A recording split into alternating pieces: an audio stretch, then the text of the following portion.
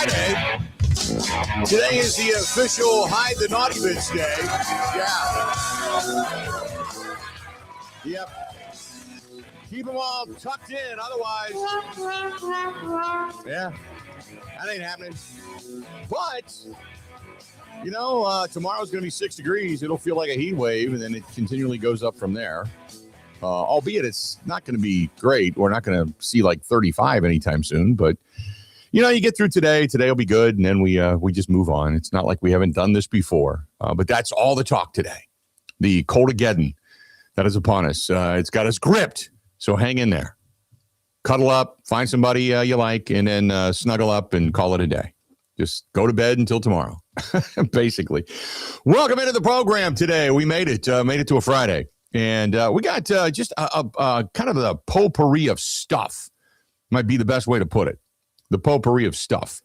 We've got, for those that listened to Milwaukee radio for a long time, the former morning show host at the game and did a lot with the rock station over there as well.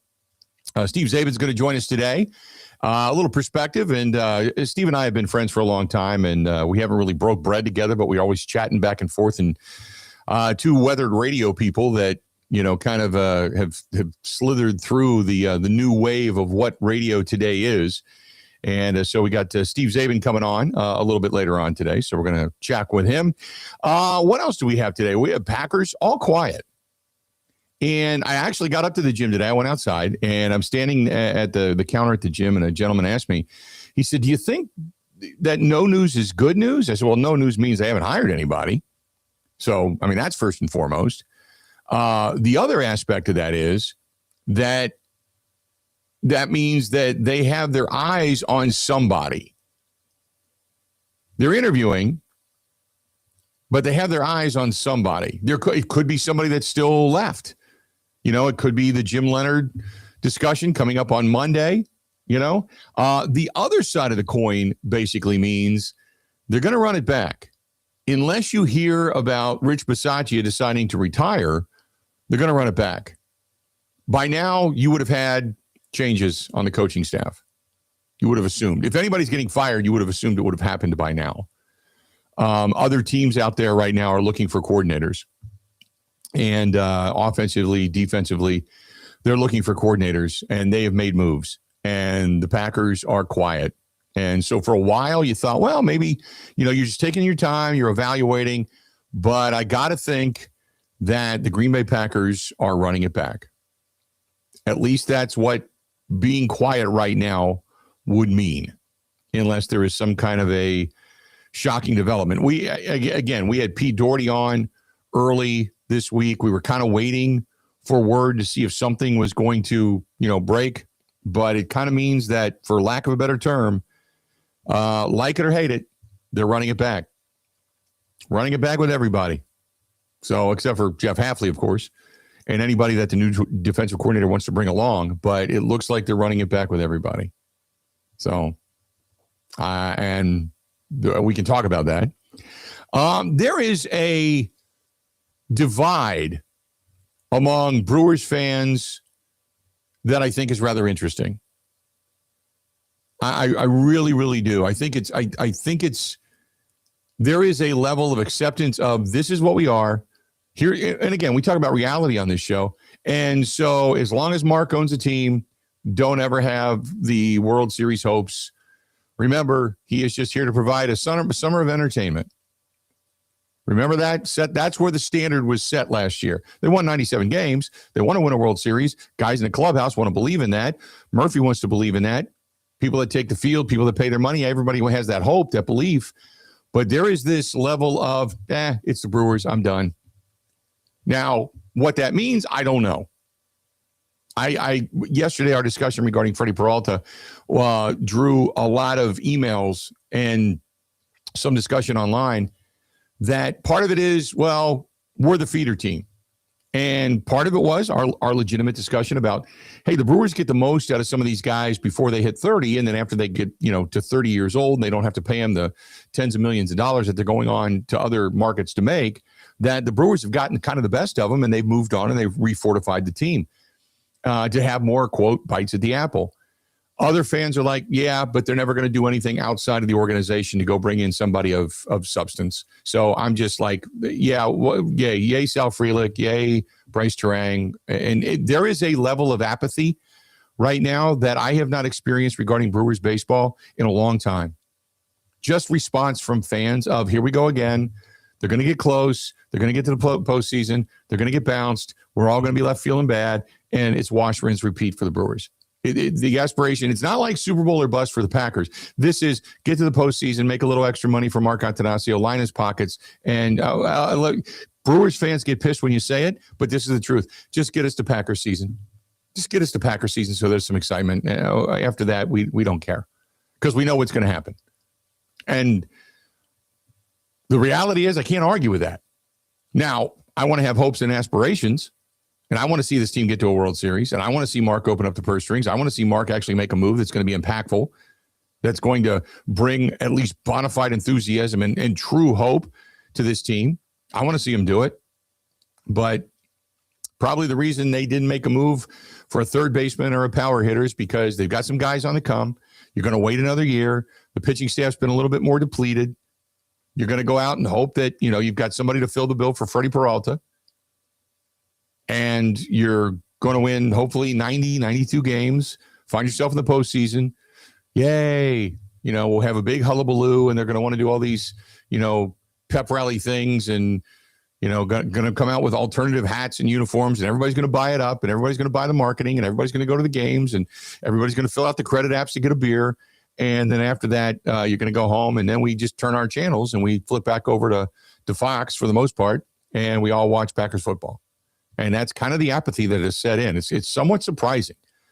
It's not even anger anymore. It's just like, okay, whatever. Talk to you later. Remember the summer of entertainment. That's it. So we got that to talk about. How about last night, though? You got Wisconsin winning 5 in a row now, 98-71. They just destroyed Penn State last night. Last night, Robert Morris knocked off UWM in the Horizon League. Green Bay in a hard-fought one. 88-81, they got beat by Youngstown State. But there's a remarkable story there that nobody's talking about. Last year, what'd they win? 4 games last year? It was a terrible year for UW Green Bay. They're over 500. They're 6-4 in the Horizon League and 11-10 overall. Now, it's not, going from worst to first, but that's a hell of a turnaround for where they were last year, and everybody just kind of looking at the Doug Gottlieb experience as some kind of absolute positive dismal failure. And they, after one season, they've kind of bounced back, even though it was in a loss last night, but 88-81 to Youngstown State. But still, when you look at the record, you're like, whoa, wait a minute. They're actually winning some ball games. Nobody's paying attention. But I thought that was rather interesting, getting up and reading a little bit about that this morning as well. Anyway, you want to get a hold of us? It's easy to do so. 877-867-1670,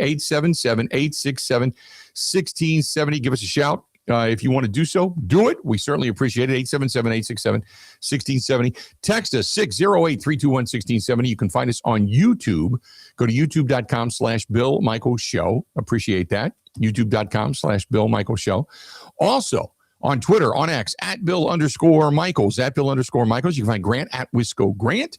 You can find us on Instagram and Facebook and TikTok under the Bill Michaels Show. We're on the Twitch app, the Kick app, the LinkedIn app as well. The Wisco Sports Zone app, that's a great way to find anything and everything. This show, Grant's show, Ebo's show, Over the Line, all that kind of good stuff. It's right there on the Wisco Sports Zone app. You can email the program, thebillmichaels@gmail.com. The website, simply thebillmichaels.com. And then don't forget, tomorrow, we actually have an early airtime for the Wisconsin Sports Weekly on My 24 TV in Milwaukee. I think it's at 5 o'clock, if I'm not mistaken, 5 o'clock, and not at 8 o'clock, like we normally have it, only for the fact that they've got some Admirals hockey on tomorrow night locally. So we get bumped up a little bit. So we're more in that mid-afternoon slot, if you will. So there you go. That's all the ways to track us down, all the ways to get a hold of us. We always appreciate it when you do. There you have it. So, Grant Bills, how are we looking today? Not too bad. I can deal with the cold. I can deal with the wind as long as my car starts. Yeah. I can deal with everything else. That's fine. Okay. So I got up a little early, let it warm up this morning. Okay. Yeah, everything's good. Good to go. Good. Yeah, it's that's one of the benefits. I can't lie. One of the benefits of having a garage. Oh, tell you one thing, man. That is true. That is sweet. Got up this morning, went to the gym, and I didn't have to get really into the weather until I got out of the car to go to the gym. And that's when it's like, God damn, that there's a bite to that. The last time when you take a deep breath, it's not when you go into the gym, it's when you come out and you're breathing a little bit heavy and you do that, you that big breath. The last time I felt something like that was, God, it was a couple of games before the end of the season. It was one of Brett Favre's last games at Soldier Field, walking from the Waldron deck, which is a parking garage, over to Soldier Field to go into the media entrance. And that was one of the last times where I remember, man, it hurts your lungs to go from point A to point B and feel something like that. It was just, it tripped a trigger in my mind of, man, that's the last time it was that kind of cold. That's pretty severe. But once you're outside, like I took the garbage cans out and everything this morning, once you're outside, you're like, okay, this isn't terrible. I mean, they're telling you only 10, 15 minutes of exposure, can give you frostbite. So I'm not walking around without gloves or something, but, I'm also not laying naked in the snow for 10 to 15 minutes either. So, Well, I mean, it's your property. It's your yard. You're right if you would like to. Well, if I do that, I'd lay face down. Yeah. That would be the thought. The wind when I left this morning, I left around 6:30, was not bad, but you get over here on the west side of Madison, it always seems windier, and then a couple hours later, it's whipping outside. Is it really? So, okay. Yeah, the walk in from my car just to here with my lunchbox and just with exposed hands, the 15-second walk. Yeah, I was ready to be done. There on Rayovac Drive, it's on a little bit of a hill. And over that hill off to the west and northwest, there's not much to knock that wind down. So, yeah, you're going to kind of get a little bit of that. I've noticed that, too, when I walk in over there. I'm like, it's a normal, warm, sunny day. And then you get over there and you get that breeze that comes at you, either the southwest or the west breeze. It comes at you. You're like, wow, it's a little windy right here. So, but yeah, we're all safe. We're all sound. We're all good. Getting ready to hunker down this weekend. What's Saturday bring for you? Because I know Sunday we've got football. Saturday bring anything? I'm going up north. I'm going to a cabin up north of Wausau. Is the cabin heated, by the way? Yeah. Wood stove and electrical. I mean, it's a regular Taj Mahal. Yeah, it's heated. We'll be good. But we're just a couple of friends. We're just going to, we were maybe going to do some stuff outside. Now we're just going to drink and play cribbage probably. Okay. Which, that doesn't sound like any fun at all. It's going to suck. And then watch football on Sunday. I've never played cribbage. Fun game. And I hate math. I don't like math, but I like cribbage. It's probably my favorite card. Never played it in my life. I even when they gave out, remember the Brewers gave out those really cool cribbage boards? Yeah. For one of the giveaways. You got to get one. And then somebody got me one. It's like, oh my God, and I'm like, this looks more like a charcuterie board to me. I'll put cheese on it. Use it as both. Why not? But I have never played cribbage in my life. So maybe it's something I'll have to learn. It's the perfect mix of luck and also a little skill. You know what I mean? Like sometimes there's nothing you can do. Sometimes you're not getting the cards, but there is enough brain power and strategy where you're in control of your own destiny a little bit. That's the good mix. Little luck, little skill. I can't do straight luck. Like I'm not playing Go Fish. And like euchre goes over my head. One day I'll learn, but I still haven't been able to get my arms around that thing yet. Not a euchre player. The closest I ever came to any real kind of consistent card games was Uno, I think. Excellent game. Uno's a blast too. Uno and then poker. We played a lot of 5-card stud poker, so did a lot of that when I was a kid too. But yeah, didn't do a lot of that. I'm trying to think all the games like my mom and dad and friends and stuff that we really played. Poker was the penny and nickel poker we played when we were younger.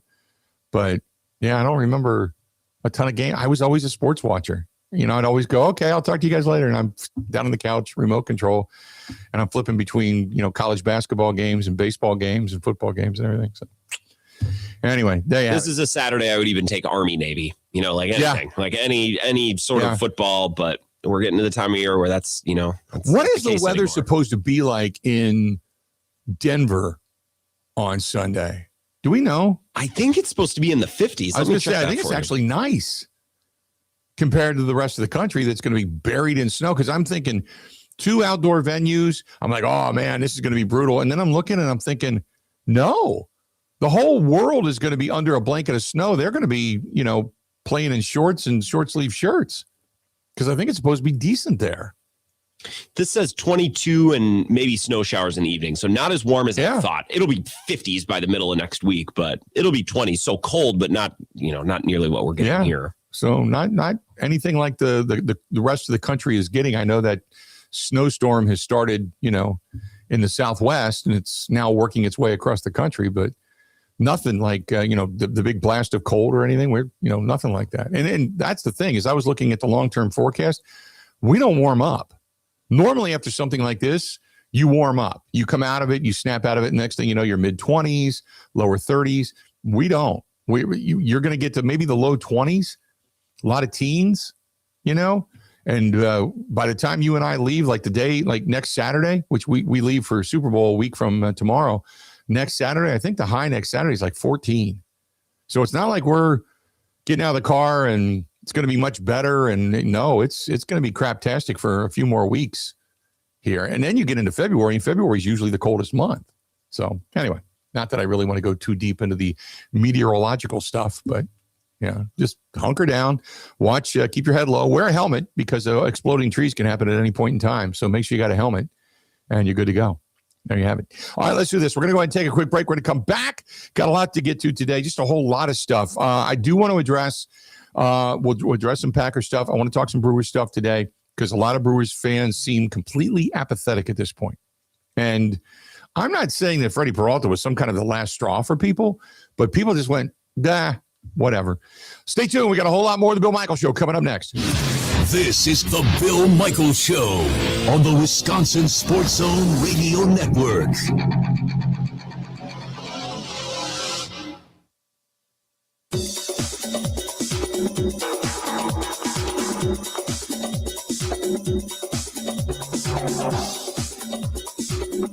Bill Michaels will resume in 3 minutes.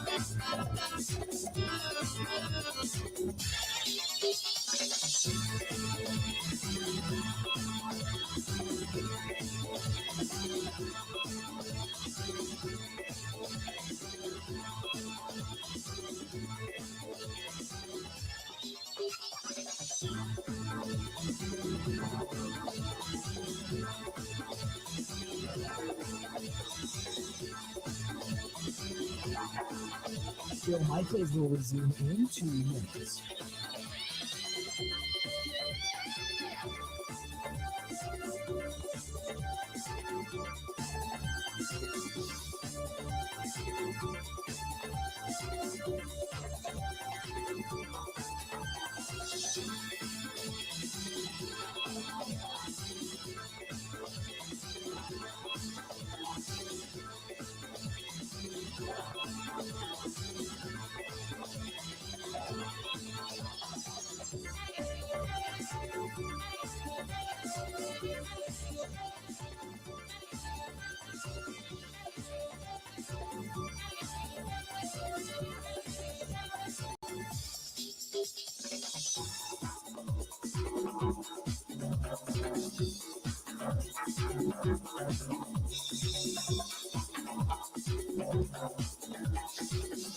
Bill Michaels will resume in 1 minute.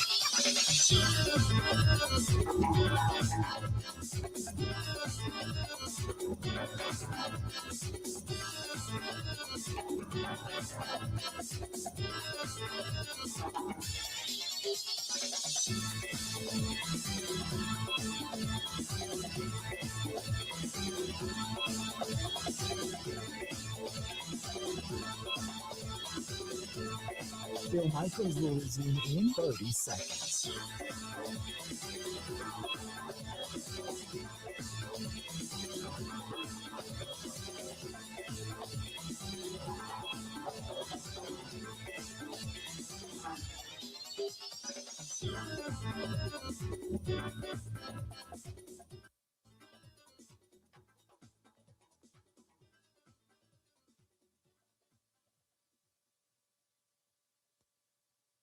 But how much can they take until the rest of the division says, okay, Milwaukee, we've watched you do this long enough. We're going to take the next step now. Winning fixes a lot of a lot of problems. I think the last few offseason, people weren't taking it. They were upset that, they trade Corbin, they trade Devin, and obviously the Hader trade was was super fireworks when they made that deal. So, but I think we're at the point now where, look, if the Brewers go out and they win 93 games again, they'll be in fine shape with the fan base here. So how much can they take? It all depends on how much they keep on winning. Look, I think you have to, even the biggest skeptic, even the most ardent supporter of the Brewers spending more money, that they need to make a big trade or go get a big free agent. I think you would have to argue that what they're doing, minus the World Series, the process has been pretty clean. That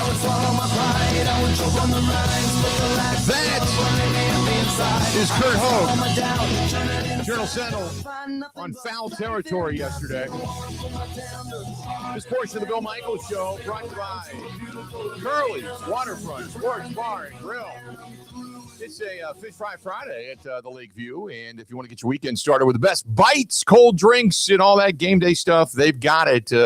I know it's cold out there, and maybe if somebody heads out on the ice and starts doing a little ice fishing, you can watch them do it from inside where it's nice and warm, but not me. But they've got the Marquette game on, the Bucks game on, coming up to later tonight. They've got walleye, perch, bluegill, so they've got a lot of different, and lobster and shrimp, by the way, in like a mac and cheese type of setting, which is nice.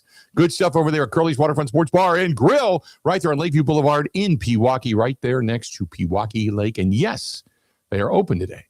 Yes, they are open. So there you go. 877-867-1670, 877-867-1670. If you want to find us, please feel free.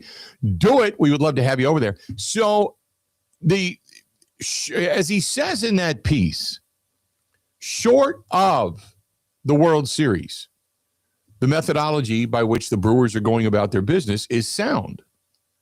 And I think we would all sit here today and say, yep, you're right. You're right. Let me ask you this. And this today, and let me preface this. Let me back up a second. So I get these emails and I get messages, and some of them are sarcastic. If you're nasty sarcastic, I really don't even pay attention to it. Okay, I look more for the really legitimate fan, if you will. And I've got some friends of mine who have season tickets. I've got a couple of other people that I know that just absolutely positively love the Brewers. And the question was basically the general of, what are the Brewers doing? And I said, well, look, they got Freddie for an extended period of time. 8 years in the system. He was good. His last 3 years, he got better each and every year over the last 3 years. He's ascending. You are moving him probably when his value is the highest. You got what you think are really good pieces in return via the MLB pipeline, which comes out today, by the way. So you're fortifying yourself like you've done in other trades. Carlos Gomez, Josh Hader. You can go through a list of trades where they have gotten pieces in return for viable players that have contributed to this team and have worked out. Okay.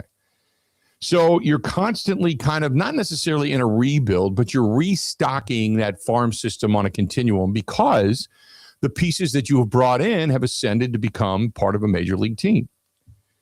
And the team's pretty good. Okay. They're better than average. For people that say, it's just an average ball club. No, they're not. They've been better than average for quite some time now. Okay. So what's missing? Well, obviously a World Series. So I always ask people, what do you want them to do? What is missing in your mind?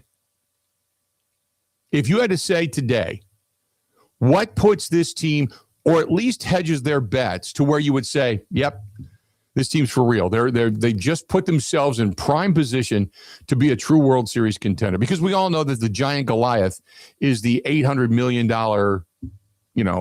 Dodgers, right? So what puts them over the top? And some will say a legitimate power hitter. Can't argue with that. Another pitcher. Now that Freddie's gone. Can't argue with that. Another pitcher beyond that, because you don't know what you're going to get back with Woodruff. Can't argue with that. You've got good depth in your bullpen. The way they use the pen is pretty solid. You hope for the ascension of Mizorowski. There's a lot of little things here, but you know what? When you talk about hope and what if, there's a lot of clubs out there right now that are doing the same thing. It's gotten a little bit tighter in the National League Central. The Cubs have ascended. The Reds are trying to ascend. The Cardinals are still trying to figure themselves out, and Pittsburgh is Pittsburgh until they're not anymore. So what puts them over the top? I think what I listed off. There's probably three things. So you have to ask yourself, what's available? Now, if you would have went Alec Bregman at third base, that would be legit. That would have been that piece that told Brewers fans, hey, we believe we're here. We got good pieces, guys that are on the come. We got a terrific manager. We've got good sticks that can move the runners over. We've got good speed that can steal bases. This is the guy. But they didn't do it. Instead, they got rid of a piece that's been kind of a staple. Now, the one knock on Freddie Peralta, and it is legit, is he doesn't go deep into games. He's not a guy that's going to go 8 innings on a consistent or 7 innings on a consistent. He doesn't do that. He burns up a bullpen. Quality pitcher, but he burns up your bullpen. He just does. Don't you think this is why I think, not to defend my team guy, but when people say, I can't believe the Brewers traded their ace. Right. Freddie's a number 2. He's not prime Jacob deGrom. They traded a solid 29-year-old pitcher after they paid him and won a lot of games with him for 8 years. Absolutely. I agree. I think what goes back to yesterday's discussion of this is the reality of the team you root for. That there are business decisions to be made over baseball decisions. And what you do as a fan, you are, and I agree, because it's human nature. You're afraid of the unknown. You know what you have in Freddie. He's not, and everybody will say, well, he's not an ace, but he's really good. Well, he was a really good pitcher last year. And again, you go look at his numbers over the last 3 years, his numbers have been really good, and they've ascended each year. So you're afraid because, oh my God, we lost Freddie. But it seems like they've been able to, whatever they do out in Arizona with this pitching lab, has been able to figure guys out to make them better. Whether it's from somebody who was a bum to serviceable or somebody who was serviceable to a legitimate pitcher. So I have a lot of faith in what the Brewers have been doing and what Matt Arnold has been putting together out in Arizona to then bring guys north.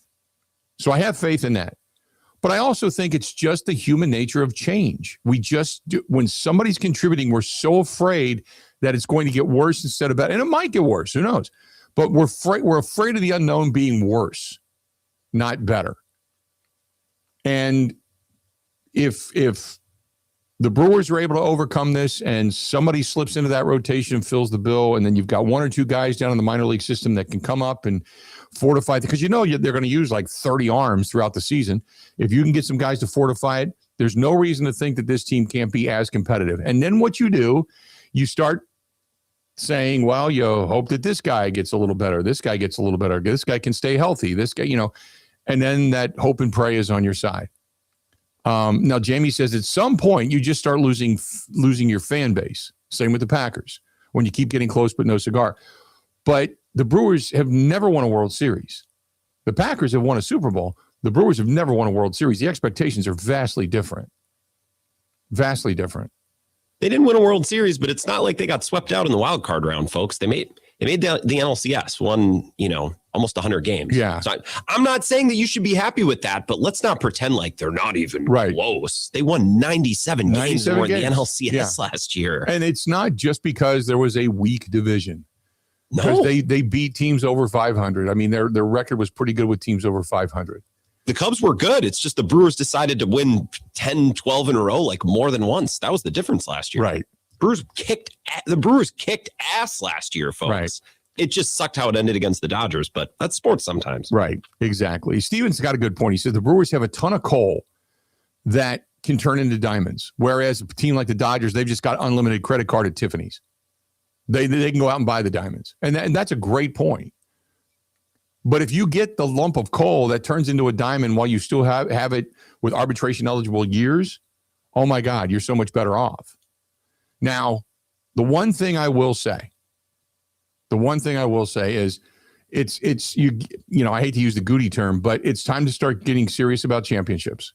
There's been a lot of people that have put a lot of money into the taxes, into the stadium, into seats, into season tickets. You've gotten a great seasons of baseball, but you're doing it with the expectation that it's going to flow back in.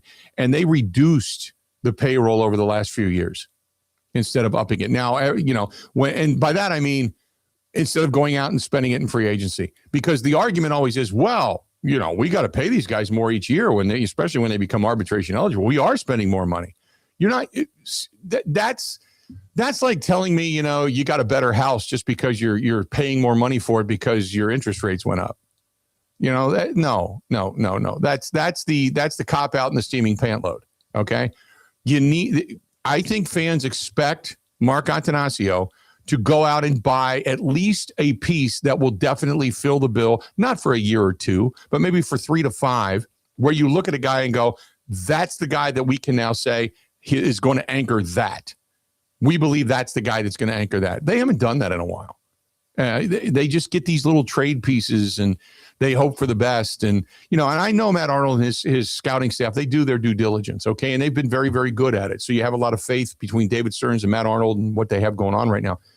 But at some point, I think just as that, and I'm not even saying you have to spend millions as a good faith gesture, but something that is legitimately going to improve your team to make fans go, yeah, they are serious about winning and they want to get to a championship. Because I think what people are looking at is wash, rinse, repeat, postseason, yay, done.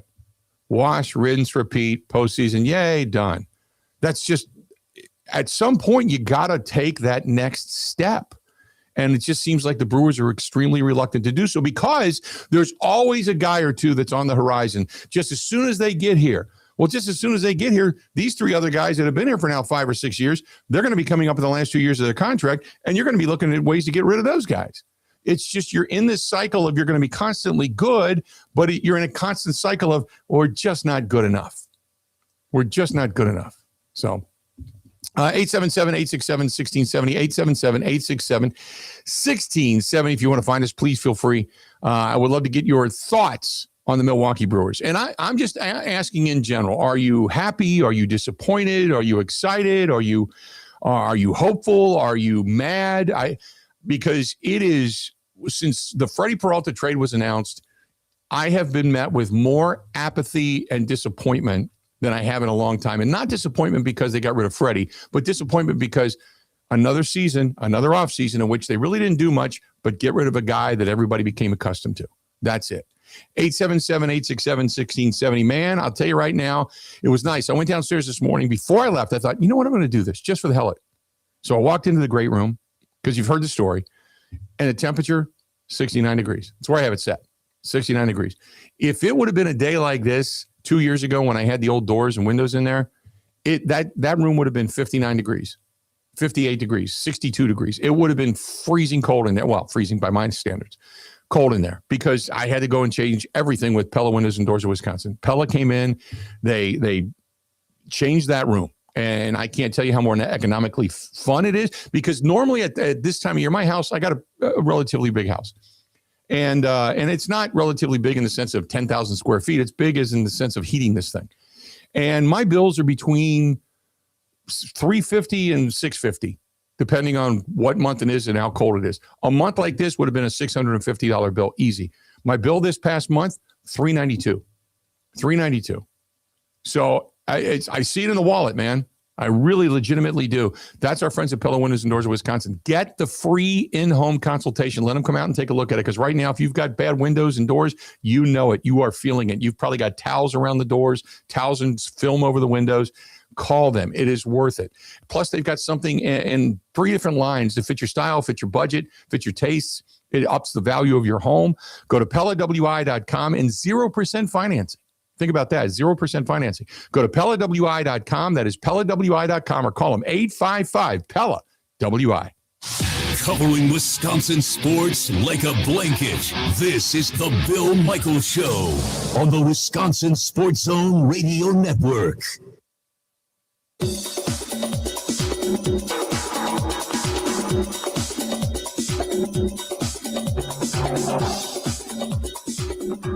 Phil Michaels will resume in 5 minutes.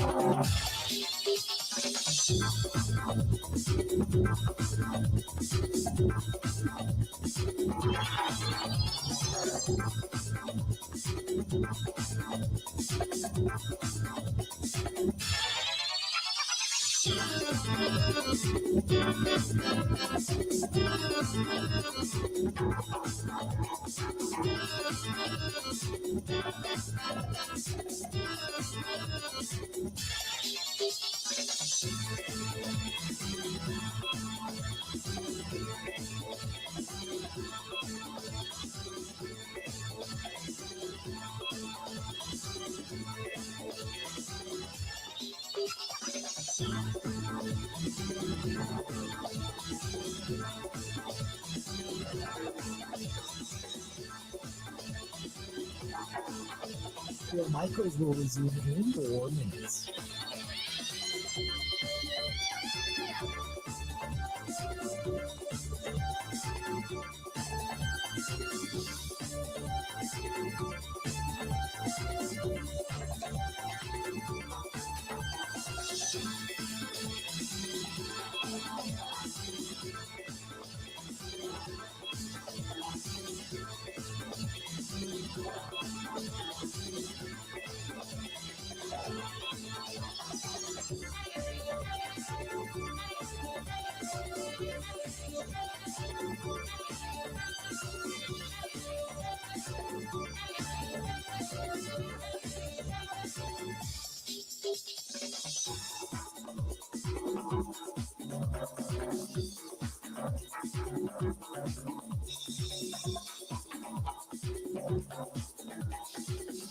Phil Michaels will resume in 3 minutes.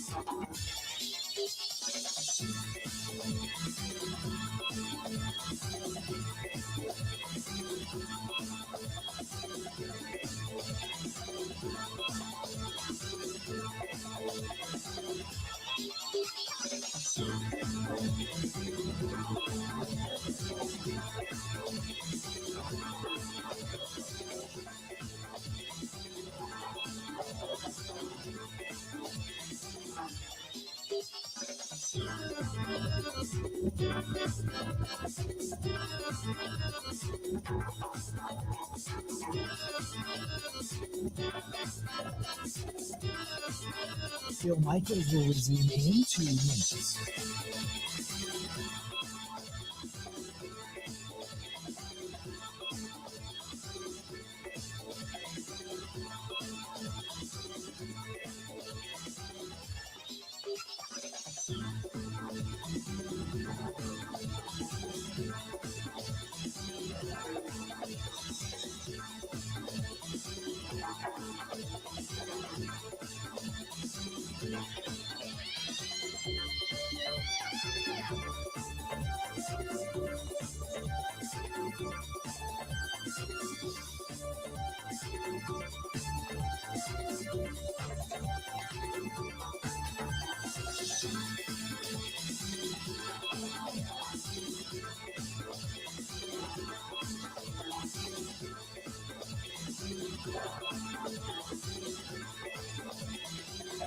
Phil Michaels will resume in 1 minute.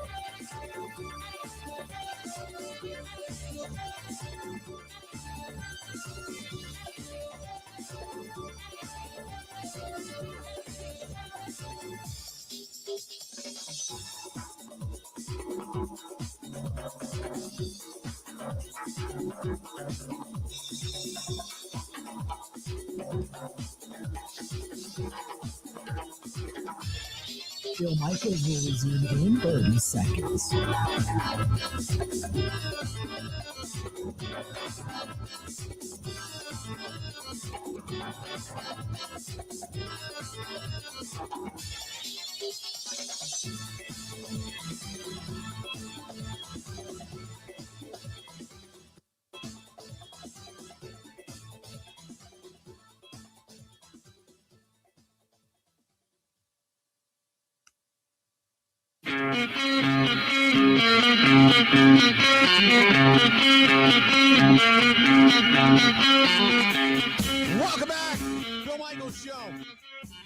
Thanks to all of our friends all over the great state of Wisconsin.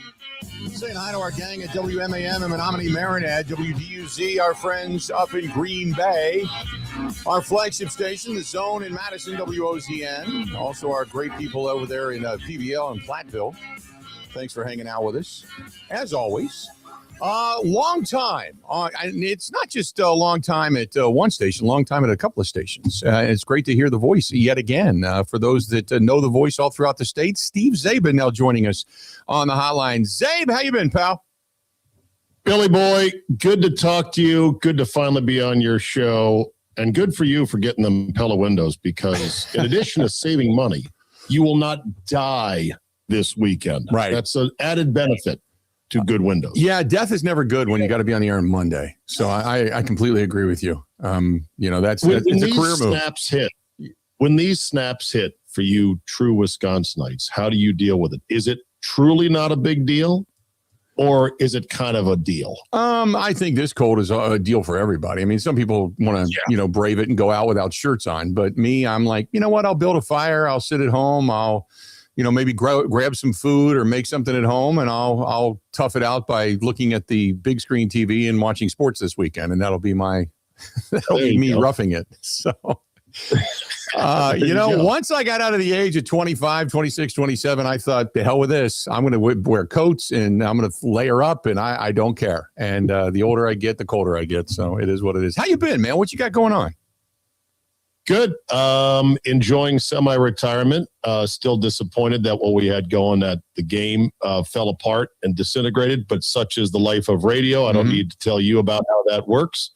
And other than that, just, enjoying watching all the Wisconsin teams and things going on from afar.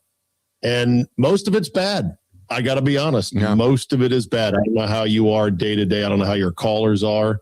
I see your producer, Grant, is often very snarkily drawing maps of Wisconsin saying the worst calls we get are from this area.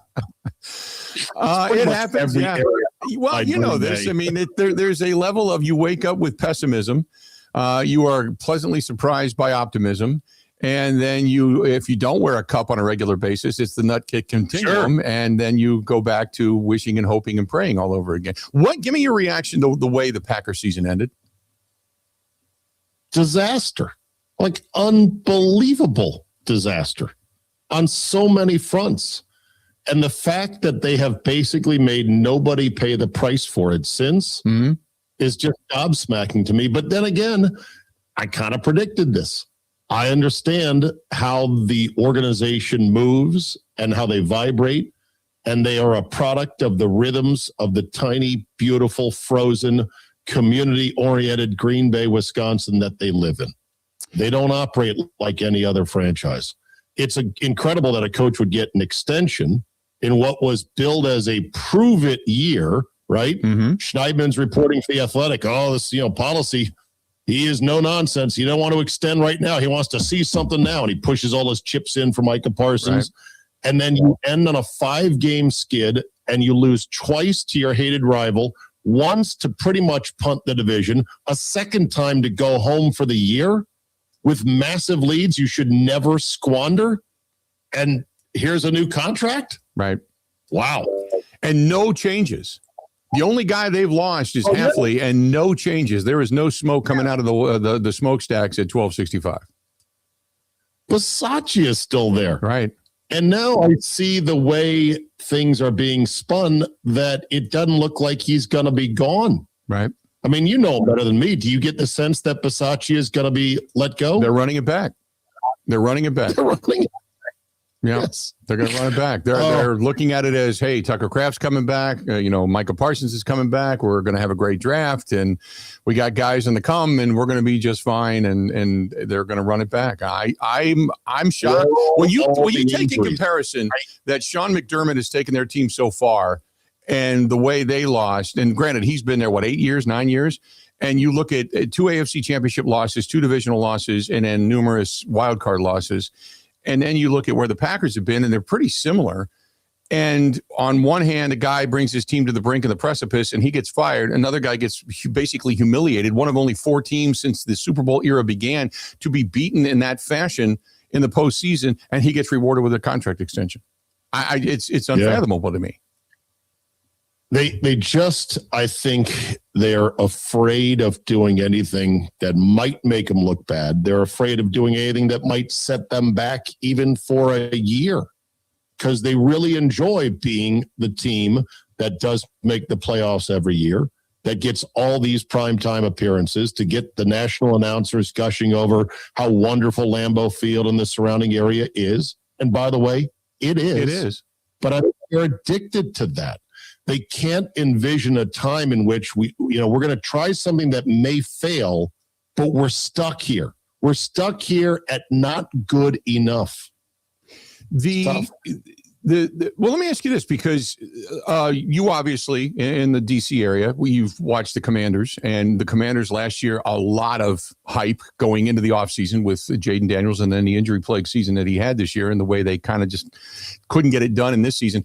Are the Bears more likely to be Washington next year, to where all the magic kind of runs out with all the come from behind wins and all the turnovers that they garnered and everything? Are they more likely to be Washington next year, or do you think that, no, this is the beginning, this is the first rung of the ladder that they're starting to ascend? I already see many Packer fans and others saying, "You're next, Chicago. Regression incoming." And I would say that they are certainly at high risk for that, given the fact that they won a lot of games this year that they rightfully did not have any business winning. But I think they're better constructed than the Commanders were last year into this year. And I think they have a better coach. And I just think that they have a better chance of not regressing.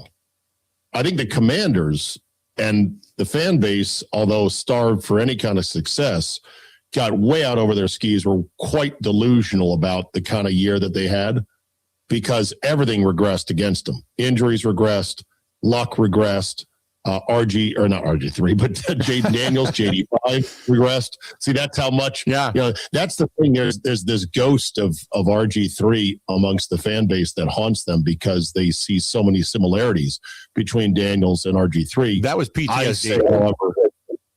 Well, it is because it just ended so badly. It was such a saga. It really was. I don't have enough time to walk you through the saga of it, but Daniels is a far better person, smarter, more dedicated, better passer. He's not at all who RG3 is, but he is skinny and he gets hurt a lot. Right. As for the Bears, I mean, look, Caleb Williams was he was dead last in passer completion this year at quarterback, and that still matters to me, Bill. It does. Completing passes is still important to me. I know there's some people in baseball like, don't look at batting average, doesn't matter. Mm-hmm. And I always say, are you sure about that? It does. It measures how many times you get a hit. Right. Seems like it's a good thing.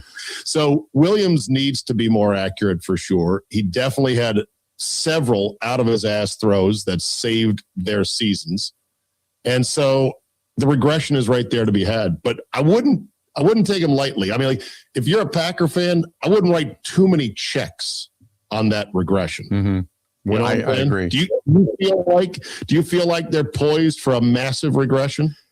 I don't know about massive, but I do know that turnovers do not follow you year to year, and come from behind luck magic wins do not follow you from year to year. Now you got to get good. And so I think them that all of a sudden they're going to go from an 11-win team to a 15-win team? No. Do I think they're going to go to a 7-win team? Probably not unless they're decimated by injuries. But I still think they're between 9 and 12 wins, depending on, a couple of, hit or miss losses here or there, which is a formidable team. You got another segment in you? Can you hang? Yeah. Stay right where you're at, because I want to kind of commiserate a little bit more. Steve Czaban, longtime Wisconsin sports talk show host, joining us on the hotline. Stay tuned. Don't forget the Bill Michaels Show live in San Francisco, February 2nd through the 6th. We're going to be there covering everything in Santa Clara, California, and everything in the media center, sponsored by Madden. Stay tuned. We got more right after this. Covering Wisconsin sports like a blanket. This is the Bill Michaels Show on the Wisconsin Sports Zone Radio Network.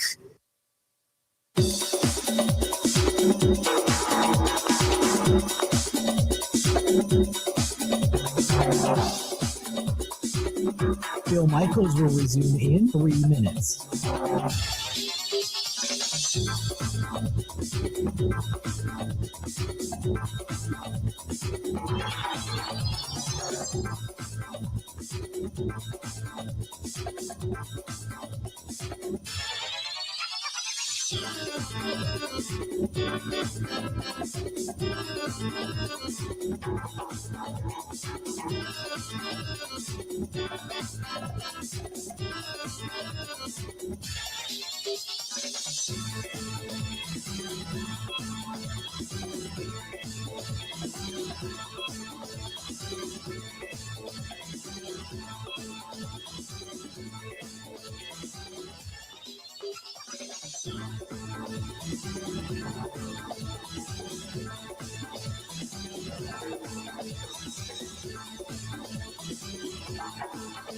Bill Michaels will resume in 2 minutes.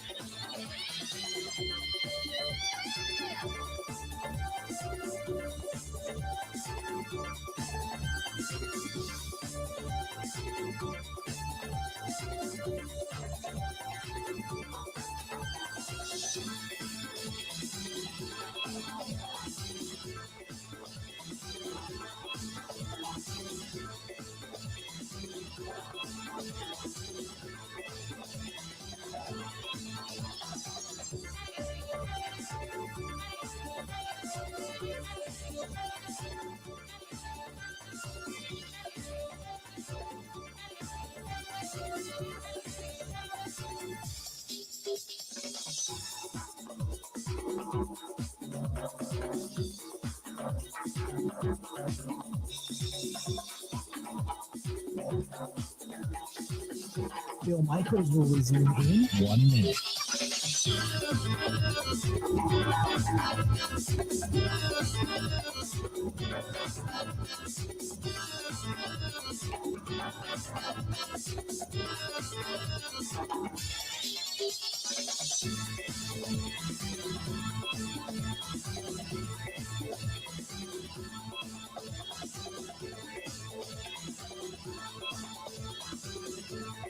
Bill Michaels will resume in 30 seconds.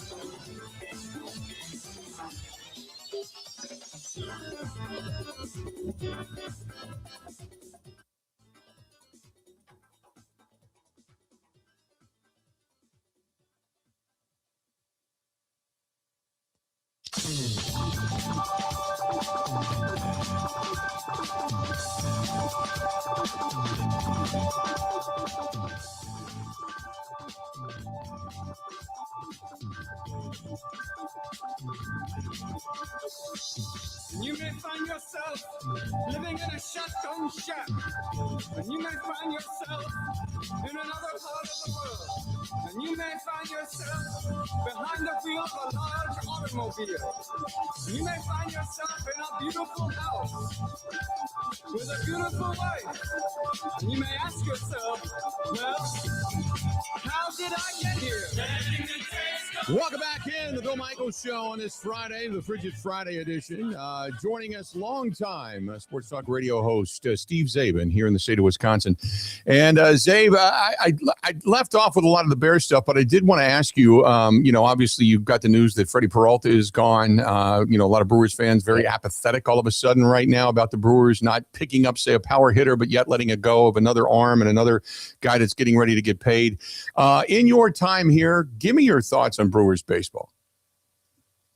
The love for the team and the love for baseball as a rhythm of summer in Southeast Wisconsin is unmatched. It's unique to anywhere in the country. I tell people you wouldn't know it or understand it unless you've lived it and seen it. And for that, I love it. Reality, though, is a hard time of, I think, soaking into a lot of people's understanding of baseball in general. Because in a way, the Brewers are still a miracle franchise that they can operate with any kind of aptitude, not ineptitude, but any kind of aptitude. Is that even a word? It's amazing they can actually function, be good. Thank you. It's amazing they can function and be good being in the smallest market with an owner who, yes, is a billionaire, but barely a billionaire. It's like they have been run so well, so nimbly. They have absorbed so many losses that at the time people thought was going to be fatal. Oh, we lost Stearns to the Mets. How are we going to compete? Matt Arnold's better. Oh, we lost Counsell to the Cubs. How are we going to compete? Murph is better. They got young players who are not just exciting, but really good. And they had a great season with a great record, and they got fed into the teeth of a wood chipper for baseball's utter economic dysfunction, the Dodgers. I know we only got people whining about. Go ahead. Yeah, sorry. I'm going on a rant here. You got a 1 minute wrap up? I'll just wrap it up quickly. They lost in 4 games easily with Peralta. What do you want them to do? Right. Here's my question, and I like what I said. We only got about a minute here, but when you talk about the baseball ineptitude, we know we're coming up on either a lockout or a strike, one of the two. Do you see baseball fixing itself at any point in time? And I'm talking salary cap and things. I don't think so either. It'll be a huge lockout. I think the whole season's gone. What emerges afterwards, I would hope fixes it, but I'm going to keep my expectations low. Yeah. Mine are kind of as well. Man, it's great to hear your voice, bud. Where can they find you? Because people will ask all the time, where'd you go? I have a podcast like everyone. Zabecast. Look for it wherever you get your podcasts, and still talk to some of the knuckleheads that I used to work with over at the other place, and going to have you on it one of these days as well. I'd be glad to do it. So get ready. You the man. All always right, the best, you, Steve. I appreciate it, pal. Talk to you soon. There you go. See you, man. Steve Czaban joining us. Just picking, little tidbits here and there. Just, sprinkling in a little Wisconsin stuff. Good stuff. That's a great way to wrap up the first hour of the program. It's a great way to do it. We're off and running. It is what in the business, it is called a springboard into the next hour. What the hell can happen now? I guess it could go downhill, right? Who knows? But I don't think it will. Brewers fans, I want to hear from you. Packers fans, I want to hear from you. Stay tuned. More of the Bill Michaels Show next.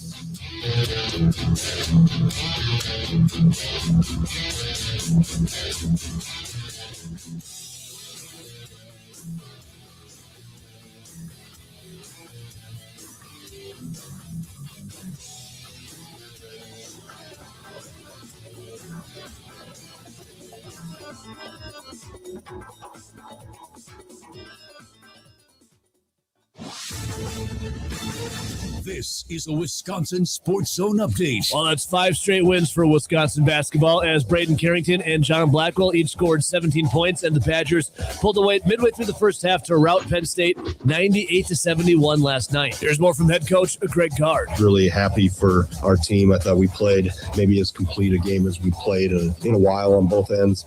Good to get a lot of guys some run and some minutes. Obviously, the assist number, 25 assists on 36 baskets, jumps off the page. I thought we really shared the ball, whether it was against their zone or their man, and we guarded pretty well. Good to come in here in this environment and get out of here with a win and play well. The Badgers now sit 14-5 on the year, 6-2 in conference play, and will take on USC at the Kohl Center on Sunday. Turning to the Bucks, after their most recent loss to Oklahoma City, Giannis Antetokounmpo called out his team, saying they're not playing hard enough. The Deer, who have gone 4-6 in their last 10, will look to show some effort tonight as they host the Denver Nuggets for an 8:30 tip at the Pfizer Forum. Milwaukee currently sits 18-25 on the year. That's good for 11th in the Eastern Conference.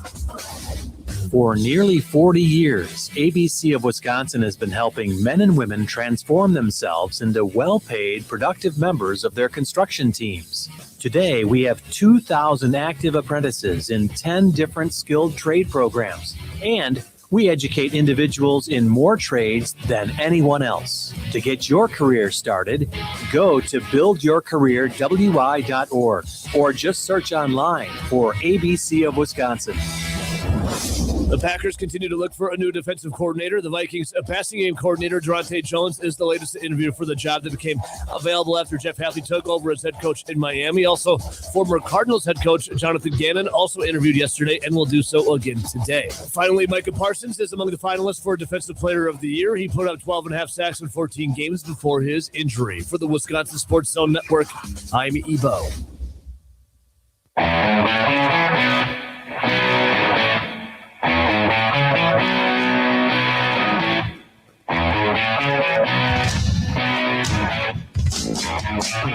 Welcome back.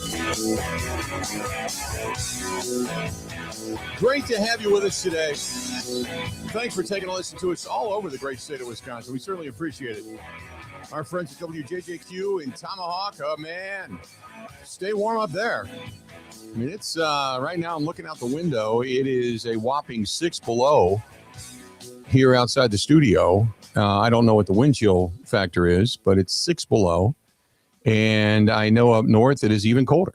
So for those of you that hopefully you got a little bit of water dripping in the cabins up there, by the way. If you don't have a really well-insulated cabin, hopefully that thing is winterized and shut down. Does winterization even hold to 40 below wind chills? Does that? I know some of the antifreeze goes to like 20 and 30 below that people put in their pipes and such. Is that good enough? Or now when it gets this kind of bitterly cold, you have to really worry about it last night and tonight? Do you got to really kind of go, I don't know if this is going to survive it, if we're going to walk into busted pipes or not. So I don't know if it's that way up north. 877-867-1670. Find us, 877-867-1670. You want to track us down on the text line, do it, 608-321-1670, 608-321-1670. Find us on YouTube. Go to youtube.com/Bill Michaels Show, youtube.com/Bill Michaels Show. On Twitter, on X, @Bill_Michaels, @Bill_Michaels. You can track that down. You can also find Grant @Wisco Grant, @Wisco Grant. Instagram, Facebook, and a TikTok. The Bill Michaels Show, Michaels, just so you know. Some people spell that wrong. I don't know why, but they do. You can find us on the Twitch app, the Kick app, the LinkedIn app, our app, which is Wisco Sports Zone. And the reason I tell you these over and over again, coming up, not next week, but a week from tomorrow, we leave for Super Bowl in the media center, and we're going to do a ton of it. Myself, Grant, Kate, Mike, we're all going to be out there. So follow it, because we're going to do a ton of social media, everything from pictures and videos and all that kind of good stuff. So from the media center and all around town and over at the practice facilities and opening night. And so we're going to kind of take you inside of all the stuff that we're up close and personal to. So we're looking forward to that. You can track us down on the Wisco Sports Zone. Email the program, thebillmichaels@gmail.com. The website simply thebillmichaels.com. And you can also track us down tomorrow night, 5 o'clock tomorrow night, special time tomorrow night, Wisconsin Sports Weekly on My 24 TV in Milwaukee. My 24 TV in Milwaukee tomorrow, 5 o'clock Central Time, 5 o'clock. There you go. So I want to get... I want to get the opinions. I'll take either or, whatever topic we want to get on. But no news right now in Green Bay, and some people are becoming anxious. Look, they're not going to make a move on a defensive coordinator, probably until they talk to Jim Leonard on Monday. Okay? So don't panic there, because I'm sure Matt LaFleur right now has a 1, 2, 3 list of people that he'd like to bring in. He wants to talk to Jim Leonard. Put it this way, he thinks so much of Jim Leonard that he's willing to put everything else off for the time being to talk to Jim Leonard. Okay? So think of it that way first. Secondly, it appears like they're going to run it back. From everything I'm seeing, reading, hearing, text messages, looks like they're running it back. Stenovich, Butkus, Bisaccia, you name it. All those guys, coaching staff, pretty much going to remain intact. So I want to get your thoughts on that. Is this a good thing? I can give you the rationale to say this is a good thing. I can do that. I don't agree with it, but I can say continuity. You can't be decimated by injuries again this upcoming season the way you were last season. So you've got a little bit of luck or bad luck that you're probably shrugging off a little bit. But you also have a system in place where Goody's got your personnel, Russ Ball's got your contracts, Matt LaFleur's your head coach, and you've got your guys now that have been installing and instilling systems into these guys, these young guys, for the last 3-4 years.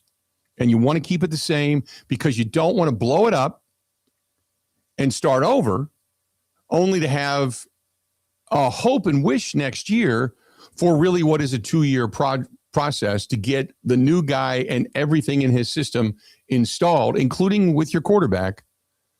So therefore, you don't set yourself back another year in this window that is open. So I understand it.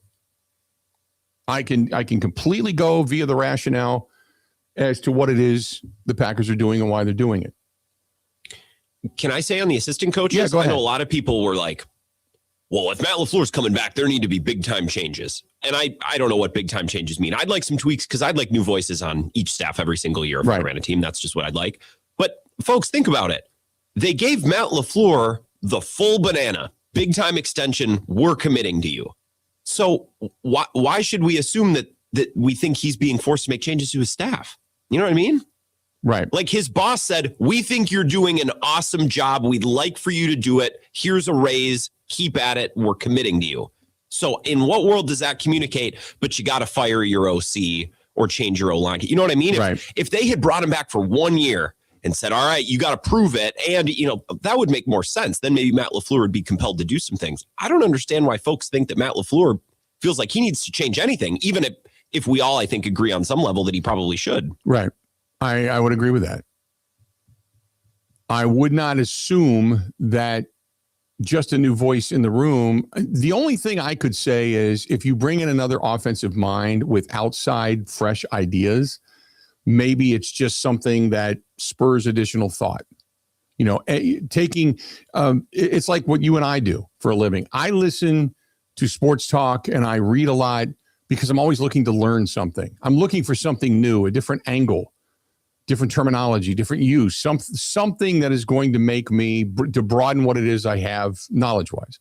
Some say none, some say a lot. I don't know.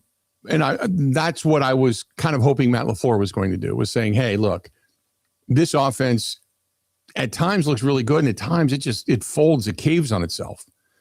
We've seen it too often. Maybe you need something else in there. I was kind of hoping there'd be a fresh voice. Hey, by the way, did you see the breaking news on Phillip Rivers? Yeah. He's interviewing.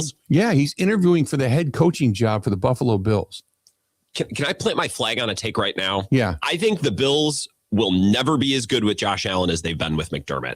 I think this is going to be like when the Bucs fired Bud. They're going to be chasing and they're going to be scrambling. Yeah. I think that organization is poorly run. And I don't think McDermott was a stud, but I think he was very, very good. And I don't think they're ever going to get back to the place they were with him. I saw today they're going to ask Josh Allen his opinion. He's going to have a say. I'm out on Buffalo. The guy that he had the most success with was Brian Daboll. Would you bring in Brian Daboll as the head coach? He's been a head coach before. Right. He's not He was coach of the year a couple of years ago. Yeah. He was coach of the year when he got, Danny Dimes to be able to play extremely well until they bowed out in the postseason. So, and Brian Daboll was handed a pant load in New York when they said, I think we can get away with everything without Saquon Barkley. And he went, are you kidding me? And then they didn't have a quarterback and, things just deteriorated. Would you bring Brian Daboll back as a guy that they've liked, they enjoyed, there was a good relationship, the offense was really good, and then you bring in a different defensive coordinator? You know what I'd like to see? This was, and I can't take credit for this. This is my buddy Scott, who texted me when he saw the Phillip Rivers story. He said, that's the guy you want as the quarterback's coach for the Green Bay Packers. I never thought of that. Would Phillip Rivers, I don't know if he'd ever want to come into the league and just be a quarterback's coach. But you talk about a tough guy, smart guy, just play the position the way it's supposed to be played kind of guy over his years, and a guy that gets it as far as just getting the hell beat out of you. Not that he's going to take a quarterback coach job, and that would be the third quarterback coach in 3 years for Jordan Love. But you talk about the machismo dude, I wouldn't mind that. But yeah, he's being interviewed as a candidate for the Buffalo Bills head coaching job. So he goes from Colts quarterback to St. Michael Catholic High School coach to Colts quarterback to Buffalo Bills head coaching candidate. Talk about a career, man. So anyway, but yeah, I agree with you. I thought that there would be an influx of maybe some different voices, and I'm somewhat surprised there aren't, to be perfectly honest with you. And I don't think there's not going to be, because if you were going to make a change, you'd make it by now. Because you'd be on the market like everybody else out there, fishing and scrambling and interviewing and Zooming and everything, trying to find your staff before everybody else gets their hooks into their staff. And that's not happening.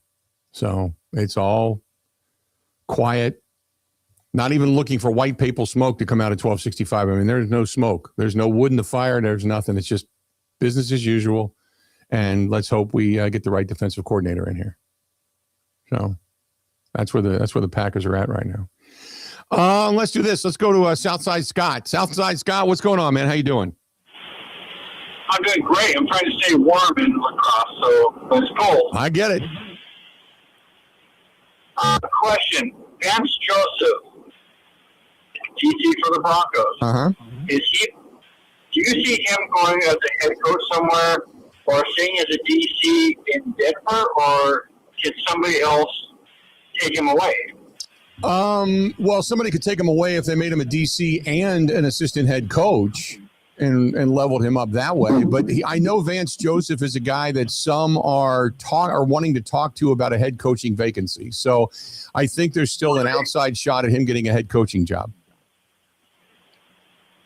Do you think that's best for him? I mean, it didn't work too well in Denver last time he was head coach.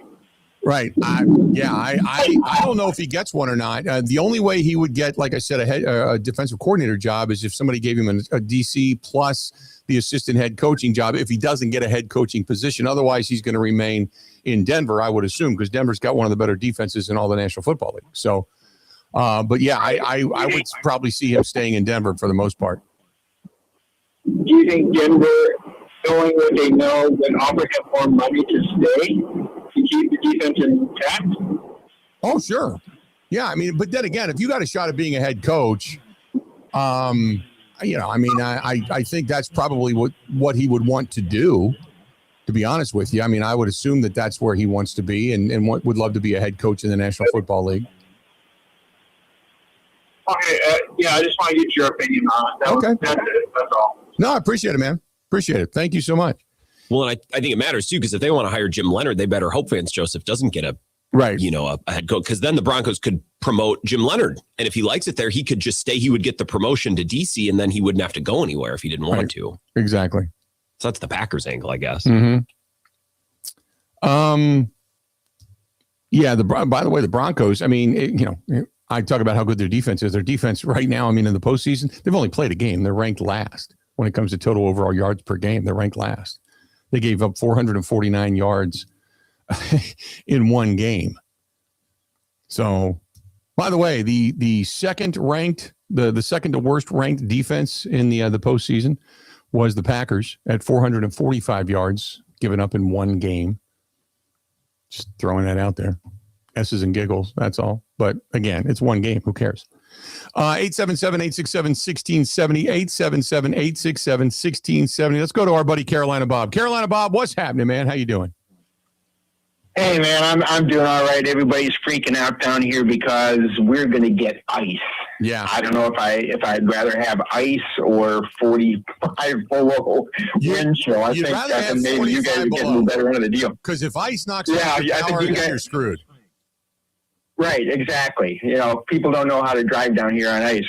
But anyway, before I go to what I really wanted to talk about, when you said that Rivers was getting interviewed for Buffalo, the first thing that came to my mind: how great would it be if he was a player coach, even if it's for one game in the NFL. I did a quick Google search. I could not find who the last player head coach was, but as far as player assistant coach, Dan Reeves late 60s, early 70s. Did that under Tom Landry. And Tom Landry himself was a defensive back and defensive coordinator, Giants, in the 50s, according to Google, not NFL.com. And of course, we remember Lombardi was the OC. But anyway, my choice. Well, first of all, I have no problem with the Packers keeping all their assistant coaches. Continuity, I think, is good. In the case of Bisaccia, I know everybody's on his butt because the bad stats and stuff. Don't they usually have when a guy is trying to break into coaching? I forget what they call the position. I know they got a name for it, but what if you hire some underling and make him an assistant special teams coach and kind of get a new voice in that way? If Bisaccia is so well liked in the locker room, as you say, and if he's supposedly assisting LaFleur with the game management, which I don't think has been great, bring in an underling and get a new voice in that way in special teams, and you don't totally upset the apple cart. Well, you do have two guys. You do have, I think it's Corey Harkey is one of them, and Byron Storer is the assistant special teams coach for the Packers. Okay. So they do have two guys. So they do have. Yeah. Okay, so they do have some guys. All right. So, something's got to give there. But my choice for defensive coordinator, and I've seen a lot of negative comments on him on Facebook. I take Facebook with a grain of salt. But Al Harris, because he knows the Packer culture, and he seems to have gotten good stats out of his defensive backs. Mm-hmm. And somebody's you got to get your first DC job somewhere, right? Right. So, my choice is Al Harris.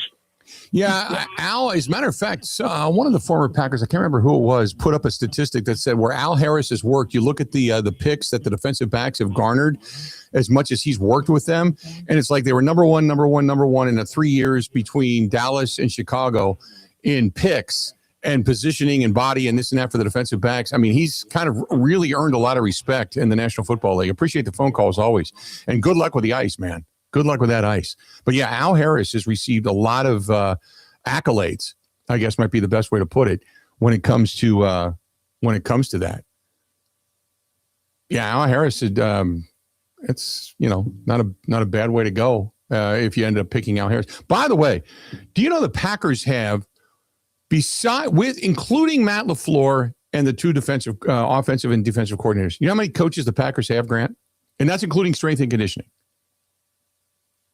Not as many as they should. Is that where you're going with this? 28. 28 coaches. There's 53 guys on the roster. There's like almost a coach for every two players. 28. I had to go through that just to be sure.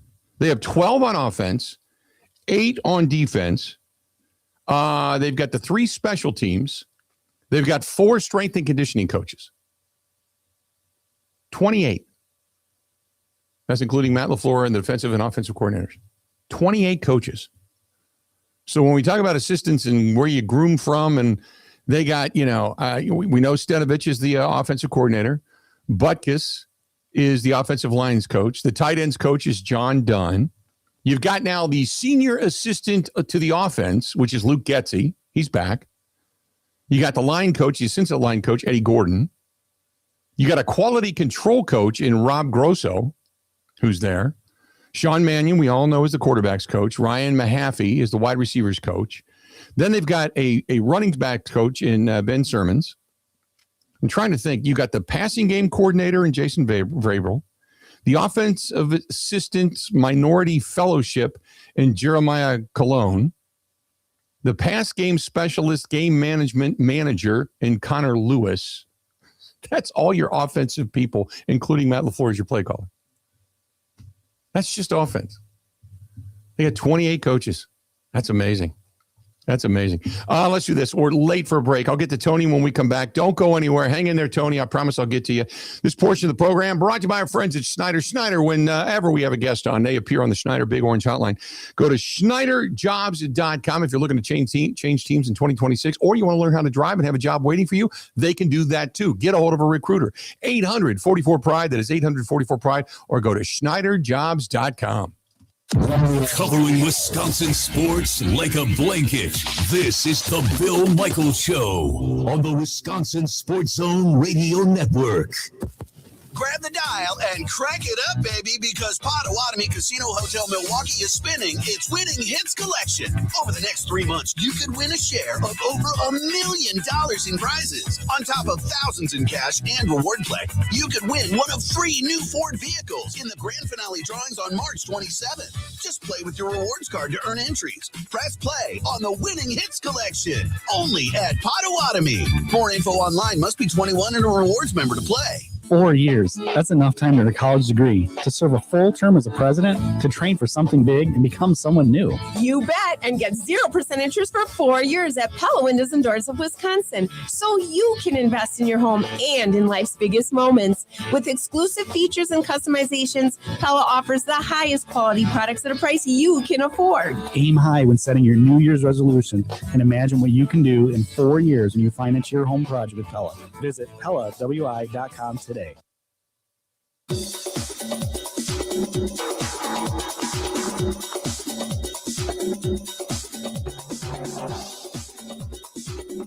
Bill Michaels will resume in 3 minutes.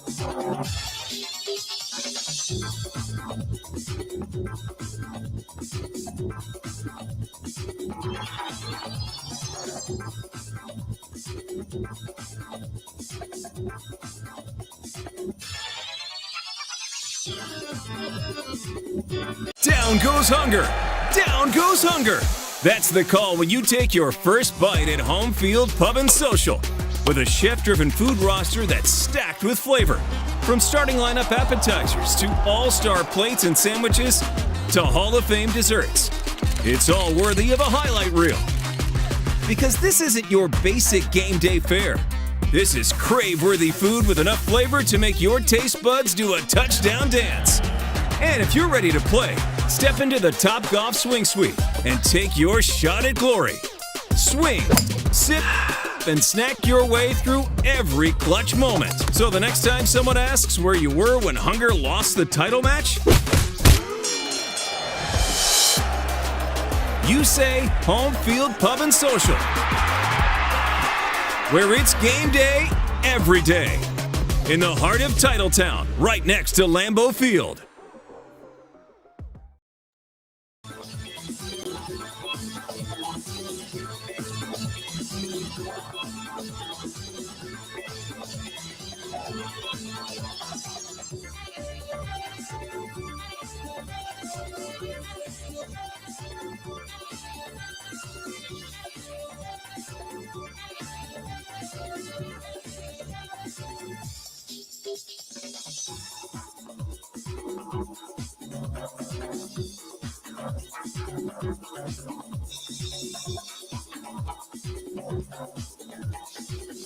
Bill Michaels will resume in 1 minute.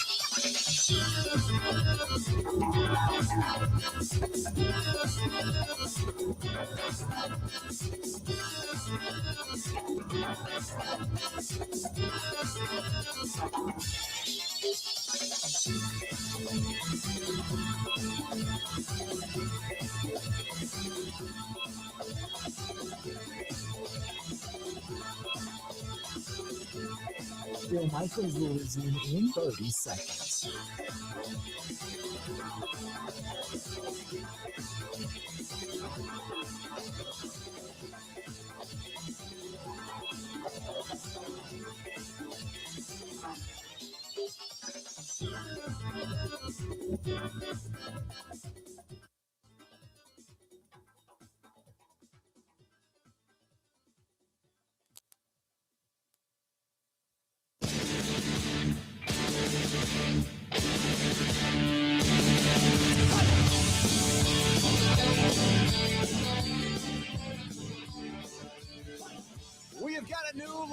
Selection. Green and Gold postgame show. The official home is now inside Titletown. Home field, pub and social, the restaurant, Top Golf, simulators. We are so looking forward to it. Green Bay, we're going to come up there. We're going to do a show up there, I believe, to kick off March Madness. We're kind of solidifying our schedule right now, and then as soon as it's done, I'm saying this because I believe that's going to happen.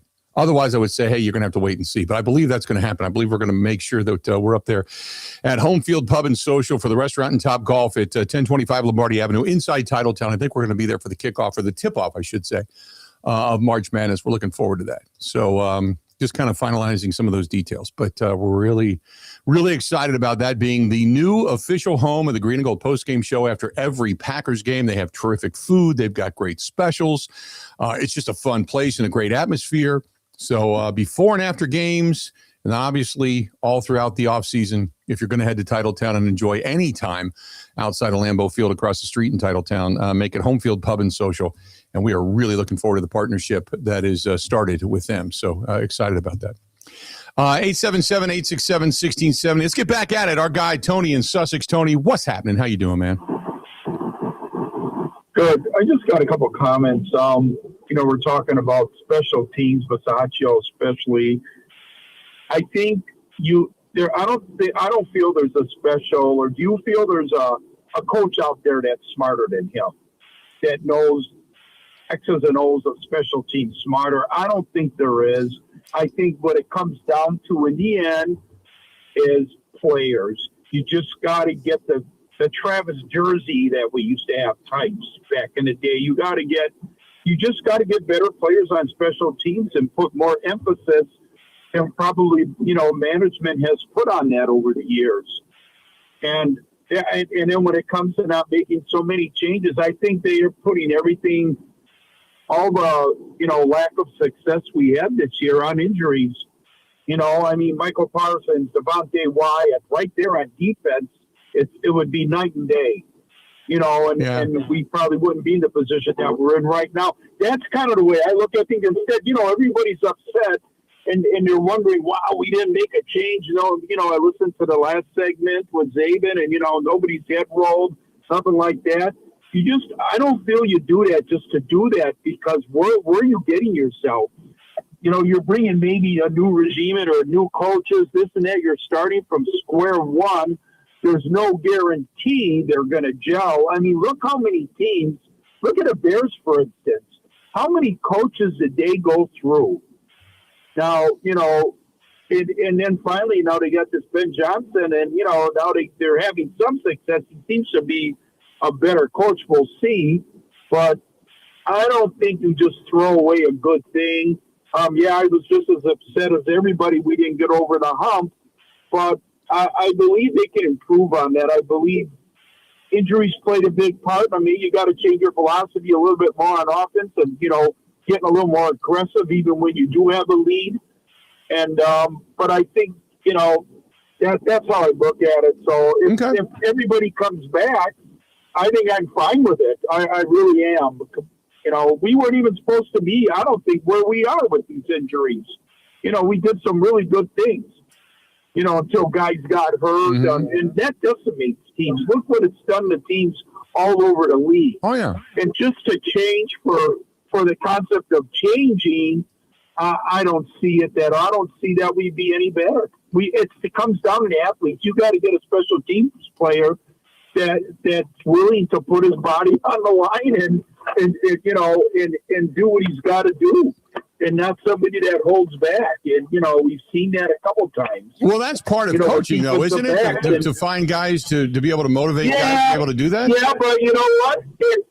It's part of coaching, but I don't believe it's that much coaching. What it is part of getting in these guys' heads, too. But to me, now that it's such a money game, I think a lot of these guys think, man, I got my money. I'm playing for another contract, blah, blah, blah, blah, blah. I'm not going to go down there like a maniac and risk, getting hurt like 24 did in that one game. I think it was our last game or whatever. But you can just say so much to a person or to a player. You can just say so much to get in his head when just because you have a different voice of somebody maybe screaming in your head or telling you, is that all of a sudden going to make you a maniac going down the field on special teams? I don't think so. Mm-hmm. I don't. I just think it more comes to the player. You just got to get better athletes, better players that man, they're happy to go down there like a maniac and, like break up that line and do what they have to do. That's how, and defensive backs. And also, though, I want to see us try to play more man. I hate zone defense. Right. The middle's always open, things like that. But that's all I got to say. Great show. Have a great day, Bill. Thank you. No, I appreciate it. Thanks so much.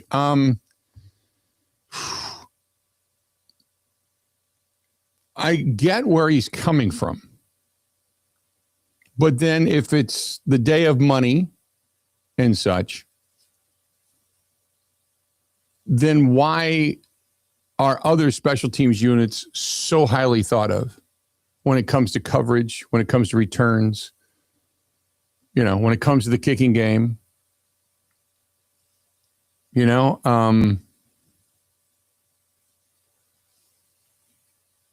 mean, you look at like the Texans. The Texans were tops when it comes to their kicking game.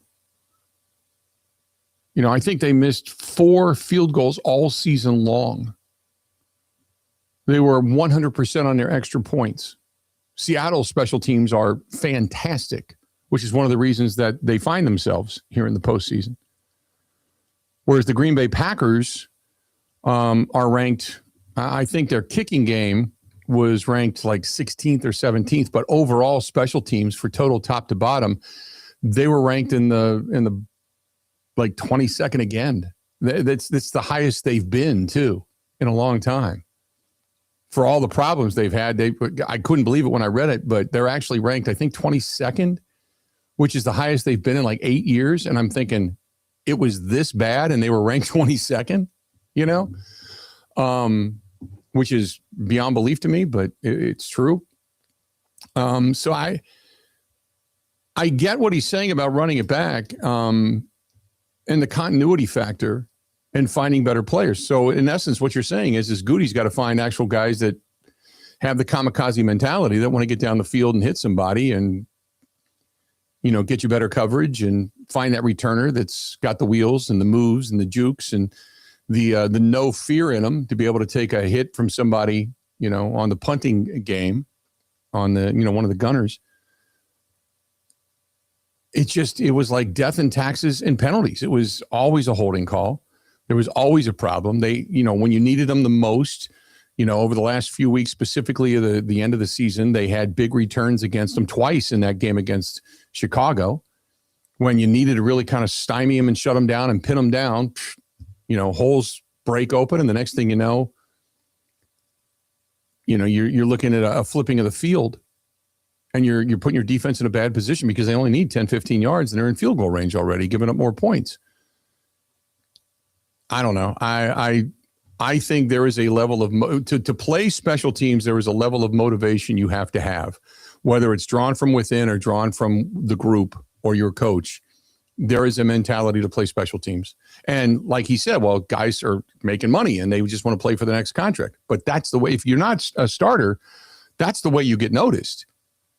By playing for your next contract is a guy that you're the kamikaze guy. You're the guy that's willing to run down there and blow through brick walls to be able to get to the ball carrier.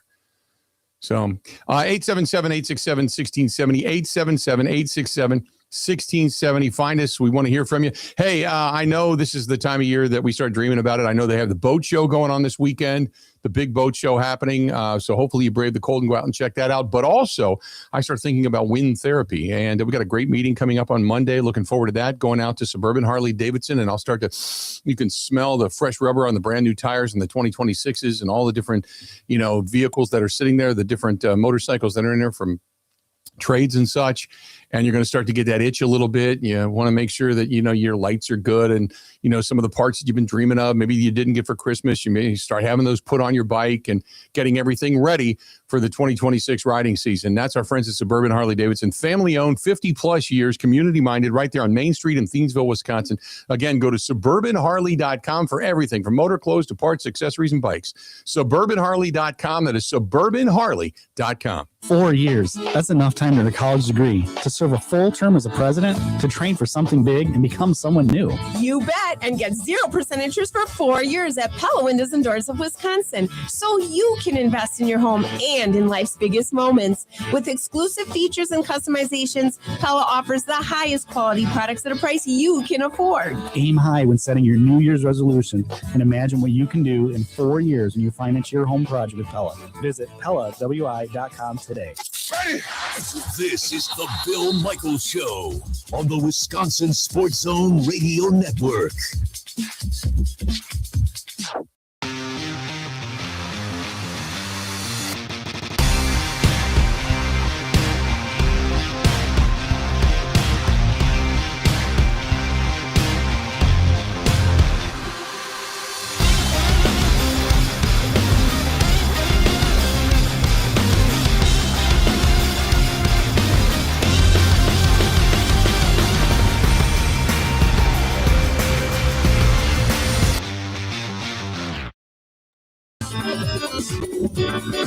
At Cousin Subs, loyalty has its rewards.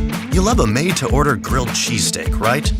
Join the club. You love Wisconsin cheese curds, right? Join the club. You love rewards too, right? Then join the club. The Cousins Club, where you earn points on every purchase, and those points are redeemable on all your favorites. So download the app or sign up online and start earning today. Cousin Subs. We believe in better.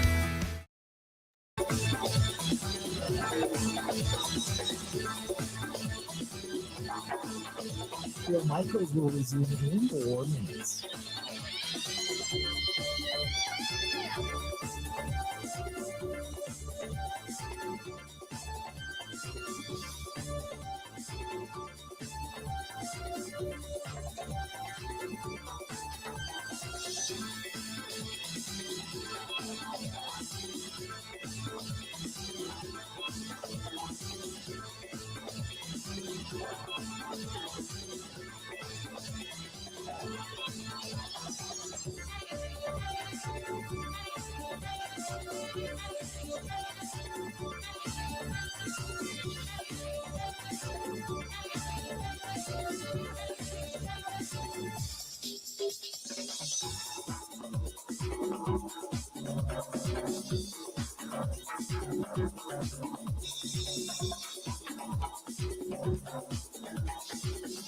Bill Michaels will resume in 3 minutes.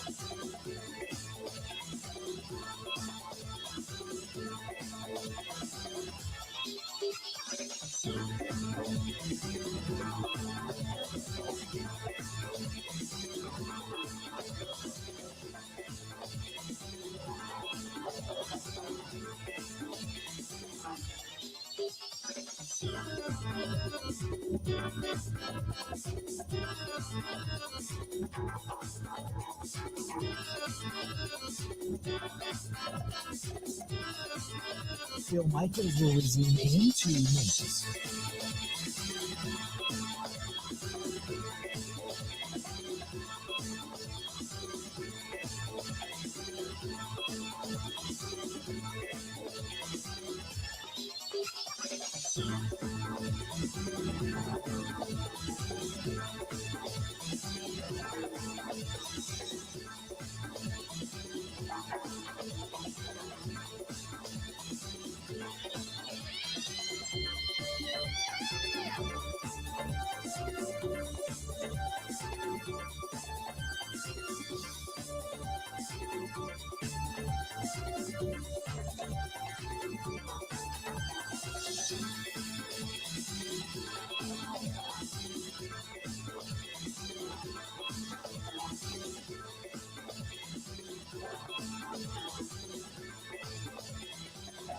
Bill Michaels will resume in 1 minute.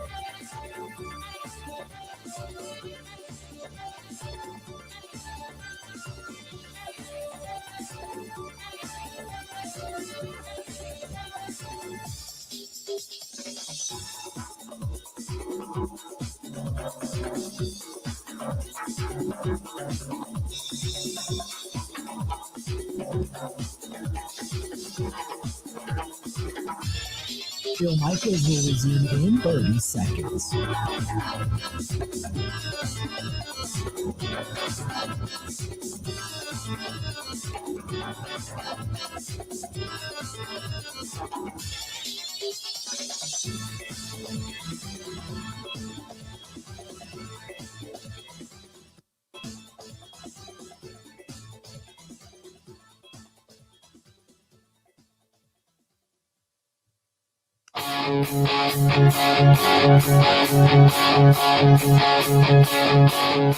Hard to find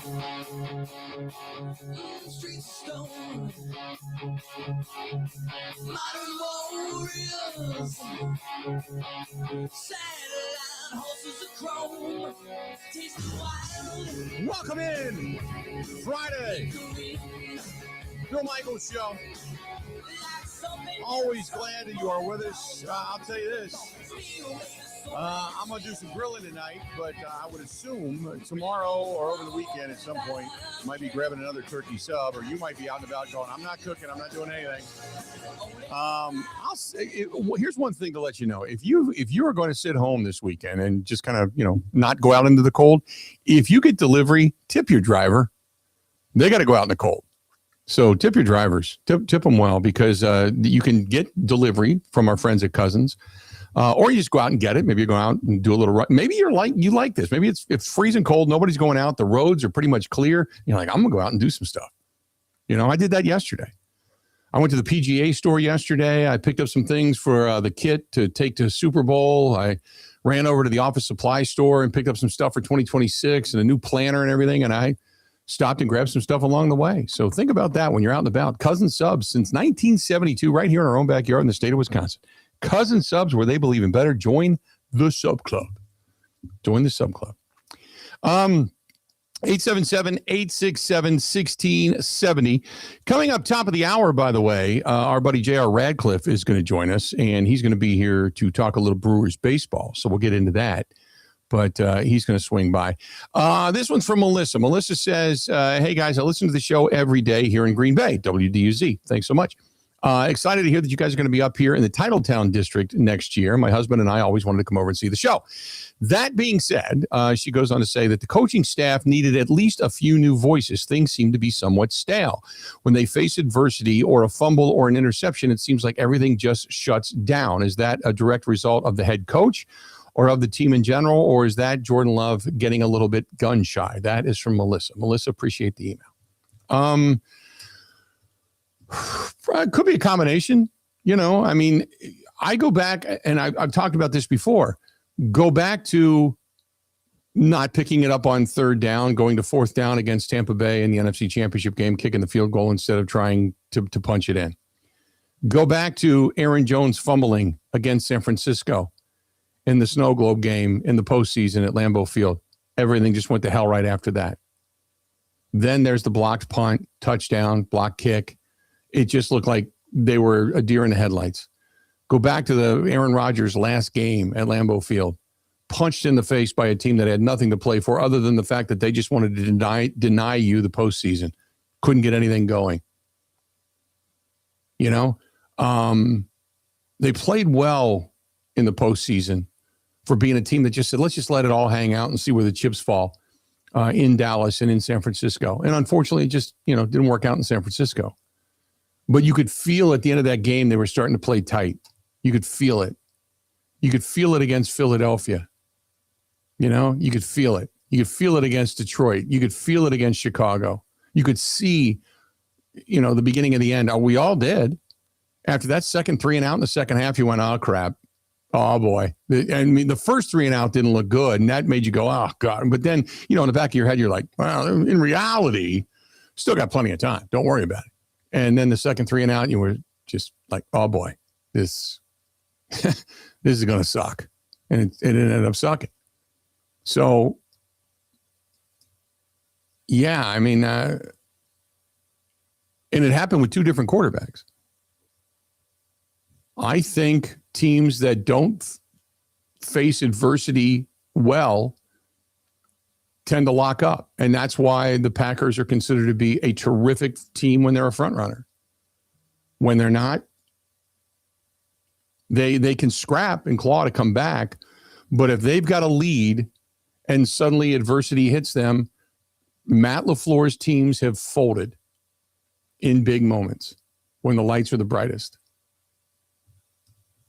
And there's a lot of legitimate areas you can lay that, but I think it is a mentality. And the reason I say that is I go back to 2010, 2011. I bring this all the time. I bring it up all the time. That conversation that I had with Ryan Pickett and Charles Woodson and those guys.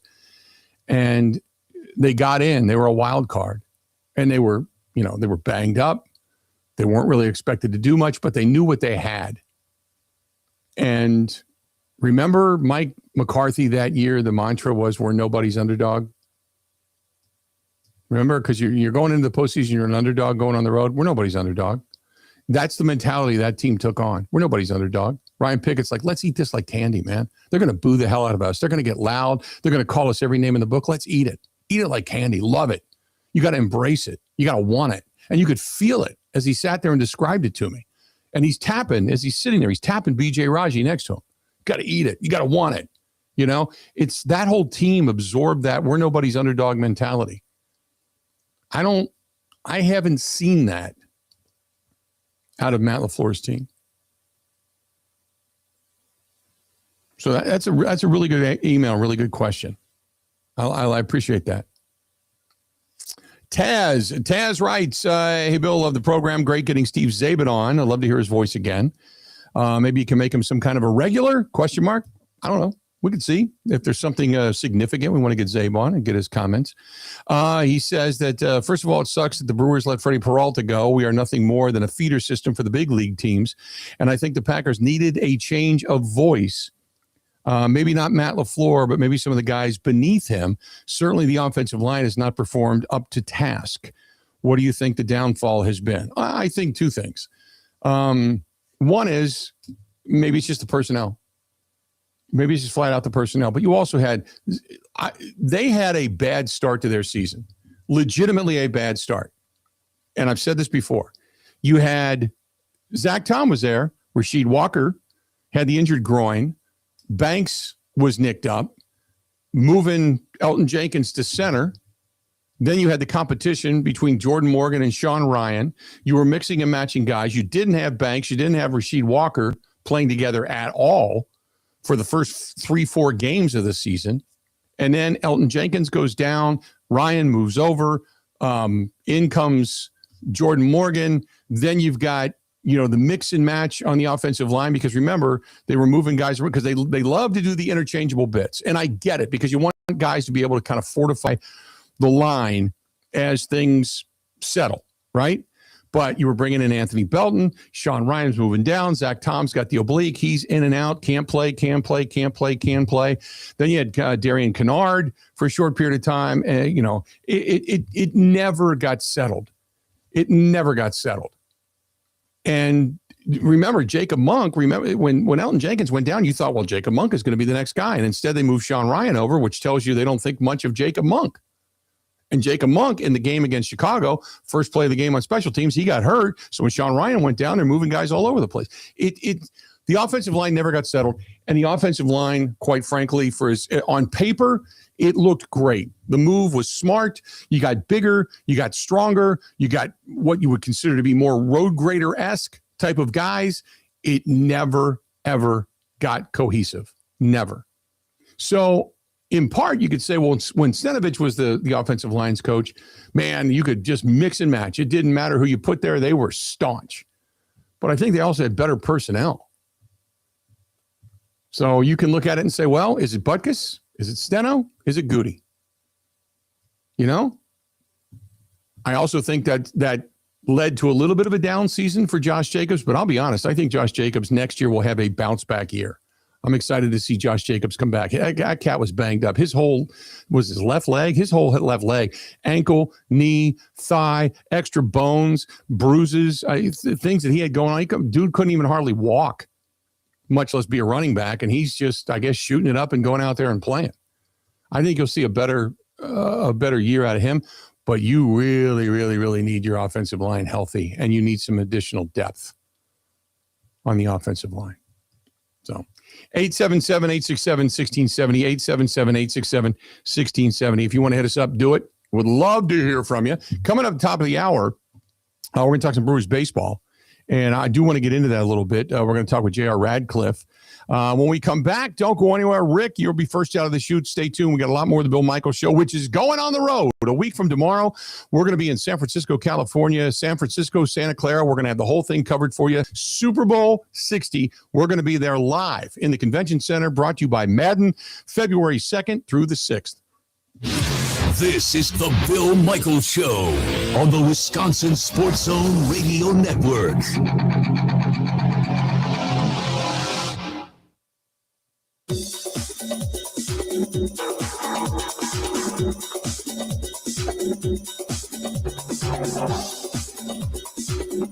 Bill Michaels will resume in 3 minutes.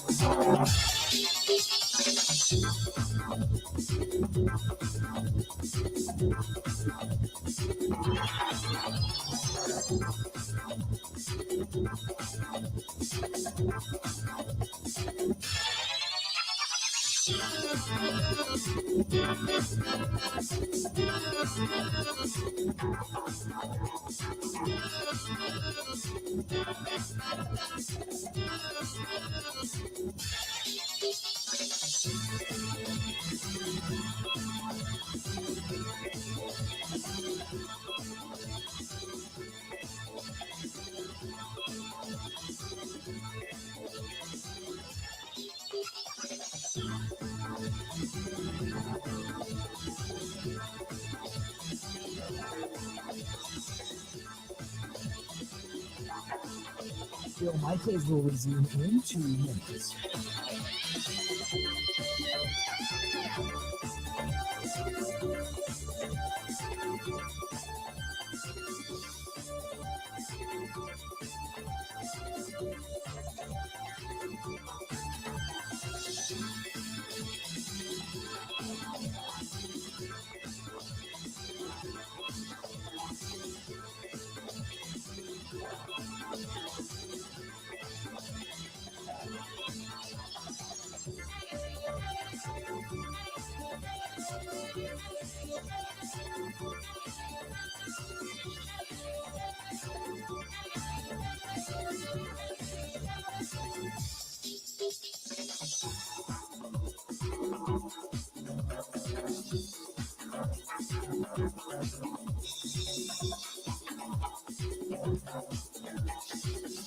Bill Michaels will resume in 1 minute.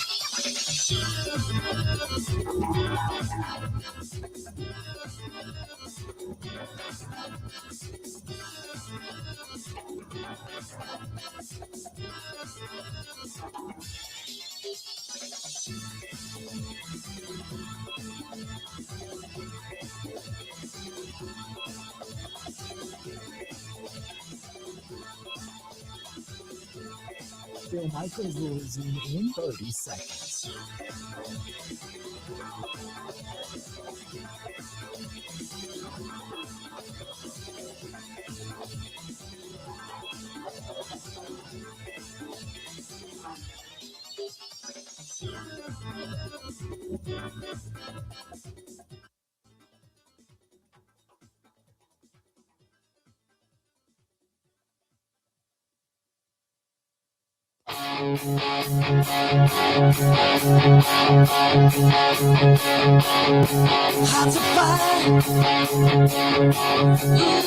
Welcome in. Bill Michaels Show. How we looking? Today's the day when you start thinking about and wishing for warmer things. I know I do. I'm kind of looking outside and thinking, I see the sun. I know it's bitter cold outside. I see the sun. But this weekend you have the boat show. You're going to have more shows that are going to start to make you think about spring and summer, and start thinking about when you pull the boat out of storage. You're thinking about maybe, a change. And you're looking around the office. You're like, man, I need some new office furniture for my people. Maybe about an awning for your patio, much like I've got for mine. You're thinking out there, maybe the tiki bar could use a new cover or something on it. Think about our buddy Dwayne, DUANES, Dwayne'sCoverItAll.com. Call him directly, 715-870-2119. Nobody does any better work than Dwayne, which, by the way, huge Brewers fan, too. Big Packers fan, but huge Brewers fan, too. 715-870-2119, 715-870-2119. That is Dwayne'sCoverItAll.com. Let's get back to the phone calls real quick before we got to take a break at the top of the hour. J.R. Radcliffe coming up to talk some Brewers. Rick is in Wausau. Rick, how you doing today, man? What's going on? Good morning, Bill. A lot of people are calling in. Sounds like a lot of Packers fans would like to have a new voice or a couple new voices, part of the coaching staff. Remember when the Packers won the Super Bowl? Who was on the sideline coaching linebackers for the Packers who was a ball of fire? Kevin Green. You remember who it was? Kevin Green. Kevin Green. This Packers coaching staff, or our team in general, what's the personality of our team? The Bears now have a personality. The Lions, you know what their personality is. What's the Packers' personality? I've asked last year, what's the identity of this team? Yep.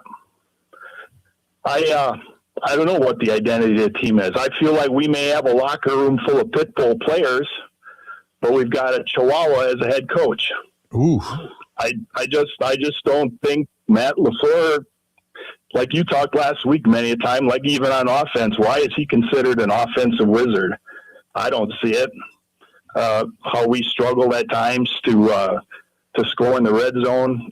You just brought up the fact about injuries in the line earlier in the year, and there's a lot to that. But I don't know. There's something missing. Yeah, I'll agree with that. I appreciate the phone call, Rick.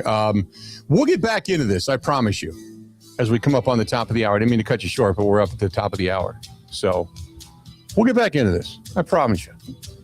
It's until things are settled, it's probably going to be a topic of conversation for quite some time. Without a doubt. Stay right where you're at. We're going to talk a little baseball. J.R. Radcliffe is going to join us. We'll get his assessment on this Milwaukee Brewers team. Stay tuned. Got a whole lot more of the Bill Michaels Show. 2 hours down, 2 hours yet to go. We'll be back right after this.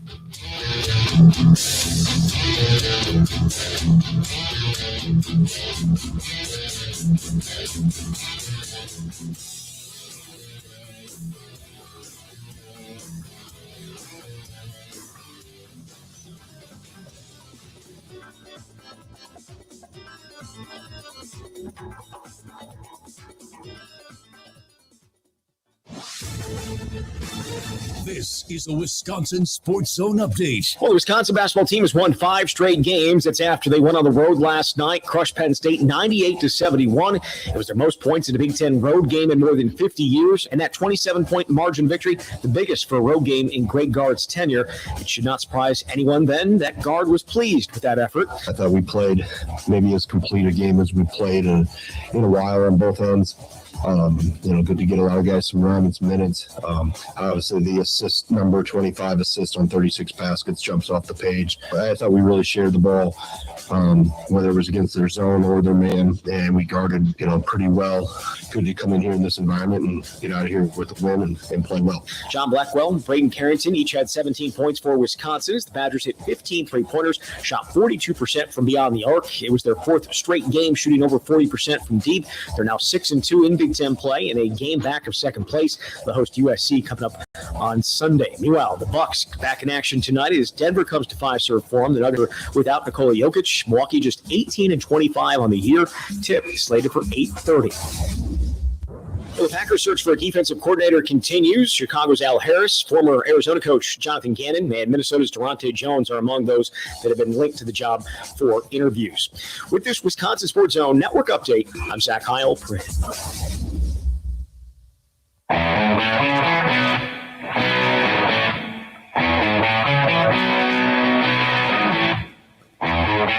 Welcome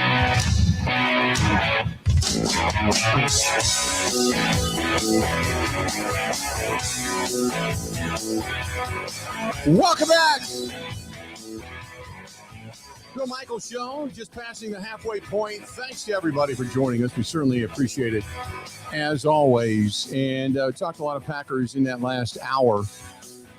And we're going to get back to it. I promise you, we'll get back to it. But the Brewers news of Freddie Peralta, the exodus, the trade, what the Brewers get in return, where the Brewers are at now, anything else coming down the pipeline. And because we know some deals have been struck just before or during spring training, when training camp opens up and pitchers and catchers report and such. J.R. Radcliffe from the Journal-Sentinel joining us for a few minutes here on the hotline. J.R., how you been, pal? I've been doing good. Staying warm, Bill. Yeah, we're all trying to. At what point, when do you head out to Arizona? Oh, I am not one of the people invited to go out to Arizona, but really? my colleagues, yeah, man, I'm, like budget cuts and stuff. Plus, I'm not that important, Bill. I'm really just a guy. But my colleagues, Todd and Kurt, they're not just guys. They will be out there. I think it gets going a little earlier this year because of the World Baseball Classic. So mid-February, they can cut out of here. And man, more power to them. If I were them, I would want to be on the first plane to Arizona as soon as possible. Right. I could not agree more. Even though I think down there right now they got cold weather and the possibility of ice and such. But after, I think next week, I think they warm back up. Hey, when we all figured it was coming at some point that Freddie Peralta would no longer be a Milwaukee Brewer. But what did you make of the trade? It made a lot of sense. Felt right. Felt like that's what the Milwaukee Brewers are going to do. They're gonna trade him. They're gonna get a couple pretty quality guys who are both prospects, but also guys who will almost certainly help them in 2026. I would say in Brandon Sproat's case, pretty likely to make the opening day roster. So that's the type of player that these deals have been for. They have acquired guys that are going to help them pretty much immediately and still have just a ton of team control remaining, and guys who could become pretty special. I don't think these guys can't miss prospects by any means, but they are. If you care about where they rank in the top 100 or whatever, those guys are both on there, and that wasn't the case when they made the trade with Corbin Burns. When they brought back Joey Ortiz and DL Hall, those guys were a little bit more. I wouldn't say projects, but they were not. They were not top 100 prospects in baseball. Right. Similarly with Caleb Durbin in last year's deal. So if that's something that comforts you, that's a pretty good sign. They got a really good return. I think it was an appropriate return. I'm not wowed. I'm not blown away. Like, oh my gosh, they fleeced the Mets. But at the same time, I feel like they got exactly what they needed and wanted right out of this deal. This team going into the offseason, we kept talking about the possibility of third base or a power bat in the outfield. That has not happened. Do you think there's anything that's there that the Brewers could pounce upon to say, okay, let's add that big bat to our lineup somewhere? Yeah, I don't think. I mean, certainly not free agency. The big fish of all, right? Not of all signed, but that was never going to be the Brewers' MO anyway. If they do add another bat, and I do think there's plenty of opportunity to get an outfield bat. It's not that there is a logjam out there for power guys. I do think they could probably explore trades to make that happen. I just don't know what pieces they'd be giving up to get somebody who's going to tangibly help you in 2026 and be a real difference maker. I do think Jet Williams, over the long haul, has a chance to be a pretty important piece. He's capable of playing shortstop, which I know has people thinking he's the replacement for Joey Ortiz, but I think it's more likely that he's the next center fielder for the Milwaukee Brewers at some point this year, next year, and a guy who can hit a lot of home runs doing that. Even though he's a tiny guy, like all the Brewers are these days, he can hit. He has some pretty significant pop. So I think fans might be surprised when they see a guy who's 5'7" come out there, play center field, who can also, might have potential to hit 20 home runs from that position, which would be hugely valuable coming from somebody who's also a capable defensive center fielder who can run like the wind, somebody who fits right into what the Milwaukee Brewers are doing. So you would have, so let me get this. You'd have Churio, Frelick, Blake Perkins. At some point, you'd like to see Garrett Mitchell come back. Who am I missing? That would be another outfielder that this team already has. Well, I mean, I don't know if you consider Christian Yelich an outfielder. I would still love to see him out in left field, but I don't think that's likely. So, so like if you're looking for power, you're not talking about a ton there. You're talking about Jack Rio and a lot of other guys. So I don't know if Andrew Vaughn is a guy who's going to supply that on the infield, if we see Jake Bowers might get some opportunities in the outfield as well, even though he's obviously a first baseman first, and he's a guy who just had a pretty good year for what you'd expect out of a guy like him, and maybe if he can continue that upward trajectory, he will be a difference maker on that front as well. So. Like I said, outfield, there's openings. There's an opportunity there. They've got a couple guys in the pipeline, Luis Lara, because this team loves guys who are like 5'8" or shorter. They've got another guy who can be a pretty good defensive player and can also run pretty well too. Elite defensive player there. Again, though, we're not talking about somebody who's going to hit 25 homers. So once again, the Milwaukee Brewers probably will not be leading the league in home runs. When you start to look at the rankings for players in the Brewers minor league system, they got quite a few guys that rank relatively high. They've really kind of built this system up. I guess if I'm a Brewers fan, I'm thinking to myself, man, if it's not this year, it's next year when everything begins to hit. But you got Cooper Pratt. You talked about Sproat, Mate. They got quite a few names that are going to be in that MLB pipeline that they're eventually going to start coming to fruition. You would figure, right? Yeah, we're talking about the best minor league team in baseball, and if not number one, number two or three. That's going to be including this Jet Williams acquisition. I think he slots right in there, and Brandon Sproat has only had a handful of big league appearances, so he's still technically a prospect as well. But Jesus Mate is on the short list of the best prospects in all of baseball, probably a top 5 prospect in all of baseball still for sure. Cooper Pratt, the shortstop, who's going to be starting in AAA. They've got some really promising options at third base, namely Andrew Fisher, who was their number 1 pick last year. MLB's pipeline just ranked him as the number 1 third base prospect in baseball. I think that's very bullish on him. I think it's very generous, but still, there's some major upside there. You still have Brock Wilken, who was their number 1 pick from a few years ago, who's had some pretty crazy injury, bad luck, knee injury during a celebration. He got hit in the face with a pitch, and both of those cost him a ton of time in the minors. So I don't know if we have a full picture of what he could do yet. I think some people are maybe a little disappointed in what they've seen from him, but it's tough with the context. Like I still think he could be a big league contributor, and maybe this year even, maybe sooner rather than later. So they do have a ton to pull from here, and a young pitching staff. Like Jacob Mizorowski, you don't think of him as a prospect anymore, but he's still pretty new to the scene. He's just got some crazy experience from 2025. Logan Henderson, likewise. They haven't.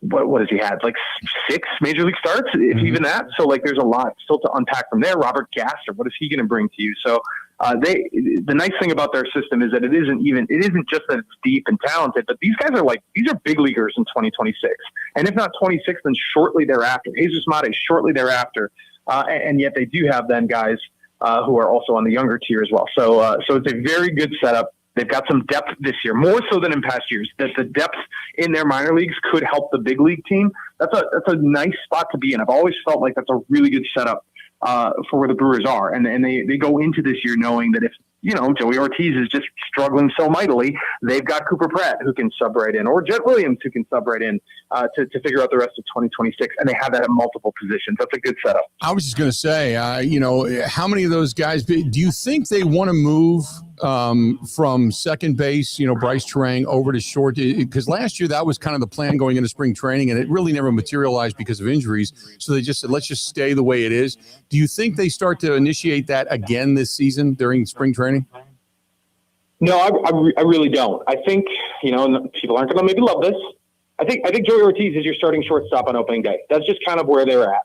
And, I don't know if that's for all year, for the full year. There's certainly more in there than what he's providing you offensively. And maybe after, a year and a half of not seeing it, it's really hard to imagine that we will see it. But, the Brewers still believe in that a little bit. And what's good for them is that they, like I just said, they do have that plan B. If Joey Ortiz comes out of the gate first 2 months of the season and just simply cannot hit at all, then they can think about what comes next. And they have some options for that. But the Brewers just love defense so much, Bill.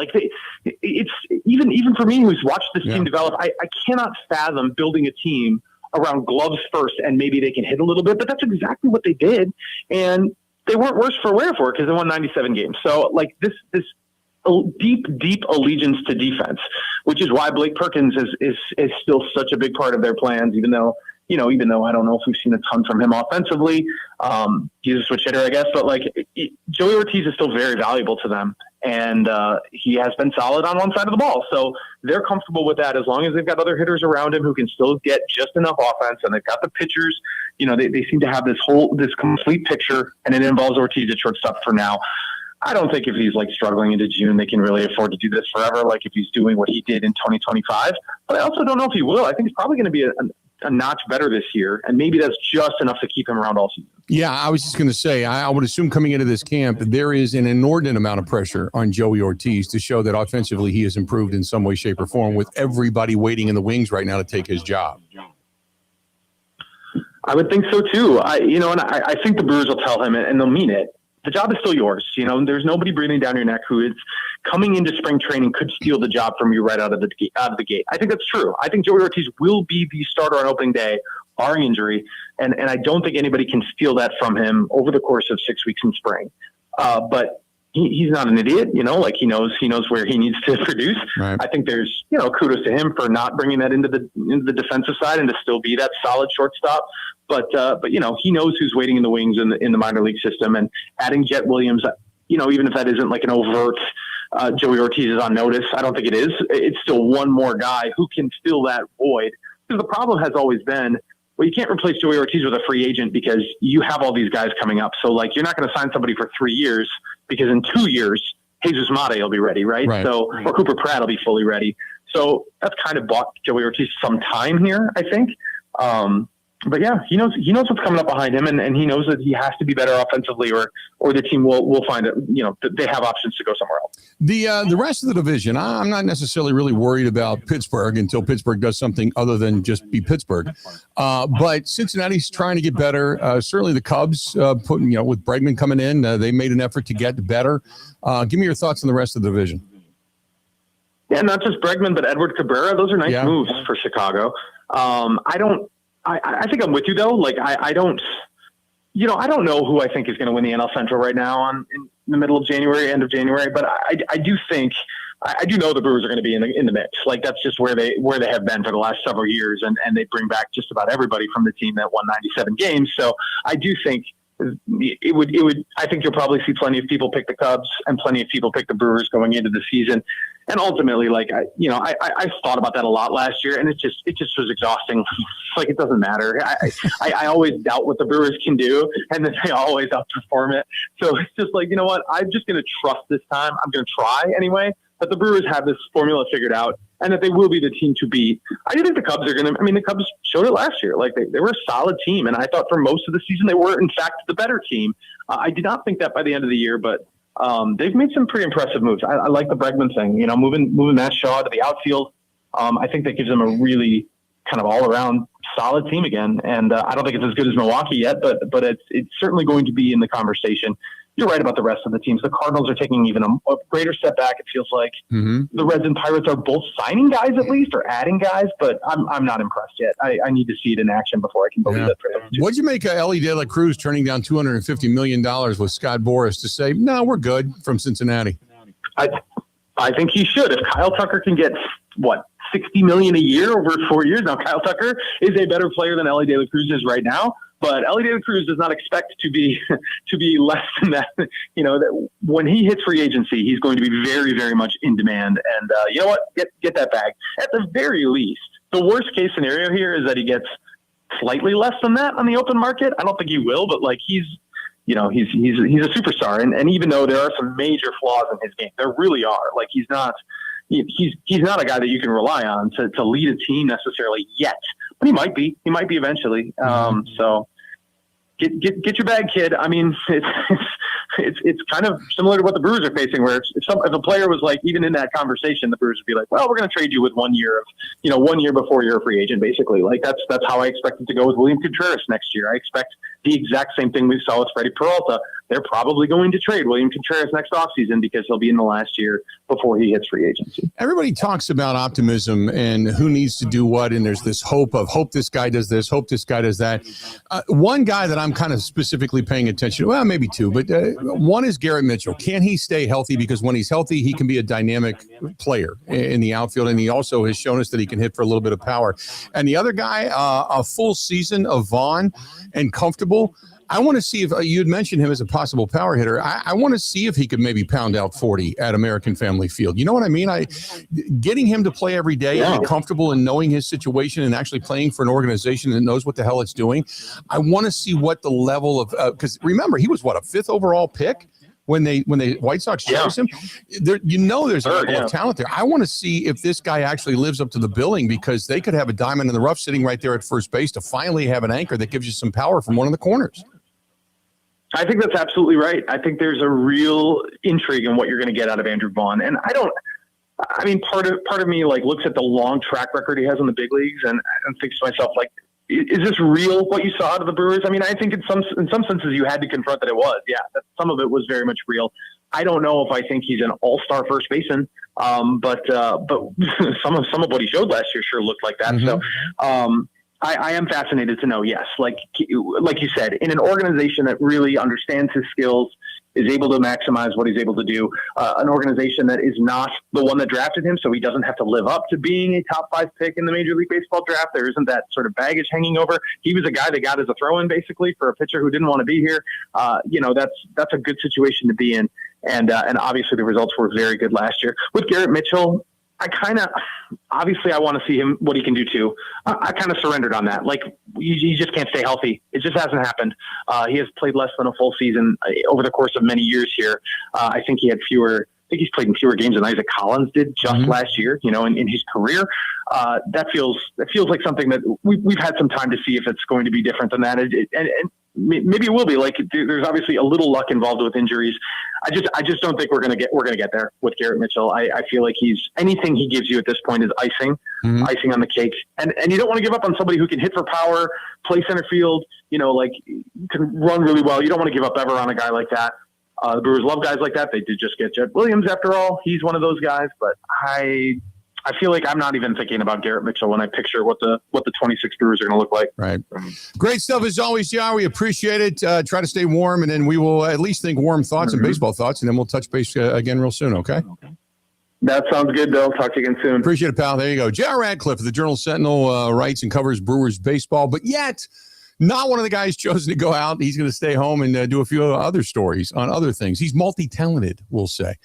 But good breakdown of what the Milwaukee Brewers have to offer. Let's do this. We'll step out. We'll take a quick break. We'll come back, and we'll get back into the discussion. Don't go anywhere this weekend. If you do venture out and you're thinking about, a little bit of music, a little beverage, something to keep you warm, you got sports on the tube, I'll give you a good place to go. Nice Ash Cigar Bar, 323 West Main Street, downtown Waukesha, right down there on Main Street in Waukesha. Beautiful little area. They've renovated many of the storefronts down there.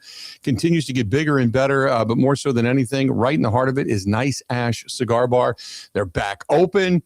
They've painted, they've renovated, new floor. The place is it's got a great vibe now. When you walk in the door, it's got that dark blue with the black ceilings. It's got the wood base. It's got the new wood floors in there. You got a good vibe in the stage area where the music's played. Big walk-in humidor. Just a really cool joint. So if you get a chance to go in there, by all means, stop in. TheNiceAsh.com. TheNiceAsh.com. They have music yet last night, tonight, tomorrow night as well. The Nice Ash, 323 West Main Street, downtown Waukesha. Covering Wisconsin sports like a blanket. This is the Bill Michaels Show on the Wisconsin Sports Zone Radio Network.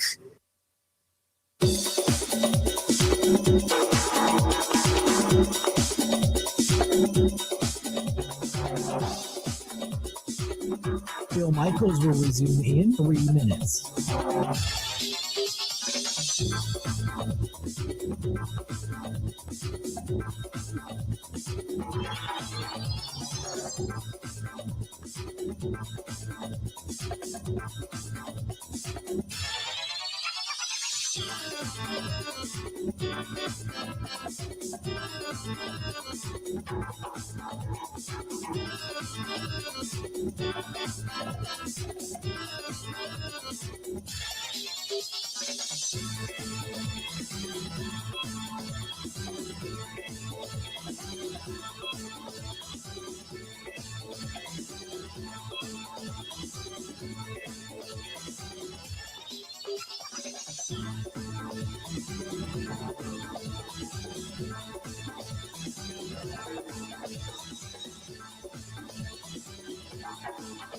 Bill Michaels will resume in 2 minutes.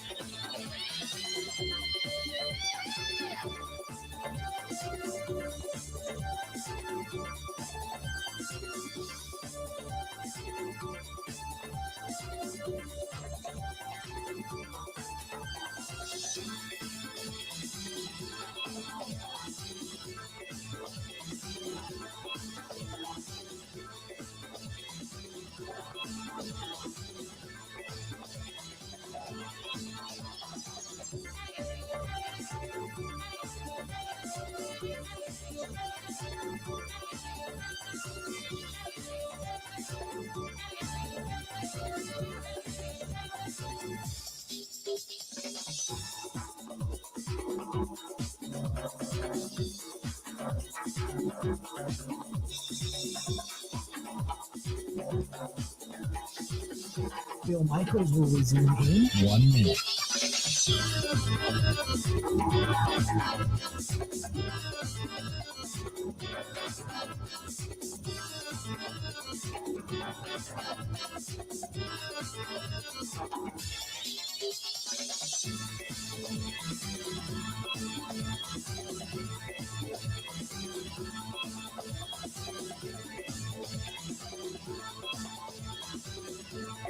Bill Michaels will resume in 30 seconds.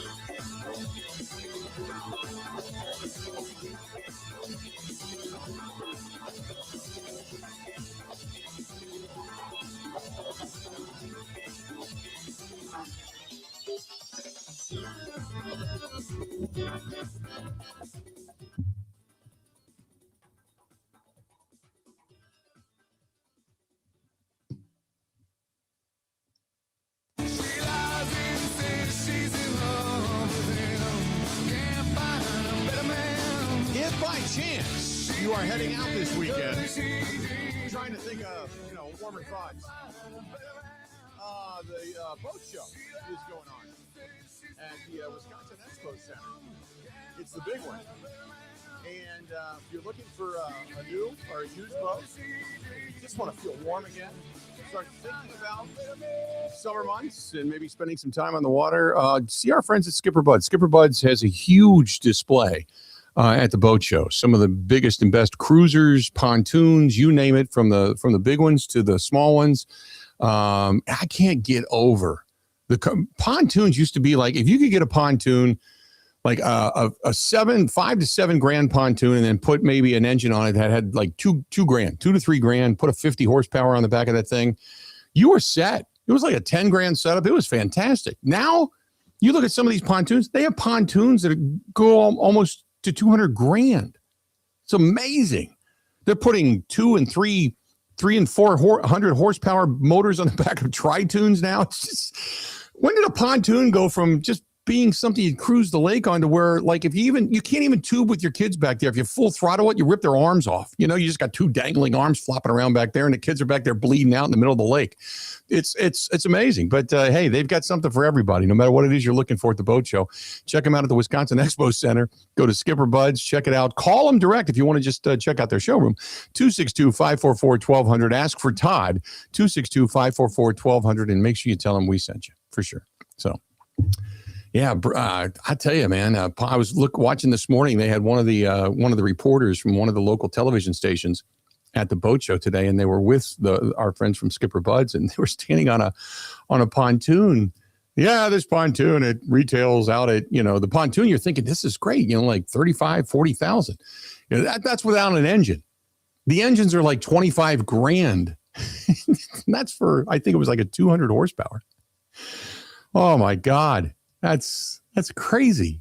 But hey, if you want your pontoon, if you're cruising on a lake, and say you're going to bar hop on a lake, like you're on Winnebago, that's got numerous bars and restaurants, and everybody's going to take off, you know, and you're thinking, man, I want to get there first so I get good parking at such and such. Okay, then you need a pontoon that's going to go 97 miles an hour. But beyond that, you don't need a pontoon to go that fast. You just don't. You just don't. 877-867-1670. Hit us up. Again, 877-867-1670. You can also text us 608-321-1670, 608-321-1670. Paula Menasha texts us on the text line. Says, folding under pressure can be a leadership deficiency, but more than anything, I think it's over-reliance on the big plays. When they are so hard to come by, they press. Wade in Green Bay. Hello again. I hope you guys are staying warm. Currently 10 degrees below zero here in Green Bay, 21 below with wind chill. Hope if there's anything, especially with keeping evidently Bisaccia is still around and the Packers get a couple of players who are also decent returners somewhere, I think that would help the special teams tremendously with their stats. I agree with you that McManus never fully recovered from the injury. That should be he should be back and fine next season, though I'm sure there will be a competition in the OTAs and the camps. Stay safe and warm. That's Wade in Green Bay. Darren in Green Bay. Bill, I love that you tell it like it is. Do you have faith in Luke Fickell and what's going on with the Milwaukee Bucks? Darren in Green Bay. My faith in Luke Fickell.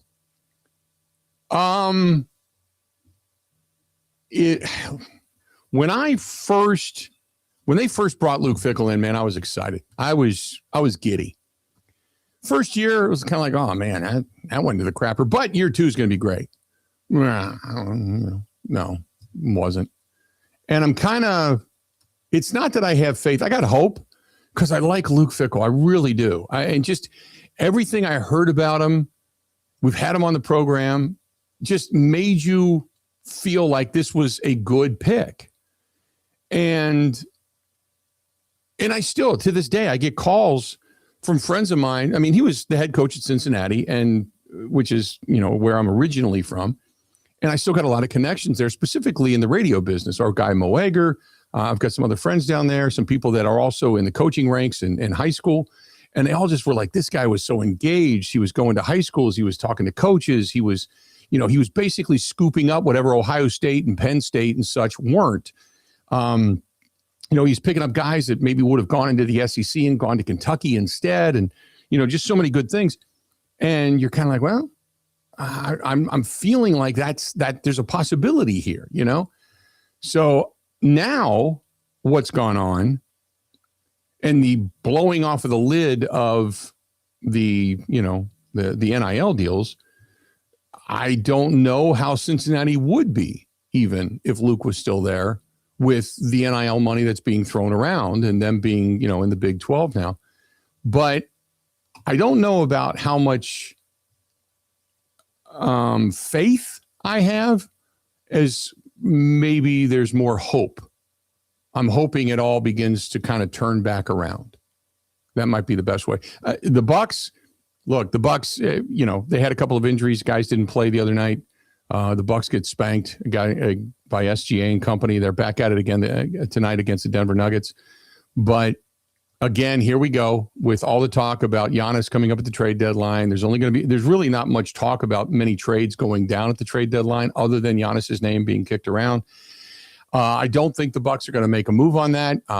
But we'll wait and see what the offseason brings. He's got a year left on his contract. We all know he's got the ability to sign yet another Supermax and stay in Milwaukee for the remainder of his career unless they decide to trade him away if he wants to. But the Fire Doc Rivers voices are becoming loud, really loud.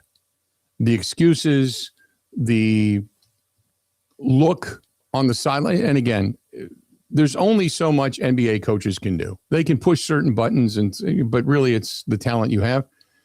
But there are, for people that really follow Bucks basketball that I rely upon, when I talk to them, they're like, man, sometimes you just look at Doc and like, do you have a clue what you're doing? Doc came in and settled things down because prior to it was kind of like Ray Rhodes. It worked really, really hard, but just never really wrapped his arms around the head coaching gig. Here comes Doc. He's been a head coach. You know how to set things up, practices, schedules, all that kind of stuff. It settles things down. But as far as being the X's and O's, respectable guy, you start to hear about cracks inside the walls of Fiserv Forum, locker room wise. I'm going to be interested to see how the rest of this season plays out. Maybe and Giannis has called out his teammates for not playing hard enough now, which is also another aspect of, is Doc getting the most out of this team, out of their ability? Is he getting them to play for him? So I think my personal opinion always was and has remained that I've never been a fan of Doc Rivers. Never. I've talked to guys that played on that championship team in Boston, and they're like, we would have won it anyway. It wasn't that Doc wasn't a part of it. It's just that we were going to win it anyway. We were all determined. We're all veterans. We all knew what we were doing. Doc didn't have to do a whole lot. We wanted it. We were salivating for it. This particular team, you're trying to motivate guys. At times, it looks like they don't even care. Like they'd rather be somewhere else other than on a basketball court being paid to play the game. And Doc doesn't have the ability to motivate. So that's kind of where that's at. I guess that's the best synopsis I can give you. 877-867-1670. Stay right where you're at. More coming up next. Covering Wisconsin sports like a blanket. This is the Bill Michaels Show on the Wisconsin Sports Zone Radio Network.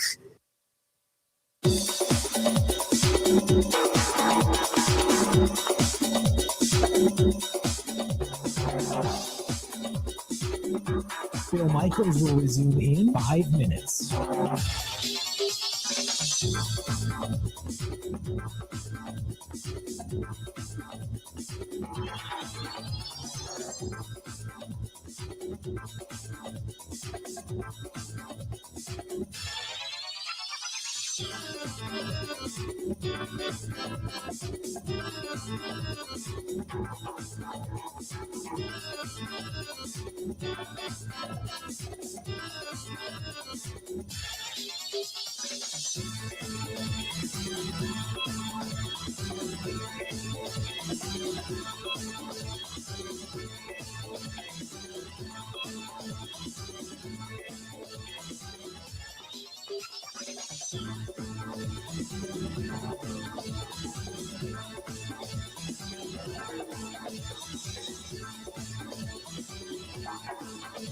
Bill Michaels will resume in 4 minutes.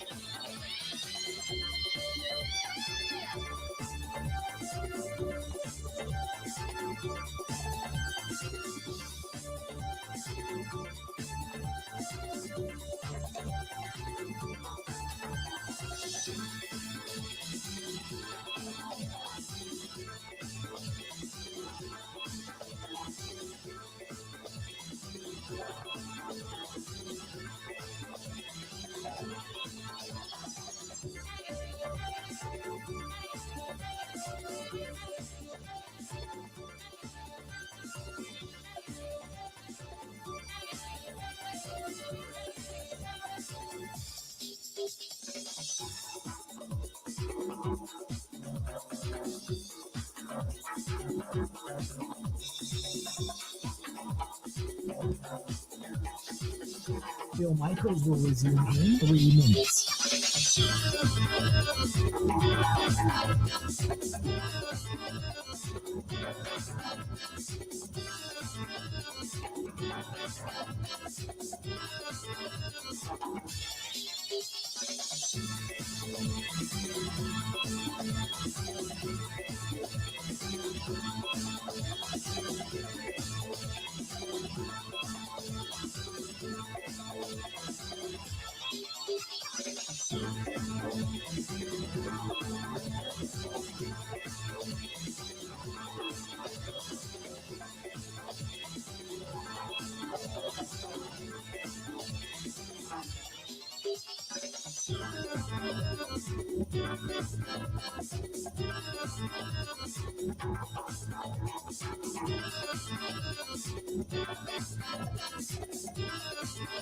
Bill Michaels will resume in 2 minutes.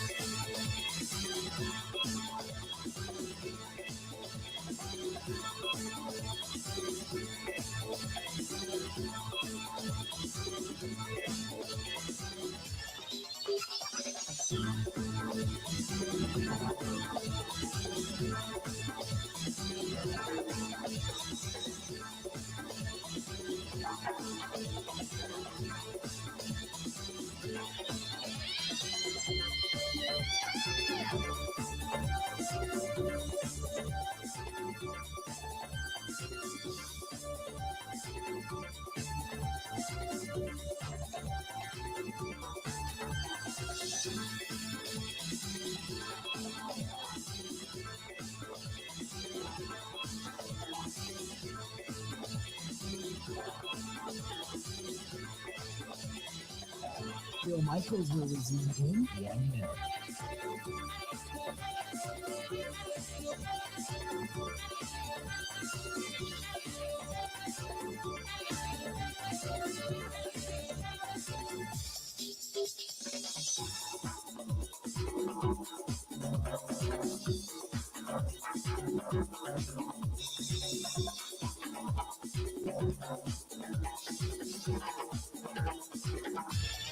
Bill Michaels will resume in 30 seconds.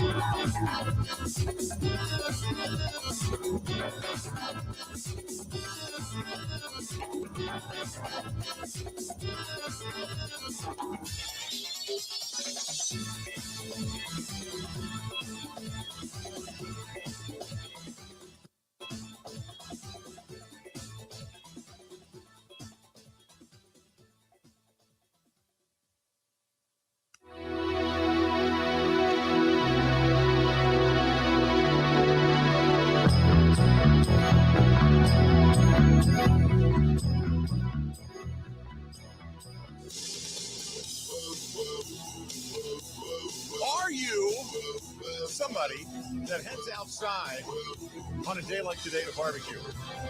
You're going to grill something. Every now and then I'll do it.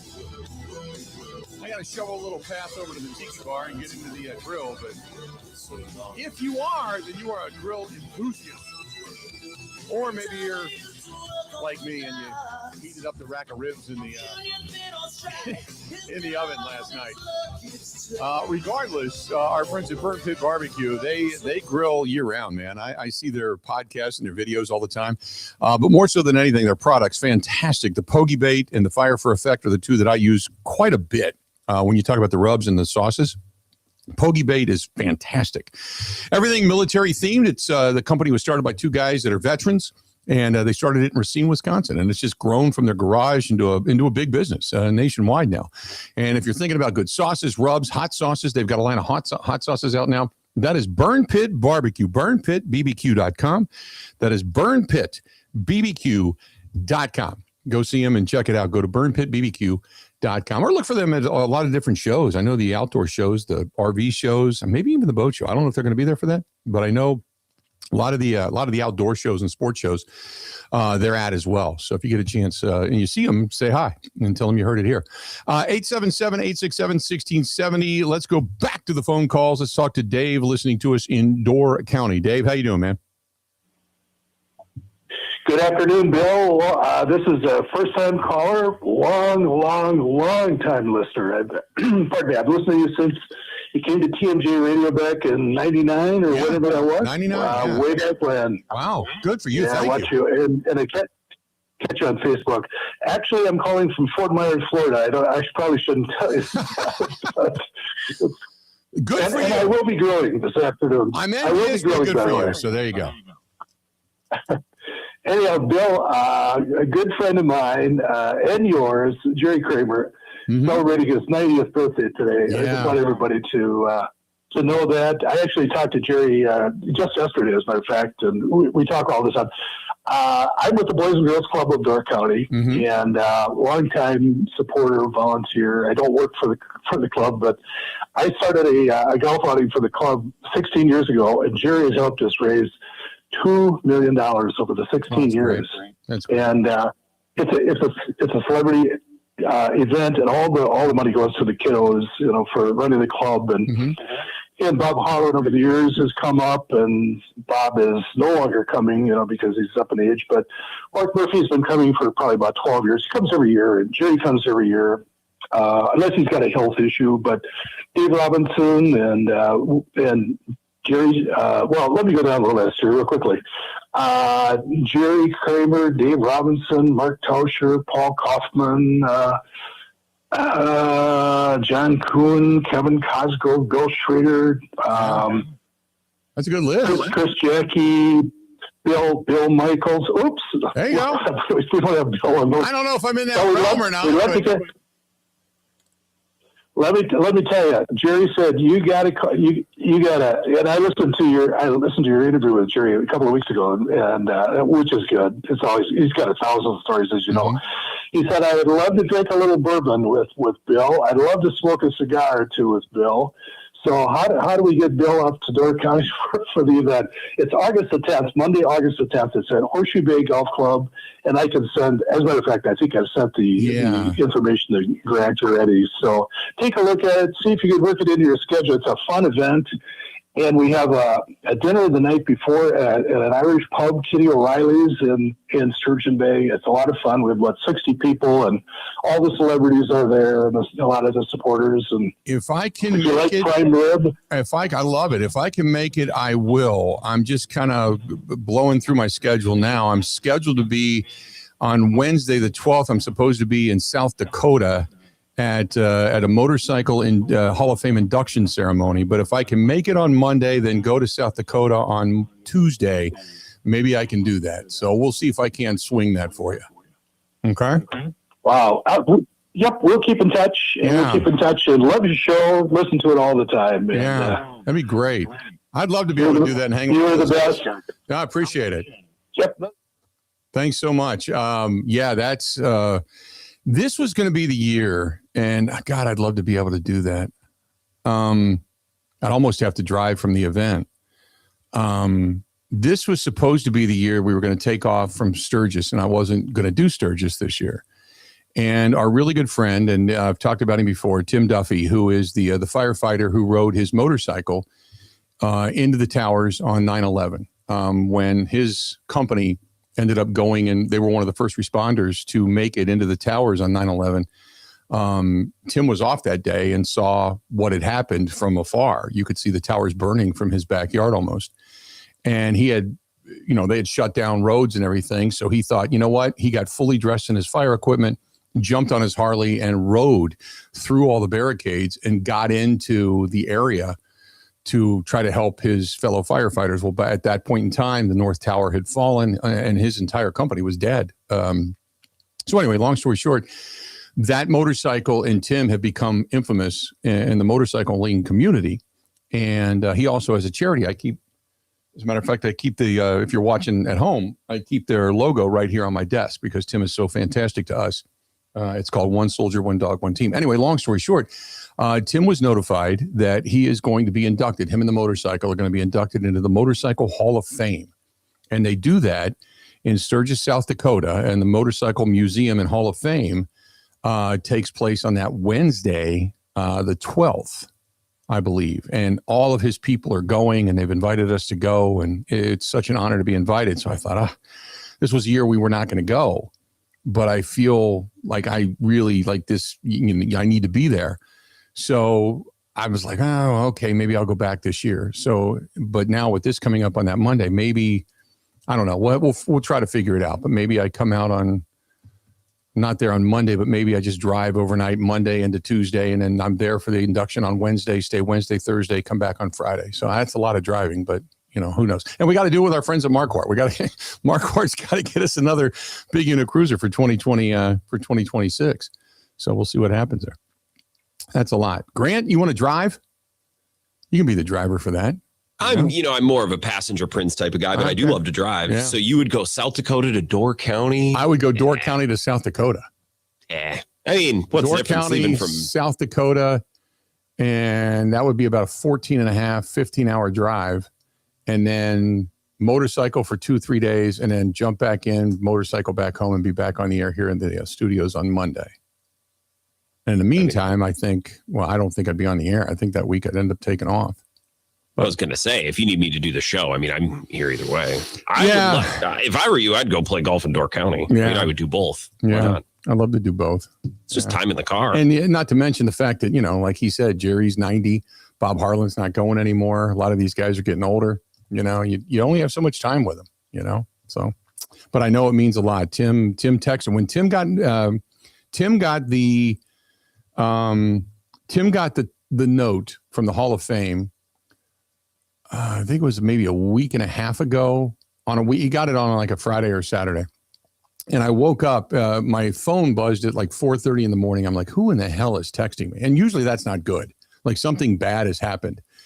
And Tim, ever since 9/11, he can't sleep through the night. He just, between the nightmares and the physical ailments that he has, He doesn't sleep through the night. So he got up at like 4:30 in the morning to a text that said, you are going to be inducted into the Hall of Fame, and texted me. He texted me right away and said, hey, I want to let you know that they've called me and I'm going to be inducted. Can you believe it? So at 4:30 in the morning, we were going back and forth, and I'm like, oh God, now, not that you got to drag me to Sturgis because it's such a party. It's such a fun time. But if I could do that, I would. So anyway, I don't know why I'm waxing nostalgic about it right here, but just some thoughts, because we got a lot of stuff coming up this summer for sure. Wisco it's fun to think about summer when it's I know, right? Because Wisco Grebe says, well, you got to get out and support the Timber Rattlers and the Sky Carp as well.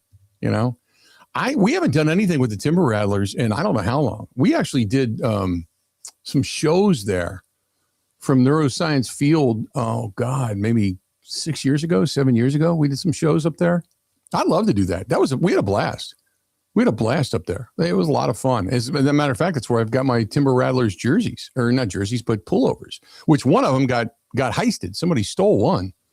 I had it sitting over a chair at one of our broadcasts, and I turned around, picked it up, went to pick it up, and it's gone. So got to get back and get me my black version of the Timber Rattlers pullover. Got to get a new one of those. All right, let's do this. We're a little bit late. Are we late for a break or early for a break? Or right on time? I think we're right on time, actually, now that I think about it. We're right on time. I was going to say, you scared the heck out of me. Yeah, we're I know, right on right? time. I think we're right on time. So, okay, there we go. I want to just make sure, because sometimes I get lost in that stuff.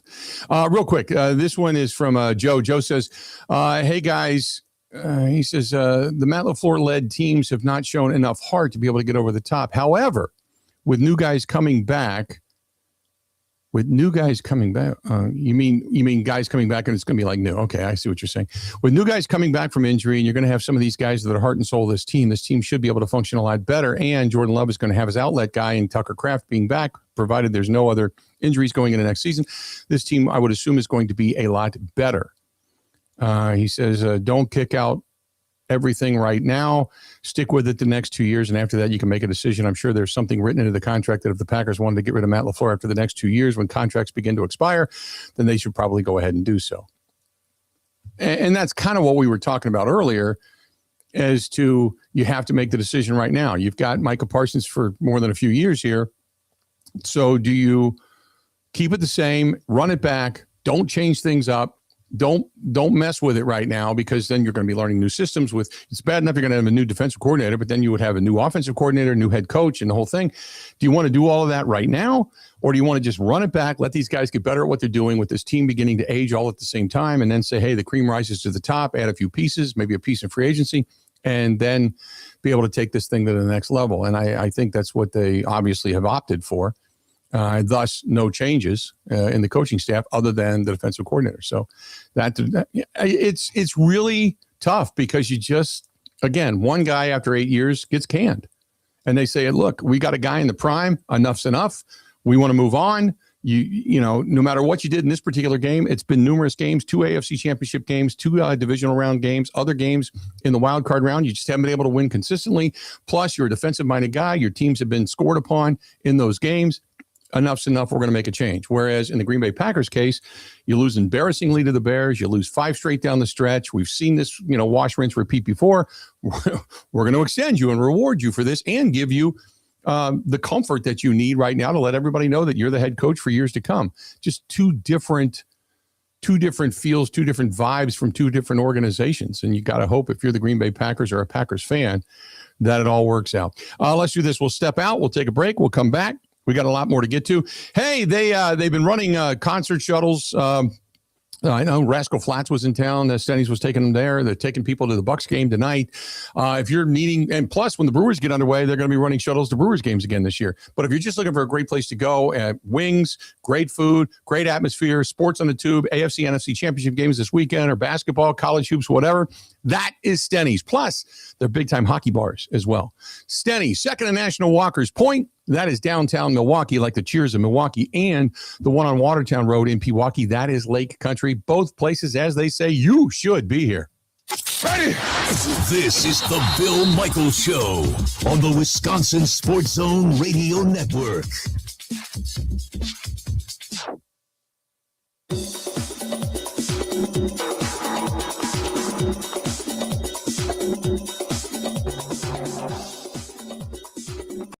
Bill Michaels will resume in 3 minutes.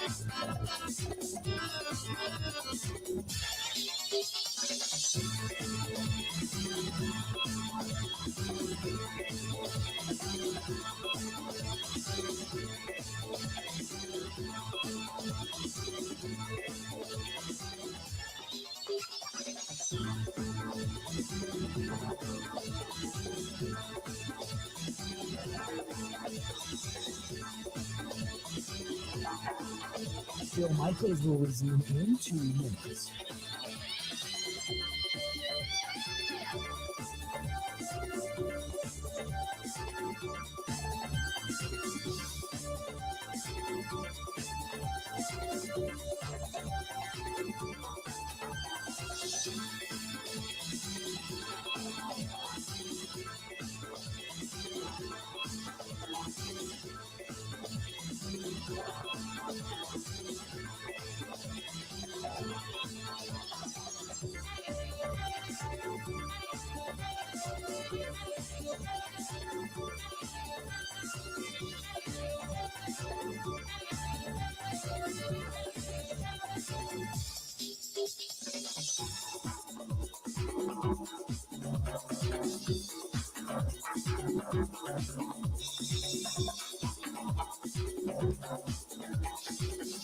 Bill Michaels will resume in 1 minute.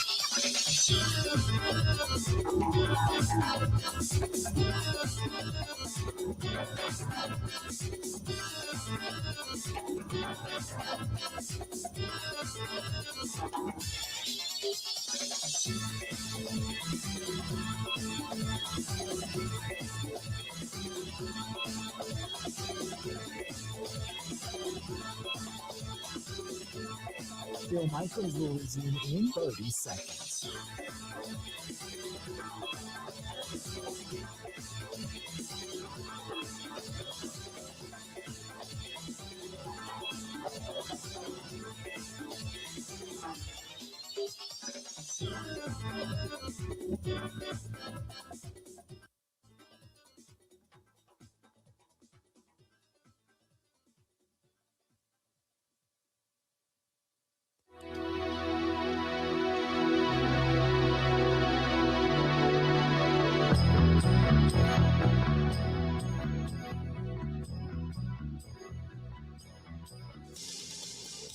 Warm place this weekend, heading out, checking out the AFC, the NFC Championship game, college basketball, whatever. Potawatomi Sportsbook. Good food, warm inside. Warm inside. Plus, they've got restaurants, music upstairs, live music, DJs, all kinds of good stuff. And it's all the entertainment you could possibly have under one roof. That is Potawatomi. Potawatomi Sportsbook, Potawatomi Hotel, Potawatomi Casino, paysbig.com. It's right there. Again, paysbig.com. That is paysbig.com. Still got another hour yet to go. So I'm just kind of reading through a lot of the emails and such during the break. Got Aaron who talking about jet skiers on lakes, rocking pontoon boats. Yeah, you know what? Some jet ski. Look, the big thing is not necessarily the jet skiers, even though there are times when parents basically go, "Here's the keys to a jet ski. We'll see you later." And then the kids go off and just go crazy. As, you know, especially there's sometimes wink that kids that aren't of age to drive them are out there driving them. However, what's become the bigger problem, at least from what I've seen via media, is the wake boats. The wake boats that are just throwing some massive waves because people are wakeboarding behind these things. And on some of these smaller lakes, it's really kind of tearing up shorelines and tearing up docks. So there's a big discussion about banning wake boats. But anyway. Wake surfing is the worst for that. Technically, that's all the rage now. Yeah. freaking way down the back of the boat, and you just right. What happened to just cruising around on an old pontoon? Pontoon doesn't even need seats. You just need the deck, and then you bring the lawn chairs on it. Your cooler. It's just that a big was the old platform day. that putts. I know, Yeah. and I miss it. That was the old day when you just brought your own chairs. You put them on the platform somewhere. You put a cooler in the middle. There was one seat, which was the captain's seat, and you had the little dashboard there, and you had the Johnson or the Evan Root on the back with the tank of gas sitting next to it. And you just did 10, 15 miles an hour, and you just cruised. And then if you were lucky enough to put an actual trolling motor on the front of it, then you could fish a little bit off of it. You know, when nobody else was around, you put the top down, and you could still cast and everything. And then you could still sit in a chair, and it was kind of like sitting on the banks, but it wasn't. That was the old day of pontooning. Now, my God. Like I said, I mean, some of these pontoon boats, I don't know all the specific brands that Skipper Buds has, but I know that a friend of mine used to sell Bennington. A Bennington pontoon is considered a high-end pontoon. He had one that had two 400s on the back and had all of these amenities, including a television with the ability to use, I guess, Starlink on it, which is the satellite system. This thing was $330,000 for a pontoon boat. Like, you can buy a cruiser and put it in McKinley Marina or over there on the Mississippi for that. But it was just like, oh my God, when did pontoons just go crazy? Don't get me wrong. I got a buddy of mine that's got a really, really, really nice one. And to sit there with the table in front of you, and you got the charcuterie board out, and you got your beers in front of you, and you're eating some cheese and crackers, and you're looking around talking, and everybody's on the boat just chilling at night. That is a nice way to go. But man, give me a classic sun tracker with a nice, respectable 70, 75 on the back. Yeah. It's nothing any more than that. You're just showing off. You're just going fast and being loud to go fast and be loud. You want to do that? Go do one of the sunset cruises at Road America. Stay off my peaceful little lake, respectfully. I got to be honest. That's what I've been looking into, is maybe at some point getting rid of the Larson. I got a 21-foot Larson. It's all brand new. The engine's new. The floor is new. All the covers and everything are new. But I'm like, you know, I love it. I love my boat. But, you know, when you start piling people on it, they're like, why don't you get a pontoon? We can all go out and take it easy. Oh, maybe. Well, first of all, everybody likes me because I've got the boat. They don't have to, you know, pay for it and have the upkeep. But anyway. All right, we got one more hour yet to go. I've waxed enough about boats. Stay tuned. We got a whole lot more of the Bill Michaels Show. Another hour yet to go, as a matter of fact, coming up right after this.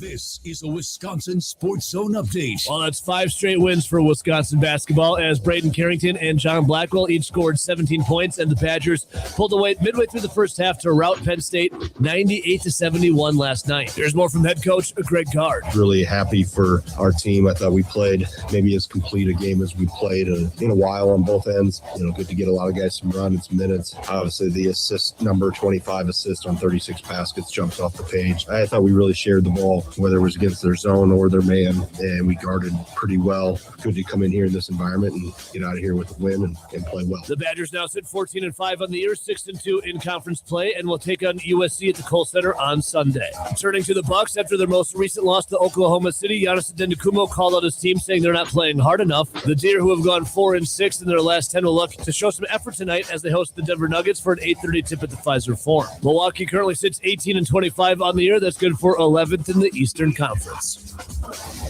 For nearly 40 years, ABC of Wisconsin has been helping men and women transform themselves into well-paid, productive members of their construction teams. Today, we have 2,000 active apprentices in 10 different skilled trade programs, and we educate individuals in more trades than anyone else. To get your career started, go to buildyourcareerwi.org or just search online for ABC of Wisconsin. The Packers continue to look for a new defensive coordinator. The Vikings passing game coordinator, Durante Jones, is the latest interview for the job that became available after Jeff Hadley took over as head coach in Miami. Also, former Cardinals head coach Jonathan Gannon also interviewed yesterday and will do so again today. Finally, Micah Parsons is among the finalists for Defensive Player of the Year. He put up 12.5 sacks in 14 games before his injury. For the Wisconsin Sports Zone Network, I'm Ebo.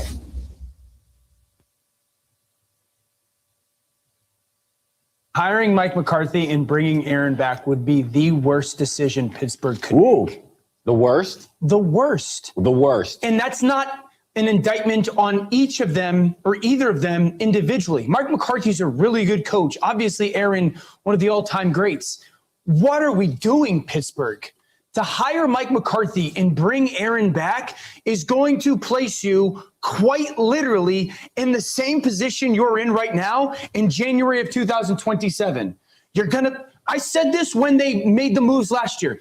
They're in the worst possible place. You just reiterated that, Shefty, because they're going to be good enough to win 9 or 10 games, and they're not going to be bad enough to finally get a quarterback. That would be a disastrous thing to do for your future.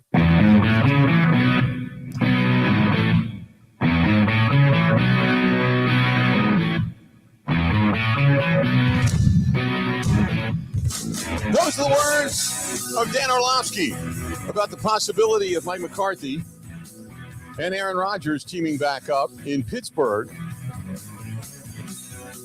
And he's right.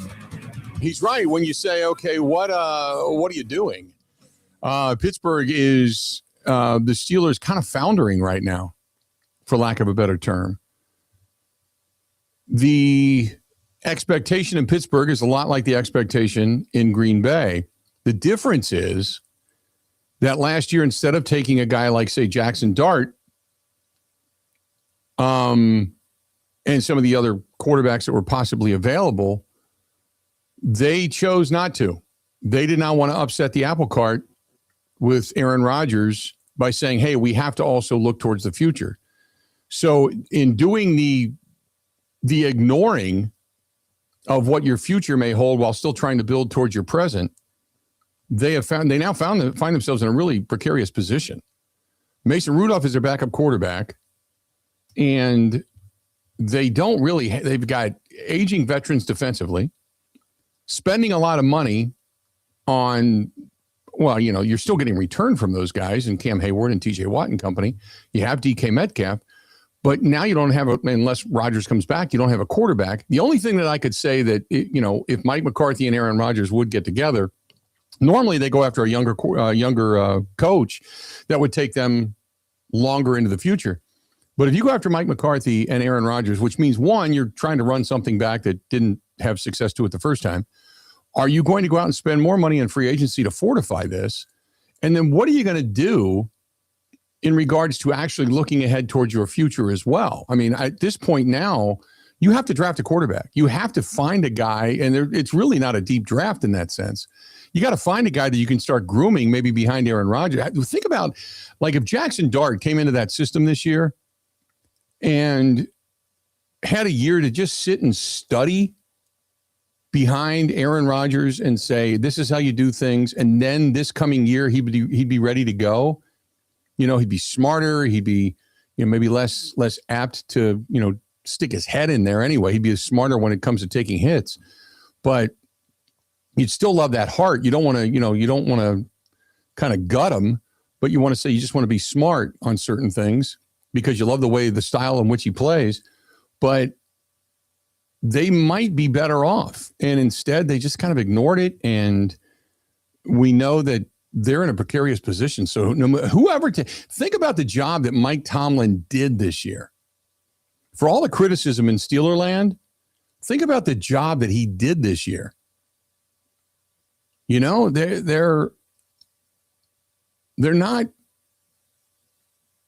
in a great position, and they're not that good of a football team. And still they were able to find themselves into the postseason, and win the division for that matter. But they're in a tough spot.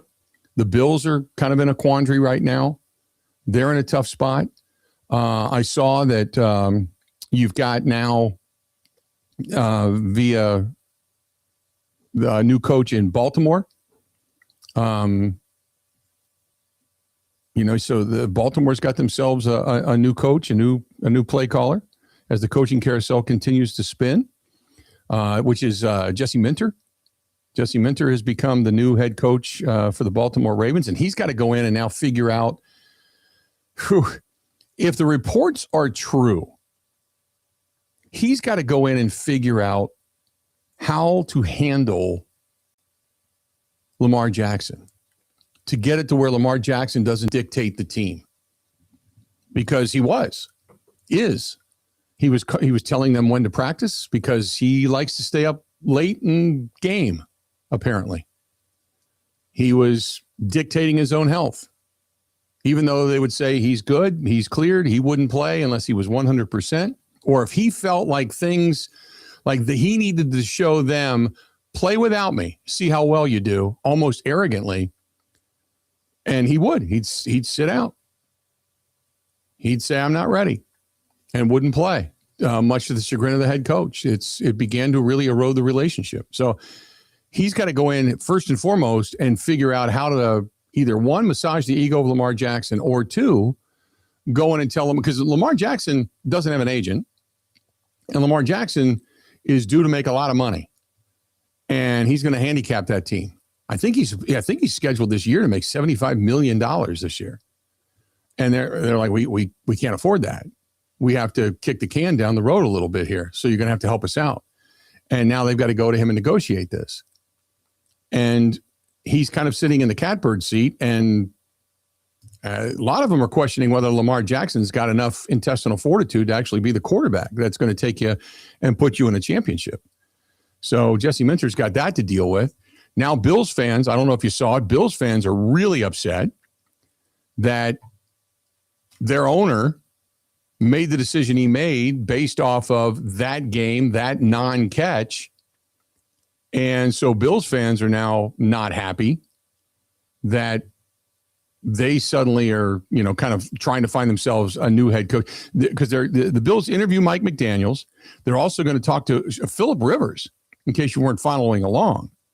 But there's a Bills fans petition that's out there right now, which thousands and thousands of fans have signed, calling for the organization to rehire Sean McDermott. I don't know if you saw that. So he's been to the playoffs 8 times, including 2 appearances in the AFC Championship game. And the owner, Terry Pegula, which, wasn't good enough. He just felt that he needed to take him over the top. He couldn't get him over the top. But a Bills fan started a petition on change.org to get McDermott rehired. The petition now has 50,000 plus fans that have signed it. Crazy. So, they've got turmoil going on. A lot of people here not happy with the fact that they're retaining Matt LaFleur. There hasn't been really any coaching changes, specifically not Rich Bisaccia, Stenavich, Butkus, and company, with some of the areas that were glaring when it came to some of the weaknesses on this team, whether it be due to injury or, the lack of ability for play. It's a what have you done for me lately league, to say the very least.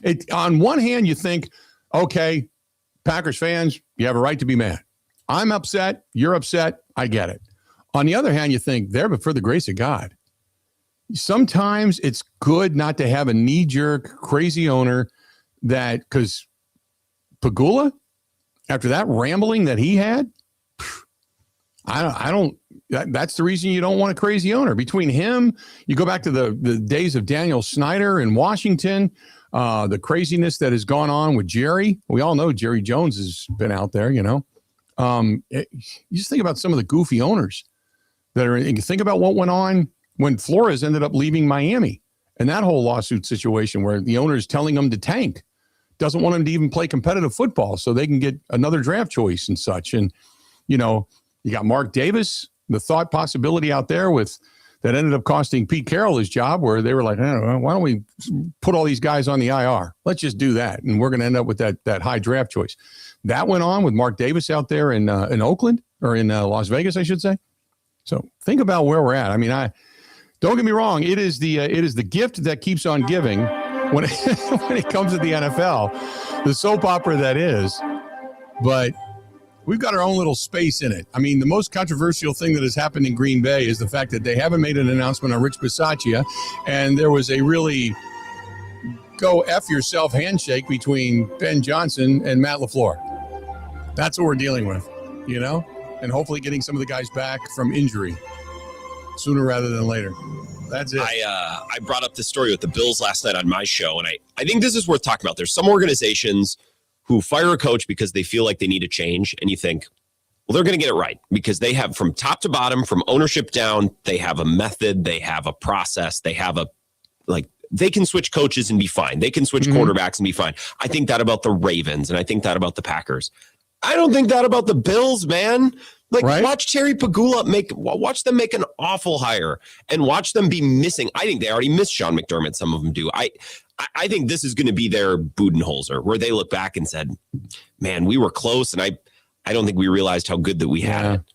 And maybe they hire an awesome coach, but the Ravens, it's like, yeah, I'm pretty sure Jesse Minter and that thing's going to work. And they're going to keep chugging along doing Ravens things. I think if the Packers fired LaFleur, I'd be pretty confident that from top down, they're going to keep chugging along. I don't feel that way about the Bills. They could get lucky, make a great hire, but I don't trust them to make some coordinated, logical, process-based decision like I would with other teams. Yeah. And I don't know that. Do you trust the Steelers? I feel like the Steelers, they've built up a lot of goodwill for a long time. Right. And they're, I don't want to say they're coasting off legacy, but I'm interested to see what they do because I don't know that I trust them to do what's smart and what's progressive. A run of, they are like the cruise ship of the NFL.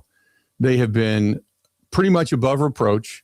They have had really good people that they've had in that head coaching position. They have had a lot of success. They have been a mainstay for a long period of time. They have won championships. Each of the coaches that they've hired have all won championships and been to numerous. So, you're kind of like, what are you doing? That's why Dan Orlovsky sounds so befuddled. It's like you're bringing in Mike McCarthy in hopes that you're bringing Aaron Rodgers back. I mean, what are you doing at this point? What are you chasing? Do you think he'd be okay with McCarthy? Like, do you think McCarthy and the next thing, do you think that would be better than, because I think they could make worse hires than McCarthy. I just don't know if you want 42, 43-year-old Rodgers again. That's just it. I honestly, and after all of this consternation, I think this is the fantasy land of what if, and then Aaron Rodgers and Mike McCarthy ride off into the sunset together. But I think the attraction to Mike McCarthy is he's been a good head football coach, but he's also a Pittsburgh guy. That's where he grew up. His dad had a bar there. People still love Mike there. They remember him from there. He's got friends that still live there. I mean, this is a Pittsburgh blue collar Steel City guy, and that's the attraction to Mike McCarthy. That and the fact that he can work with quarterbacks. But I can't see Rodgers coming back. I just don't. And it's not that it's a slap in the face to Mike McCarthy because he doesn't want to work with him. I just think Rodgers is done. When he couldn't run for a first down and he got tracked down and his best move was like where, for lack of a better term, I'm going to say this, with all due respect, he's like an old white guy dancing. You're moving, you're like, but your feet aren't going anywhere. Right here. You're standing right there. I got my drink in my hand. Yeah. Your hips are moving. Your body, your shoulders are moving. You're looking kind of okay, but there's no foot movement. So, and he just got hit. He was like, I'm going to juke you. No, I'm not. And in the meantime, he's like, okay, you're tackling me. Be easy. I got to break a hip. And that was it. So I'm like, what are you doing if you're the Steelers? Why would you venture down that path? Unless, of course, you've got a young quarterback that you believe he can be a tutor to for at least 1 year. And then you start building towards your future. But you got to go into this season going, we're not winning anything. And we have to understand that if we do, it's all because we just accelerated the process. But I know in Pittsburgh, there's a lot of talk about Malik Willis. An athletic quarterback, a guy that can run, a guy that can throw. He's looked good in games in Green Bay. He's understood that system, So there's a lot of talk about them maybe going out and getting Malik Willis. That I could see. If they could bring in Rodgers and Malik Willis. Now, Malik Willis, I don't think he would want to go there if he's going to sit behind Aaron Rodgers. But if you had those two and you can kind of garner, Rodgers knows he's passing the baton and it's harmonious, maybe. But I'm like, otherwise, what are you doing? What are you doing? There's some good young minds out there. Not now. I will say this. Somebody brought up the case of Mike McDaniel. Look, as much as Mike McDaniel can be maybe an offensive guru, I don't know. Because for 1 year, he was really, really good. After that, he really didn't do much in Miami for me. But you're talking about going from Mike Tomlin, the man's man, short of Dan Campbell. I don't think if you put Dan Campbell and Mike Tomlin in a room together and said somebody's got to come out alive, I bet you they both die before they get to the door. They both bleed out. They're just that. You're going from the man's man to Mike McDaniel. I don't know, man. But he was talked about.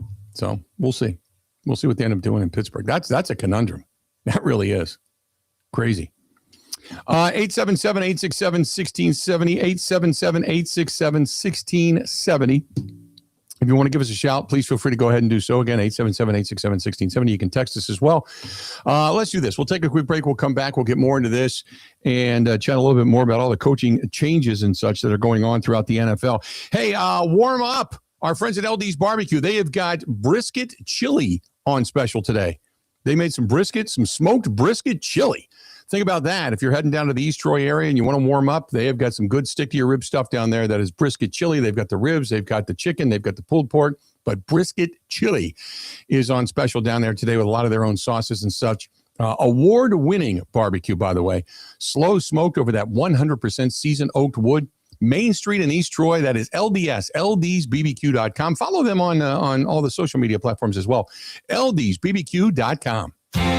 Truck drivers, no matter where you want to take your career in 2026, Schneider has an opportunity for you. Our huge selection of driving jobs means you can get the home time that suits your schedule. Choose from daily, weekly, monthly, or sometime in between. Looking for more reliability on the road? Check out our new dedicated and regional van truckload opportunities. Don't miss out. Find your perfect driving job today at SchneiderJobs.com. That's SchneiderJobs.com. This is the Bill Michaels Show on the Wisconsin Sports Zone Radio Network.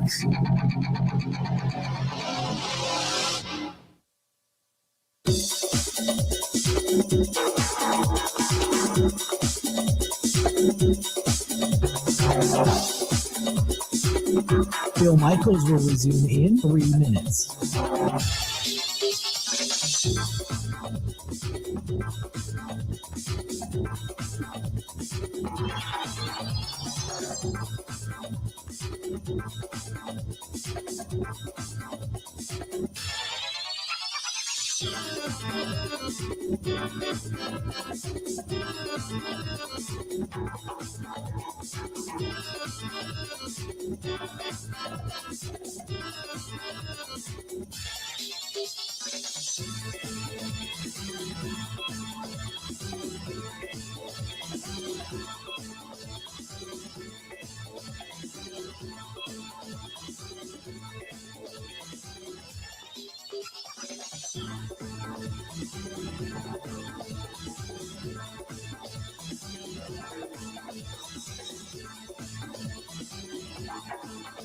Bill Michaels will resume in 2 minutes.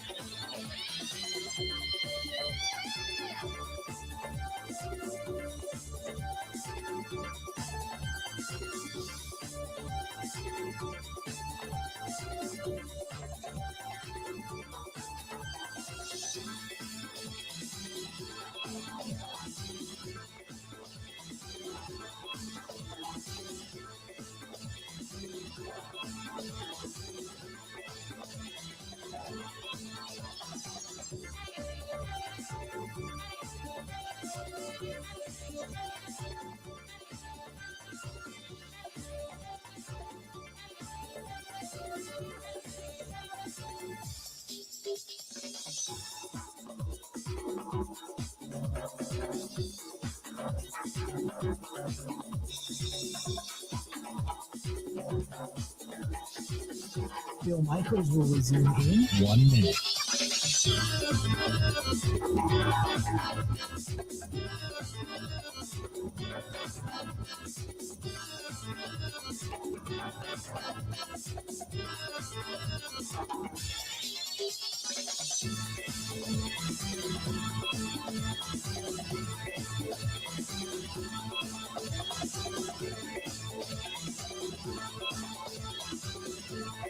Bill Michaels will resume in 30 seconds.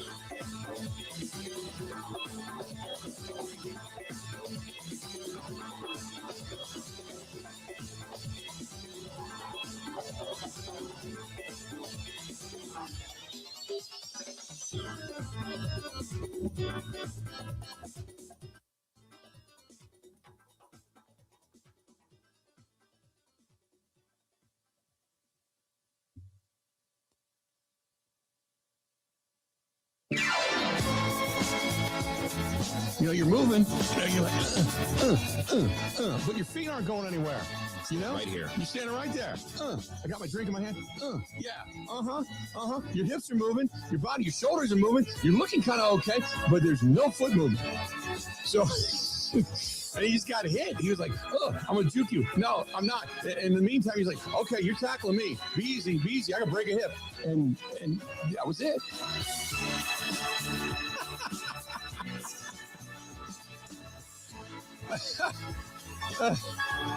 There you go. That's the truth too, man. That's what happens as you get older. You're like, yeah, I'm moving, I'm grooving. Check me out, and really, you're not doing anything. It's like chair dancing. You know, we've all seen it. We've all been there. But your feet aren't going anywhere. Right. Oh, that's fantastic. Oh, that's really, really good stuff. And we've all been there. We've all been to that wedding where you looked over and there's Uncle such and such, and he's just standing at the bar. He's got one elbow on the bar even. You know, you got the one elbow off to the side. You got the drink in the hand. You're almost looking at him like he wants to be Frank Sinatra, but he can't be, you know, because he's just too nerdy. And the music comes on. It's like Sweet Caroline. He's got the glass in the air. He's swaying back and forth. He doesn't even really know the words. He's just doing it because everybody else is. And he's just there, and you're like, if he actually stood up, he could fall over. Not because he's hammered, but just because he has absolutely positively no rhythm. I got my drink in my hand. Yeah. Your hips are moving. Your body, your shoulders are moving. You're looking kind of okay, but there's no foot movement. It's important at a wedding. You need to be able to use the drink as a prop. It's a tool on the dance floor. By the way, why were we... Was this an Aaron Rodgers thing? We were talking about Aaron Rodgers moving in the pocket. Okay, yeah. Remember, he ended up, I think it was against the Ravens. He rolled out to his right, and he was looking downfield. And then he could take off and run for the first down, and it wasn't there. There was no legs, no speed, no nothing. It was like watching a man run in quicksand. And he was running, and then he got to the sideline, and I can't remember the backer's name, but the backer was coming. I mean, the backer was closing on him.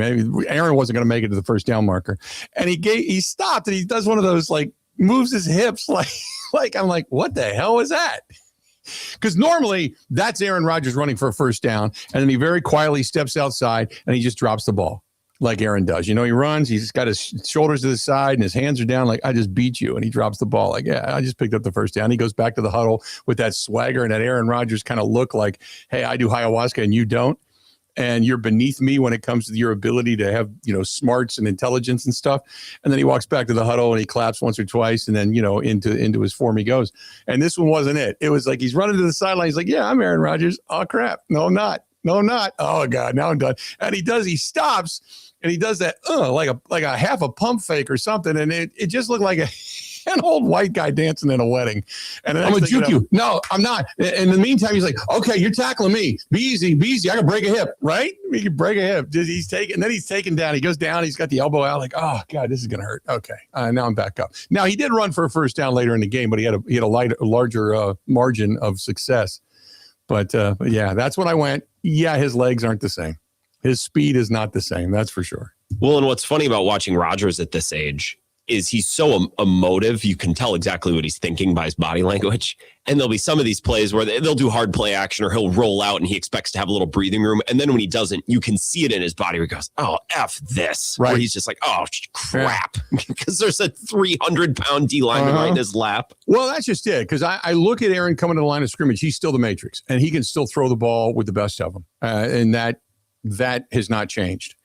I mean, you put him anywhere just to throw a football, he can still throw it 75 yards downfield on a dime. He's got that.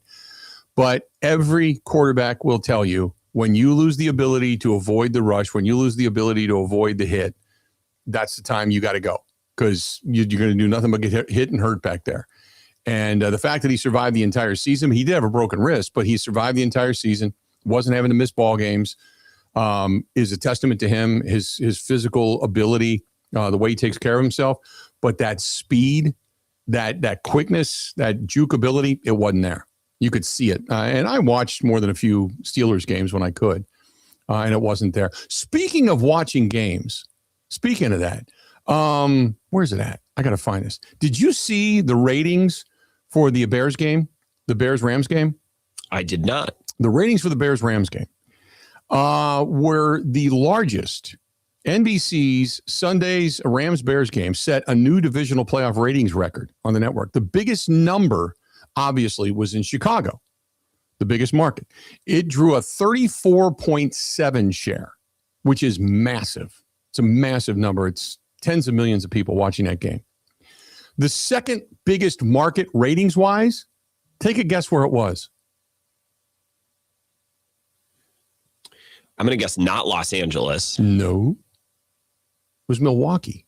Really? Milwaukee had the second largest rating numbers. Now, part of it is because you do have an influx of, Illinoisans that have come north to irritate the hell out of us.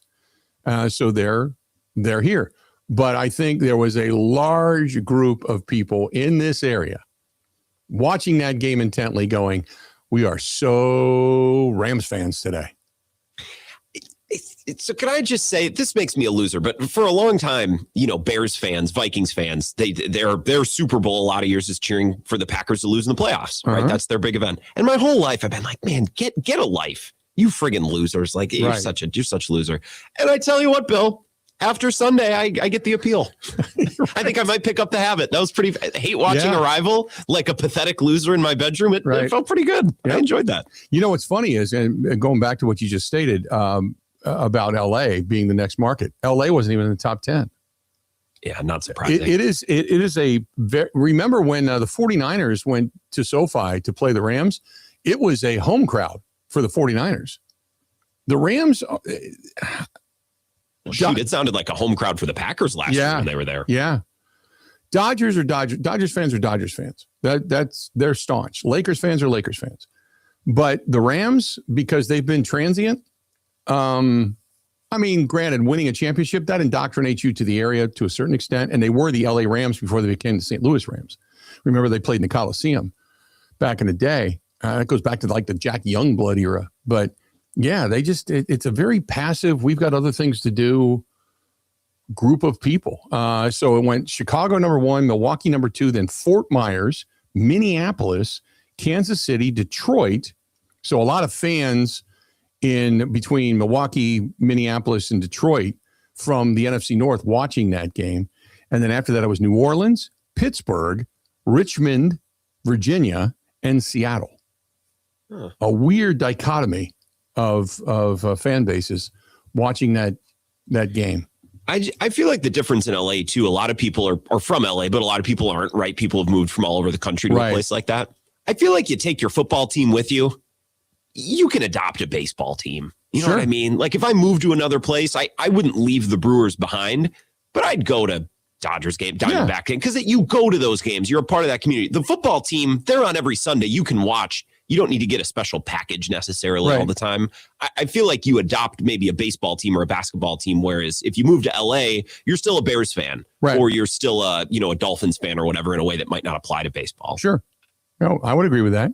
It's not really a football team. For whatever reason, hard Midwest towns, they feel more football-y than coastal towns. Everybody I know that has had an allegiance to a football team, no matter where they've moved to, they store allegiance to that football team. I got friends in the area that are Cowboys fans that grew up Cowboys fans. They will always be Cowboy fans, whatever. I've got friends that have moved from, Pittsburgh that live in Alabama. They are still hardcore, diehard Pittsburgh Steelers fans, and they always will be, Same thing. I got friends that are Packers fans that have moved to other areas, still Packers fans. Big time. So Well, I do have friends that moved out of Cincinnati that they will jump onto any team that actually wins and spends money because of the embarrassment that the Bengals are. But regardless, I agree with you. I think most people hang on to football more so than they do on to baseball. I think you still hang on to baseball. I just think that you can have another team you can root for. Yeah, via baseball. So I agree with that. Let's do this. We'll step out. We'll break. We'll come back. Got a lot more to get to. Don't go anywhere. More of the Bill Michaels Show coming up right after this. This is the Bill Michaels Show on the Wisconsin Sports Zone Radio Network.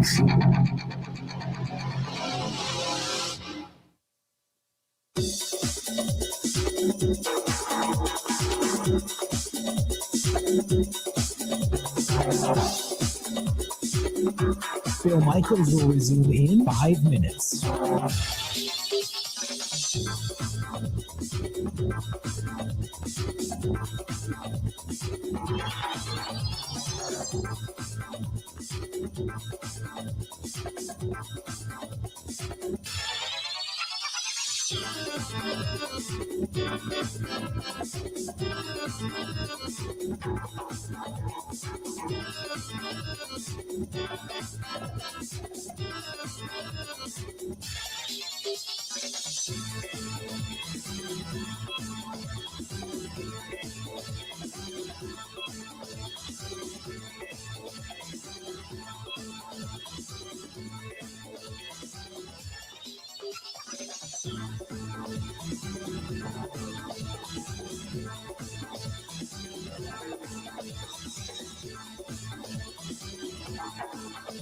Bill Michaels will resume in 4 minutes.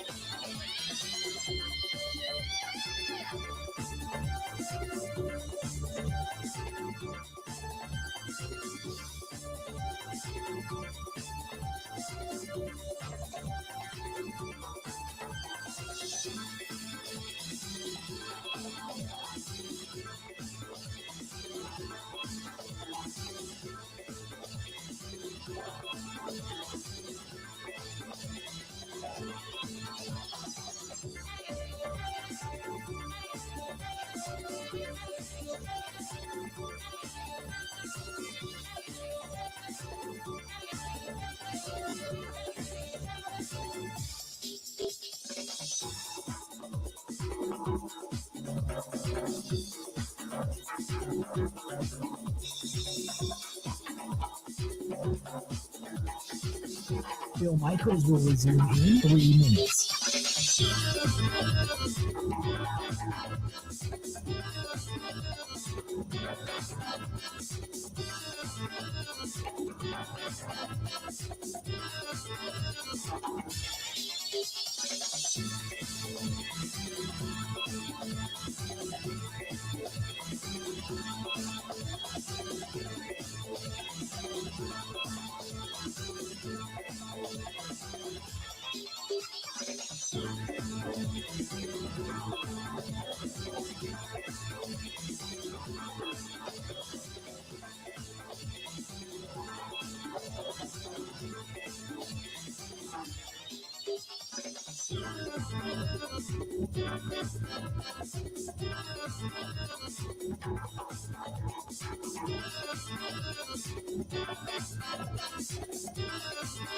Bill Michaels will resume in 2 minutes.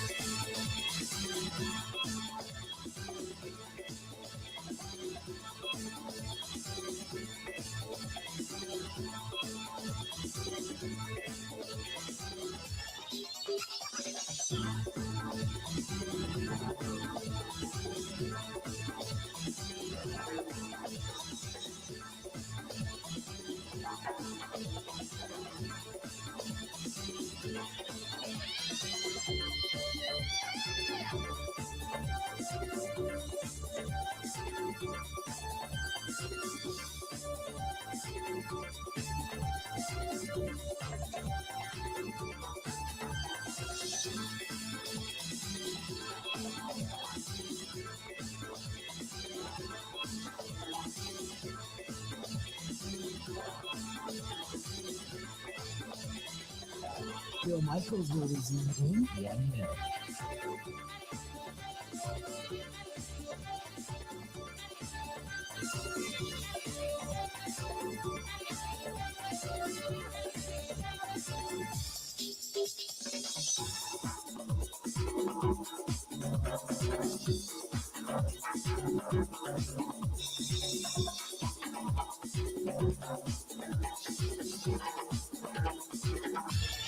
Bill Michaels will resume in 30 seconds.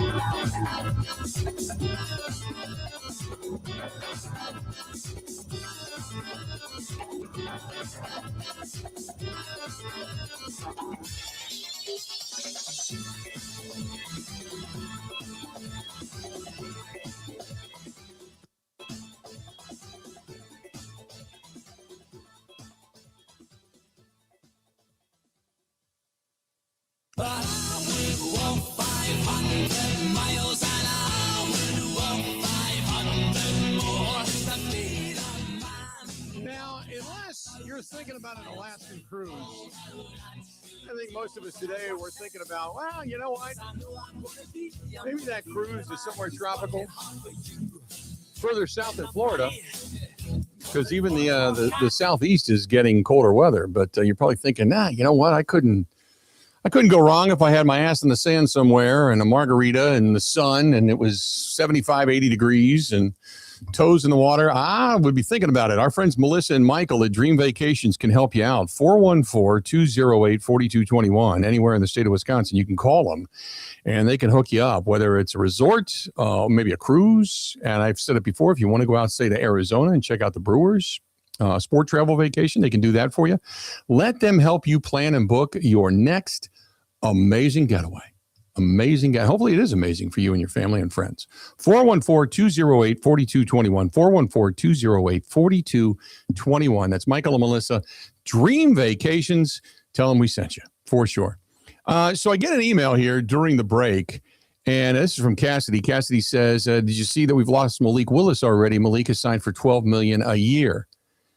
Cassidy, I don't know where you're looking, but that's one of those craptastic, bogus websites. You got sucked into clickbait because free agency hasn't opened yet, just so you know.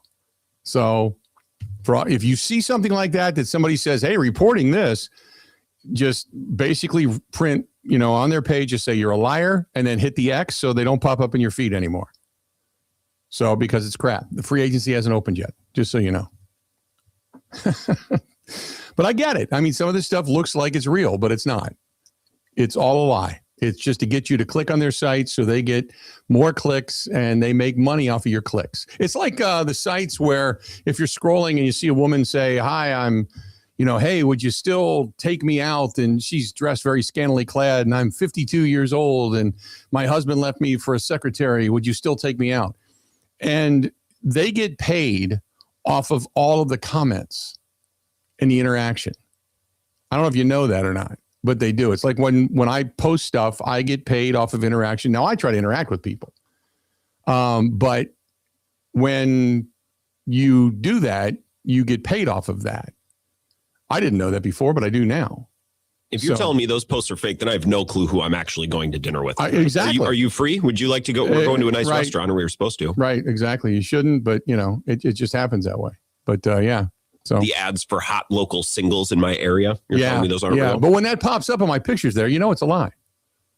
So yeah, you're the face they're going to use to try to get people to click. 100%. Yeah, right. I'd rather go tap a catcher's mitt. Sorry, that ain't gonna happen. So yeah, not there. But yeah, that's how they get paid. So if they sucker you into click, because if and again, you got to know the timing of everything, but yeah, that's the way these sites do that, and that's why I've always looked, I'll have an interest and I'll open it up and then you can look and you'll see 10,000 comments. Not one of them has a like or a response to it. It's because they're getting paid off of all the people that have gone in there and made a comment and clicked a like on it. That's the reason. So just kind of keep that in the back of your mind. What is too good to be true is too good to be true. And especially in today's world of social media and Instagram and Facebook and TikTok and all that kind of stuff, they just want you, as long as you click on it and watch it for more than 30 seconds, they're getting paid. They're getting paid on it. So me, I do it. I do it because I spread the word. That's it. If you want to watch me, that's great. I appreciate that. And I do try to respond to a lot of stuff. I can't respond to all of it, but I do try to respond as much as I can. But absolutely. Oh, God, this went down a rabbit hole rather quickly, to be perfectly honest with you. This is from John. John says, hey, Bill, I feel like I have to take my sister to the prom again for the next 5 years. LaFleur is a good, not a great coach. We need to host playoff games. It's tough consistently being on the road. Go Pack Go. John, Indiana, balmy, -1 with a 19 to below wind chill. Indiana, whereabouts in Indiana, man? Because if you're down near Indianapolis, good luck with that. I'd wear a diaper and really tight underwear over it, because you might as well bend over and take it. You're going to get 12 to 15 inches down there, I think, of snow. That's coming. That's coming. I had a buddy of mine in Cincinnati now. If we get 12 inches of snow up here, we deal with it. You know, all they do on the snow plows is drop the extra blade, right? No big deal. Down there in Cincinnati, where it's pretty hilly, people don't realize how hilly it is. Yeah, it's bread and milk time. It's bread, milk. You know, if you can't afford to feed the kids, get rid of the kids. You know, take them to an orphanage, get rid of them. You gotta eat the kids. Yeah, eat the kids.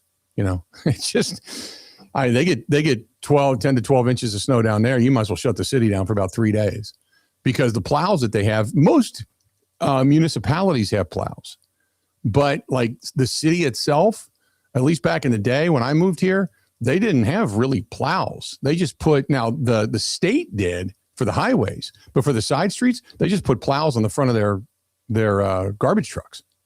And that was it. Garbage truck driver by day, snowplow driver by night. And that was all they did. So, man, you're screwed if it happens down there. I know that it's cutting through.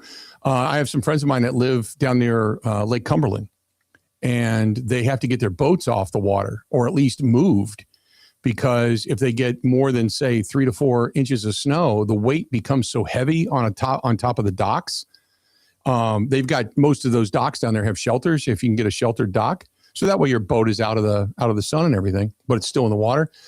Just a few years ago, they had a massive snowstorm that came through that dumped 6 inches of snow on a lot of these docks, and it sank them. It sank the docks. It crushed the tops of these. They're just aluminum.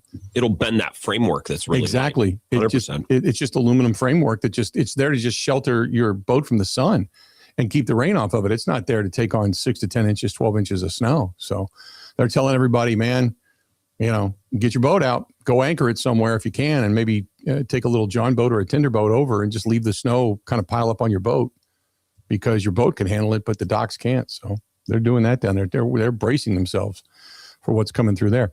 877-867-1670, 877-867-1670. What else do we have? Wisco says, more on Facebook News. Al Harris being interviewed to become a principal owner of the Green Bay Packers. Yeah, that's a steaming pant load. That's not happening either. The Packers aren't selling the franchise to him. It's part of his negotiating platform, right? The coordinator. Yeah, if he becomes the coordinator, maybe they give him part of it in exchange for money or something, I guess. But yeah, otherwise, no, not happening. What else? We got all kinds of. This is for Andy. Andy says, hey guys, great discussion today about the Pittsburgh Steelers and about other coaching jobs around the NFL. What is the best job available right now? Andy, good question. Boy, it's a great question. Would it have been the Ravens while that was open? Best organization? Well, out of the 10 that were available, and even with the coaches that have been hired, yeah. God, let me think here. No, I'm pulling up my list too. Okay, so Pittsburgh is a a heritage with ownership on your side is fantastic, but you don't have a lot to work with. The Bills, that's until the owner spoke, it looked like a really good job until he, opened his mouth and a bag of nuts fell out. Cleveland, no. The Giants, no. The Raiders, certainly not. Arizona, no. Tennessee, no. Dolphins, no. I would probably have to say the two that would be the most intriguing to me if I was a head coach. The Bills, yes, because you have Josh Allen. Baltimore, yes, because you have Derrick Henry and Lamar Jackson. But if Lamar Jackson is the problematic linchpin to all of this, I don't know if that's going to make it easier or harder. I might have to say the Atlanta Falcons. That may sound crazy, but the Atlanta Falcons. You've got a quarterback in Michael Penix Jr. You've got to figure out a way to work with him. You gotta figure that out. But you've got a pretty good defense. You've got a really good, you got a really good running back in Bijan Robinson, Darnell Mooney, Drake London. You've got a tight end in Kyle Pitts. Your offensive line is pretty solid. And you've got what, 5 or 6, 7 first rounders, offensively speaking. You're just looking for a quarterback to make it go. James Pierce Jr., your first round draft choice this year, him and Jalen Walker both performed pretty well defensively speaking. You've got a lot of good talent there. You just got to get your quarterback in order. And don't forget, it started to come together. They won 4 straight games down the stretch to be eliminated from the postseason by that much. Otherwise, they're one of the hotter teams coming into the postseason. I'd probably say Atlanta.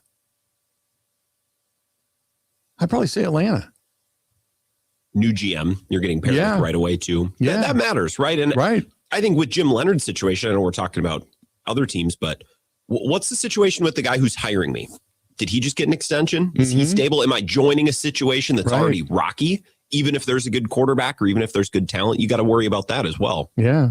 I mean, this is where you're going to find out. Remember, Kevin Stefanski won, was it 1 or 2 Coach of the Year campaigns in Cleveland? It was 1 or 2 of them. Well, he got some things going there. And he's a really good offensive guy. You wait and see what they become with Kevin Stefanski down there in Atlanta. That might be your dark horse going into next season.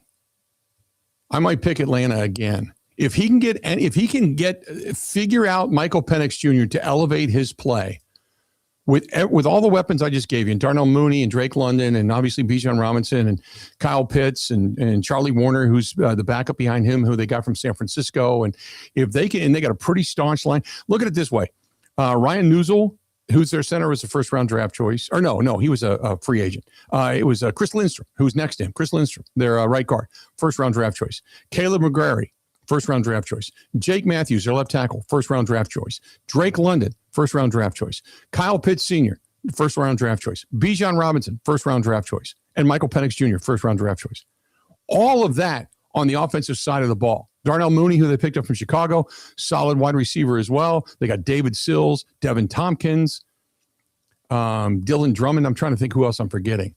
But if they can add weapons out there to the offense and give Michael Penix Jr. an additional wide receiver to throw to and just continue to build that defense, that's a team to look out for, in my opinion. And they've got, 3 or 4 first-round draft choices over on that defensive side of the football as well. A couple of them they picked up this past year, but still. A.J. Terrell, I think, is a first-round draft choice. So that might be the best job out there of all the jobs that came available. That might be the best job out there. Joshua says, do you think that Micah Parsons wins Defensive Player of the Year? Sadly, no. He had a hell of a season. But no, you're going to have to give it to Myles Garrett. Myles Garrett broke the all-time, single-season sack record. If Myles Garrett doesn't win it, I'd be shocked. As much as Micah Parsons did for this Packers defense, and the fact that Micah Parsons went down and they couldn't win a game after that, that says something for him, without a doubt. But Myles Garrett is most likely going to be the guy to get it. What did he end up with, 25 and a half or 26, 27 sacks, something like that for a single season? I mean, he's going to be the guy. And he's doing it on a craptastic team, although that defense is stellar. But no, it's going to be Myles Garrett. It's going to win it. I'd be shocked if he didn't. But it's great that Micah Parsons, who didn't even play a complete season, what did he play, like 14 games, something like that, 14 games, 13 games. And he didn't even play a full season is being considered. Hell yeah. And you found out, like I said, his worth after he went down because they didn't win a game after that. The defense went from being top 10 to top 15. So just look at what his presence meant. Absolutely, you understand his value. But Myles Garrett is going to win that, hands down. 877-867-1670. Hit us up. We'd love to hear from you in case you got something to say before we get out of here today. Let's do this. We'll step out. We'll take a quick break, come back. We got a little bit more to get to. Hey, if you are like me and you're very particular about your motorcycle, and we all know wind therapy is in our future as soon as the weather breaks, and you want better sound, now's the time to make and schedule your appointment to get it down to Tim's Audio, Tim's Stereo Systems. Tim is fantastic. He is a guru with sound. He does other things for motorcycles as well. You can talk to him about, but I'm telling you, if you've been thinking about getting a stereo, thinking about upgrading, thinking about speakers, thinking about putting them in your lids, but you're like, I'm afraid to let anybody work on my lids. There's nobody I trust more. He cut my lids. The speakers are perfectly set in there. The back speakers that are in the seat, he ended up putting an 8-pack on my butt. I'm telling you, that's the way to go. Get a hold of Tim, either timsstereo@gmail.com, shoot him an email, or call Tim direct 608-718-1425, 608-718-1425. That's Tim's Stereo System, motorcycle audio. Again, 608-718-1425. We wrap it up next on The Bill Michaels Show. Covering Wisconsin sports like a blanket. This is The Bill Michaels Show on the Wisconsin Sports Zone Radio Network.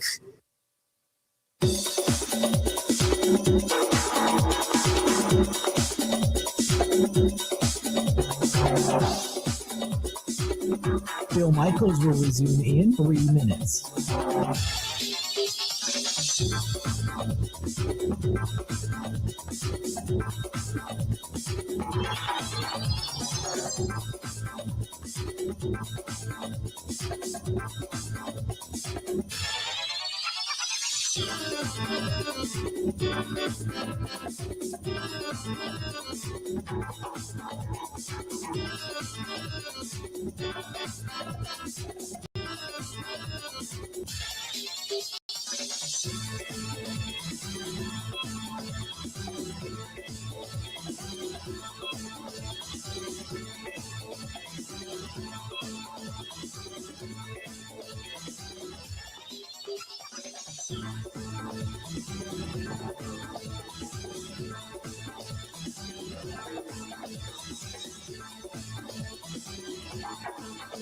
Bill Michaels will resume in 2 minutes.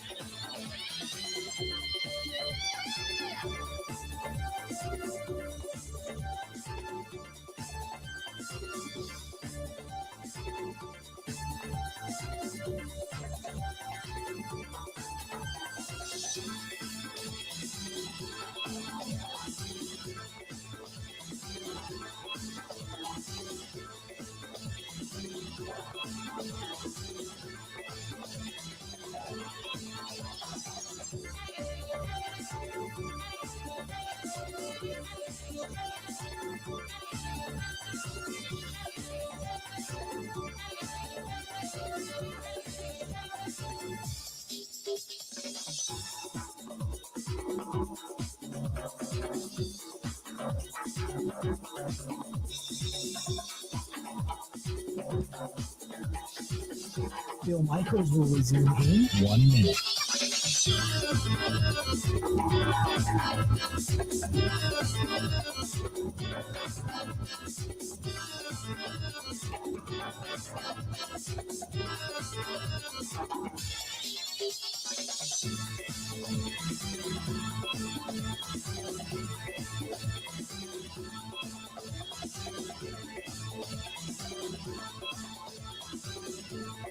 Bill Michaels will resume in 30 seconds.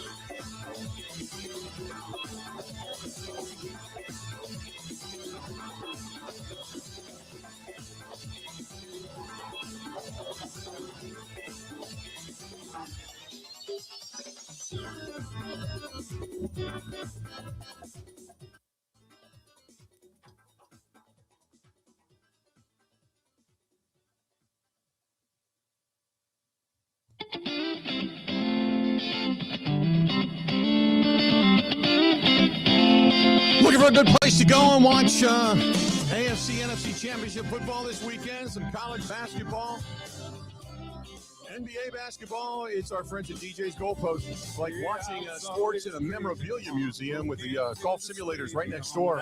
You can even swing the sticks.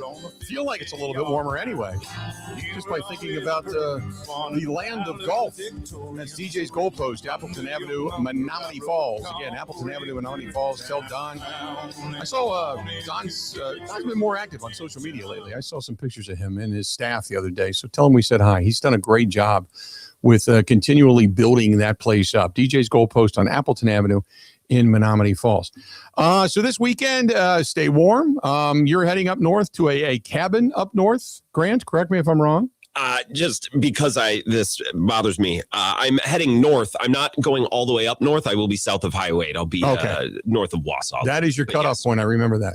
So, correct. But I'm heading in a northern direction. Yes, absolutely. Okay. So you're heading in probably drinking and playing cribbage all weekend. It'll be fun. Drinking, cribbage. I am going to spend the next 24 hours packing the kit for Super Bowl and getting all of that stuff ready. And because now we start to count down the days. As a matter of fact, I just got the notice for Combine, which is at the end of February. So I've got to put in all the information with myself and our buddy Zach for us to go to Combine down in Indianapolis. So got to get that done.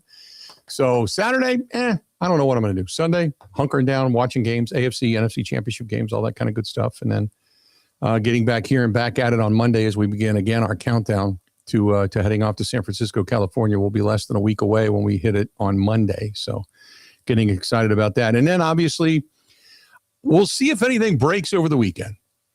If anything Packers related now, they're going to interview Jim Leonard come Monday, I believe is what is being said. So nothing will happen until at least after that, either Monday or Tuesday. But we'll wait and see.